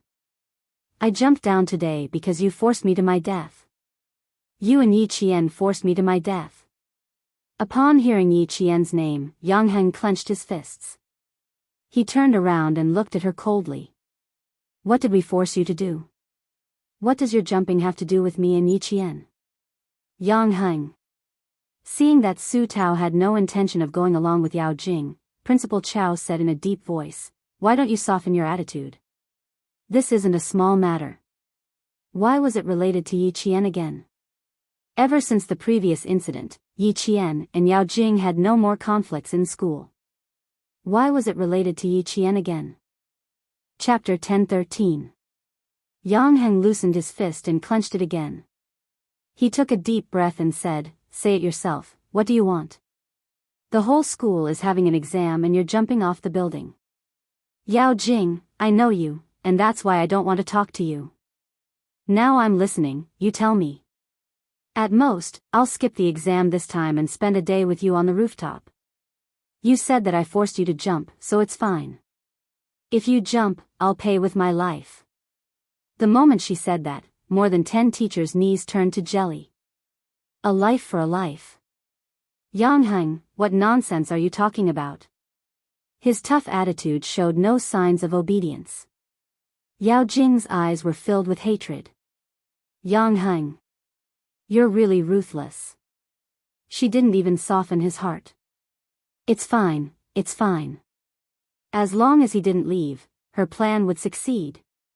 Are you forcing me to jump now? Fine, a life for a life is fine. But do you dare to stand up? If you dare, I'll believe you. A life for a life.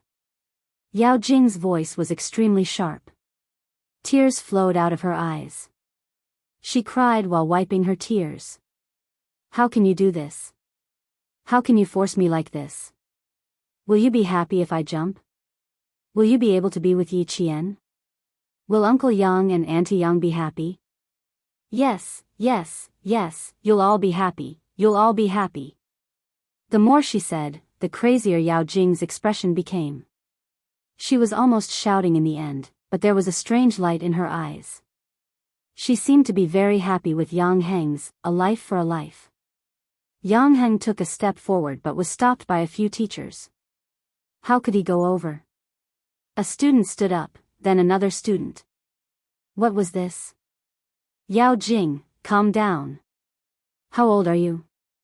You're talking about a life for a life over a small matter. What will happen to your parents? Yang Heng, calm down too. Both of you can talk about it calmly. Don't do anything that will make your parents sad. The teachers persuaded Yao Jing and Yang Heng at the same time. In just 10 minutes, the teachers felt their hair turn white. Fortunately, Yang Heng was able to hold him back. The teacher's focus was still on Yao Jing.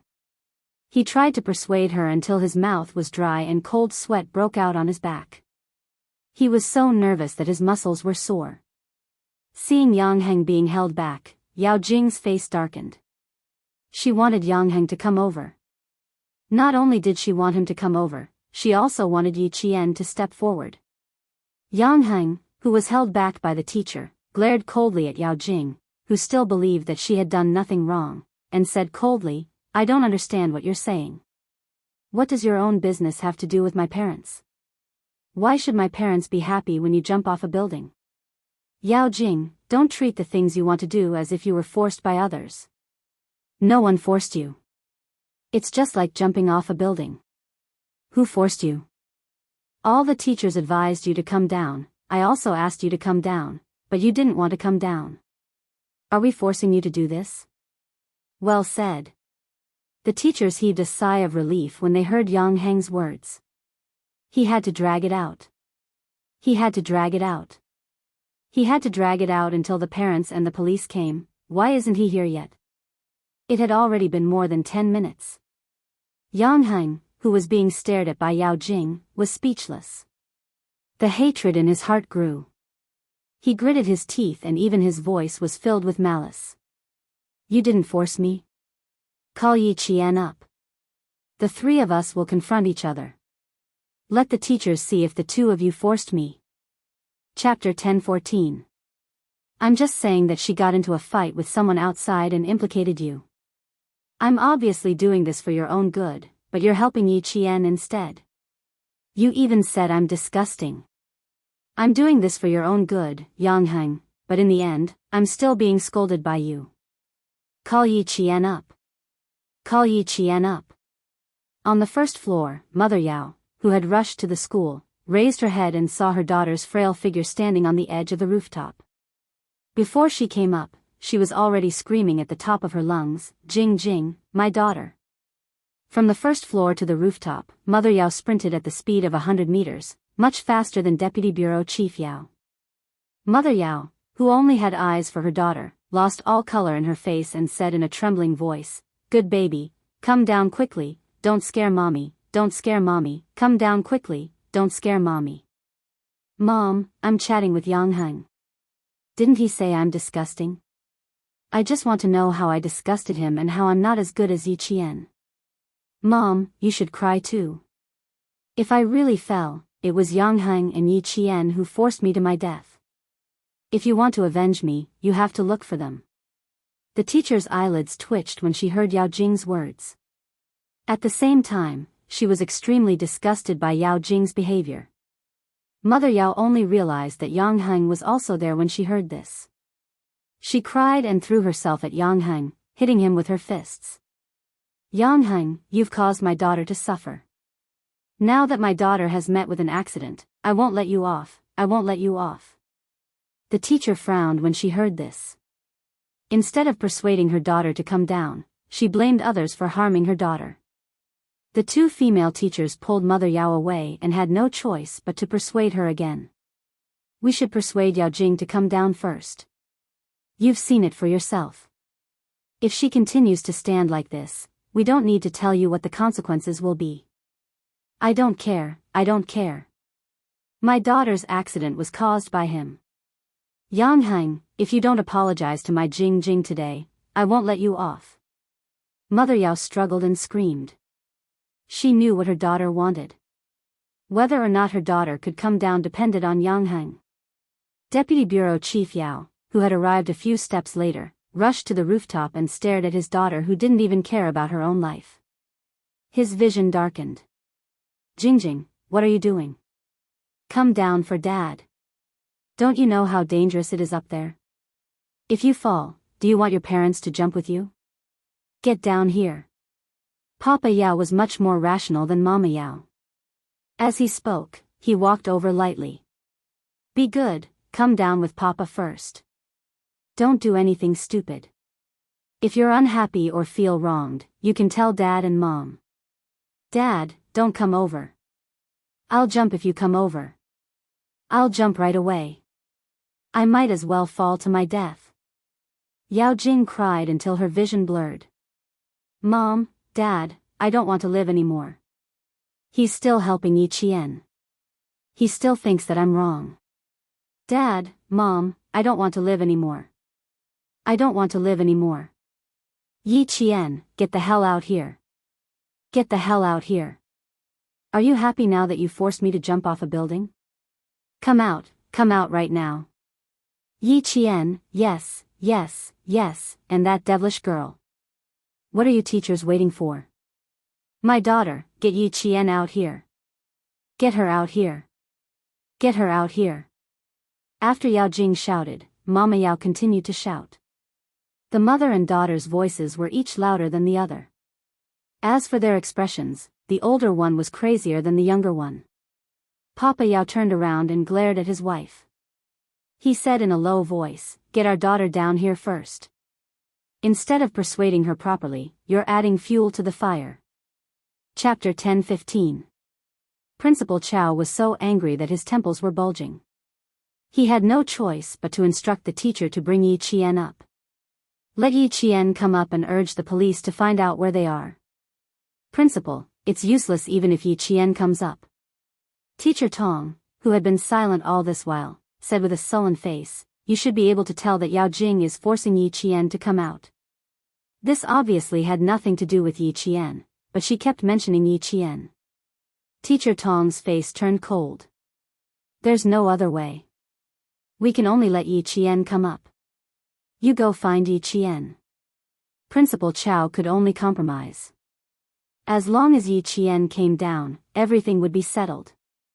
The province could not accept a student who jumped off a building for no reason. Yang Heng, who had been punched by Mother Yao, held back the anger in his heart.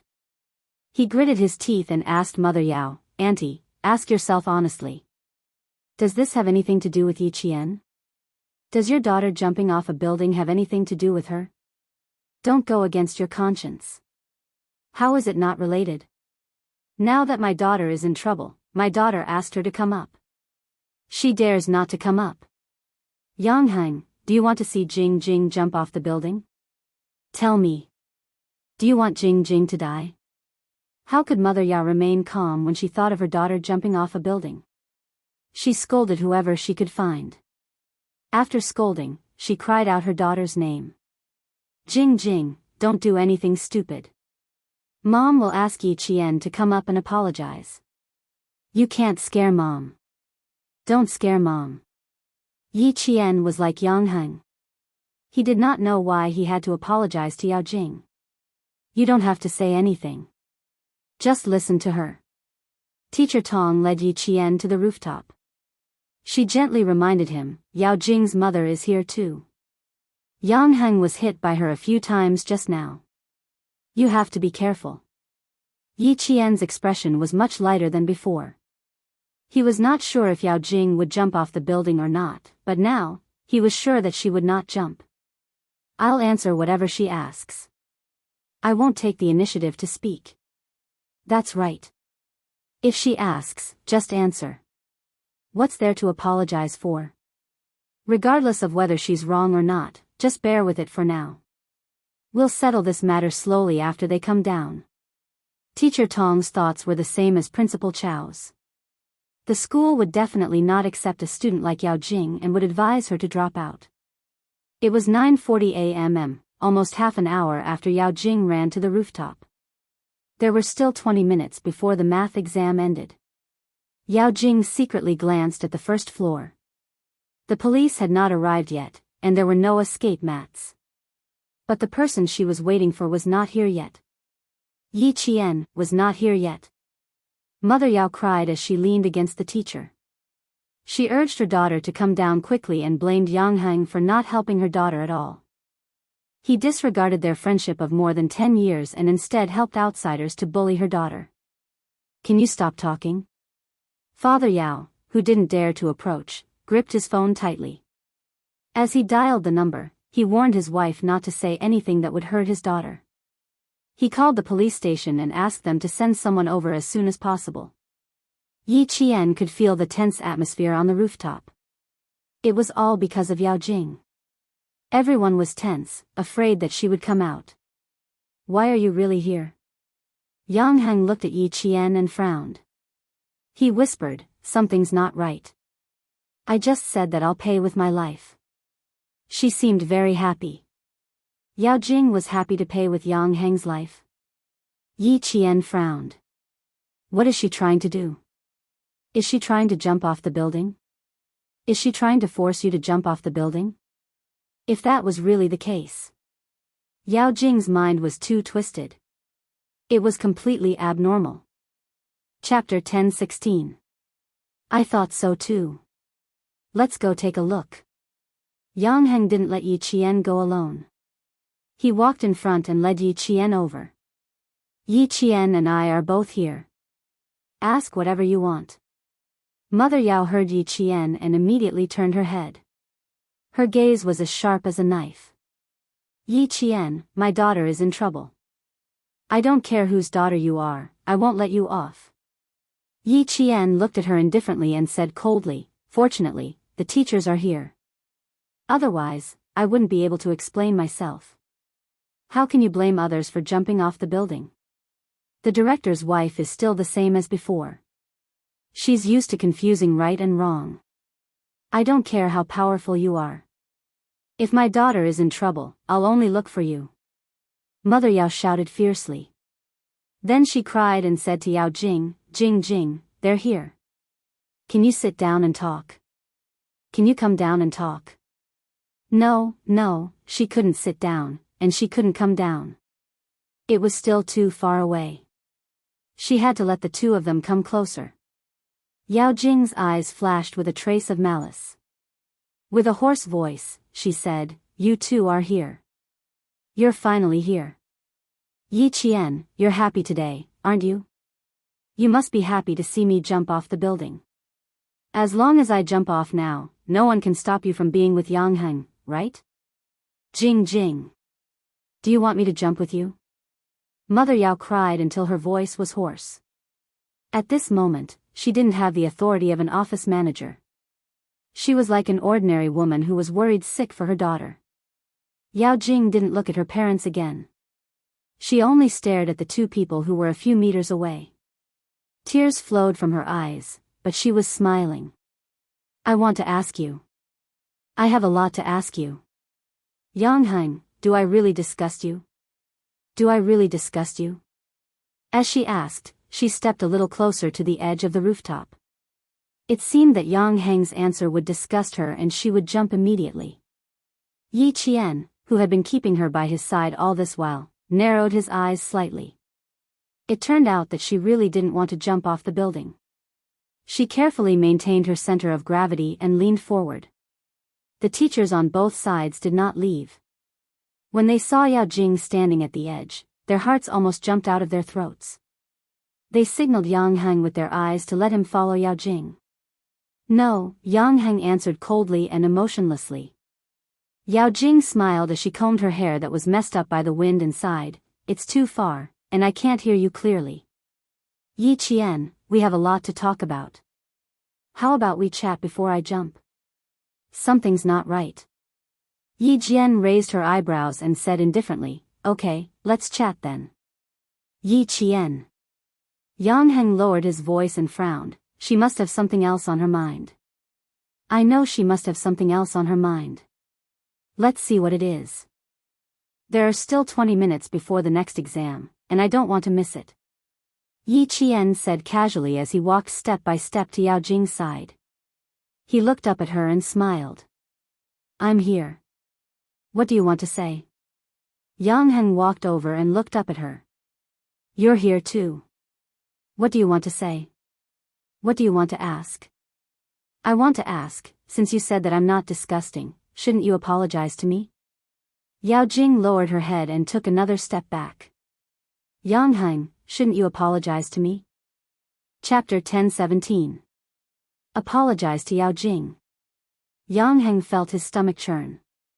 Yao Jing, all you want is an apology from Yang Heng?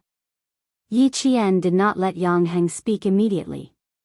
His eyes were bright as he asked her with a faint smile, think about it seriously. Do you really only want an apology from Yang Heng? He owes me this. Yao Jing's expression was exceptionally calm. Her bloodshot eyes were dark and gloomy. He owes me. What does that have to do with you? Yi Qian sneered. That's right. If you know it has nothing to do with me, then why did you ask me to come here? What happened between Yang Heng and me has nothing to do with you, but I have something to settle with you. Yao Jing bent over slightly. Perhaps she had been standing for too long, her body swayed slightly when she bent over. Then she heard Mother Yao's shrill scream. What did you two say? What did you say? Are you trying to kill my daughter? Father Yao could no longer stay calm. He took a few steps forward and his calves trembled. Jing, can you talk nicely and give them your hand? Can the three of you talk nicely? The most important thing was to persuade his daughter to come down. Yao Jing was stubborn. If she really couldn't think things through, she might jump down. You liked Yang Heng and made him distance himself from me. Yi Qian, didn't you like Yang Heng's family background? I've seen plenty of girls like you. Yao Jing, who was shocked, quickly steadied herself. She was a dancer and had a good sense of balance. She was able to stabilize herself after swaying a little. Yang Heng lost his patience. What do you want? Give me your hand. Hurry up. He took a step forward, almost grabbing Yao Jing's ankle and pulling her down. I've never thought of going down since I was standing here. Apologize to me, Yang Heng. Apologize to me loudly. Yao Jing moved to the side of the rooftop to prevent Yang Heng from pulling her down. You left me alone for more than 10 days. You ignored me and even deliberately turned a blind eye to me. Yang Heng, I want you to apologize. I want you to promise that you won't ignore me in the future. Hurry up. Hurry up and promise me. Otherwise, I'll jump down right now. Raising one of her legs, Yao Jing seemed to have lost her rationality. Mother Yao's vision turned black as she cried until she couldn't speak.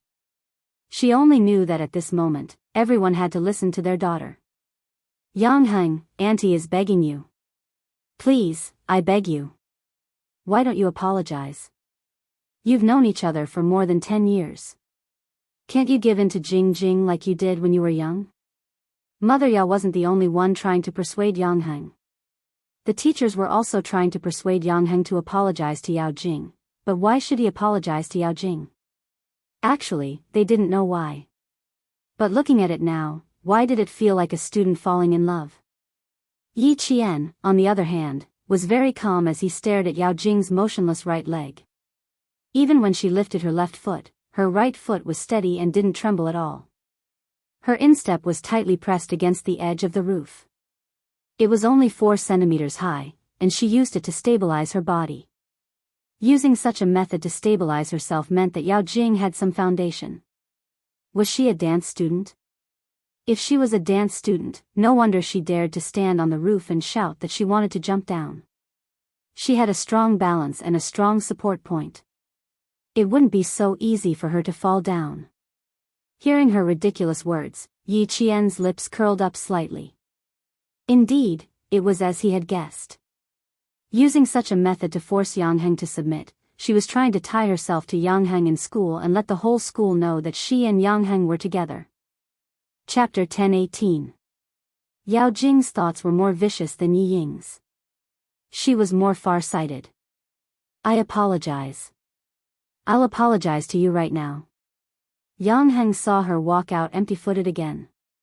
Even though he didn't think she would jump, his face tightened. I'm sorry. I shouldn't have said those things. I shouldn't have avoided you in school. It was impossible to hear sincerity from a forced apology. Yao Jing didn't need sincerity. She only needed to hear what she wanted to hear. Hearing this, she said to Yi Qian in a low voice, "Did you see that? In the end, he still had to bow down to me. Yi Qian, you want to take Yang Heng away from me? You're dreaming. Now it's your turn. You made me suffer so much. You made me stand alone on the rooftop for so long. How are you going to apologize to me? How do you want me to apologize?" Yi Qian asked calmly. Simple. You'll stand there for as long as I stand there. Yao Jing said in a sinister tone. You made me so miserable. I'll let you stand there for as long as I stand there, and we'll call it even. Yang Heng, you can't come into contact with him anymore. As for me, I won't find trouble with you anymore. How's that? She said in a low voice with a strange smile on her lips. Yang Heng heard it clearly and immediately became alert. Yao Jing, what are you trying to do? I don't want to do anything. This is between me and Yi Qian. Why, are you afraid that I'll do something bad? Then you can help Yi Qian. Yao Jing turned her head.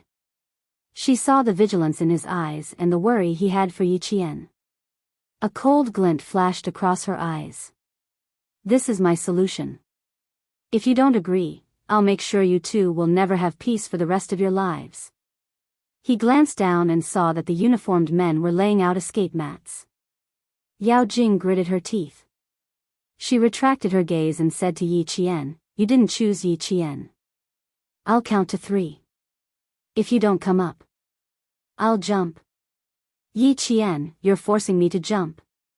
She suddenly roared, as if she was really threatened by Yi Qian to the point where she had no way out and the only solution was to jump off the building. Mother Yao immediately went berserk. She wailed in a hoarse voice, Yi Qian, you forced my daughter to her death. I'll fight it out with you. I'll fight it out with you. Calm the parents down and go rest at the side. Principal Chao's face was as cold as ice.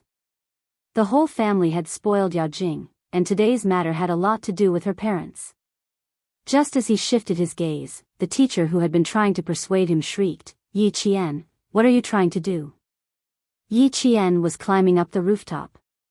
She smiled as she accepted Yao Jing's challenge. Since you've been standing for about half an hour, I'll also stand for about half an hour, he said with a smile. Since you've been standing for about half an hour, I'll do the same. Yes, you'll also have to stand for about half an hour. Yao Jing laughed softly. The viciousness in her eyes was like a thick miasma that could not be dissolved. She was full of viciousness. Yi Jian, you made me suffer so much. Half an hour. Do you think it's possible? Her body suddenly swayed towards the edge of the rooftop, but she quickly steadied herself. The moment she moved, the teacher's hearts tightened. With the addition of Yi Qian, Teacher Tong's body stiffened. What was this Yao Jing from grade 12 class 6 trying to do? Yao Jing didn't deliberately raise her voice like Yi Ying did. Instead, she said in a low voice, Who are you to fight with me for Yang Heng? Suddenly, her body leaned towards Yi Qian. She seemed to be frightened and let out a scream. Her hands moved in the air and suddenly pushed Yi Qian, Yi Qian. Jing Jing.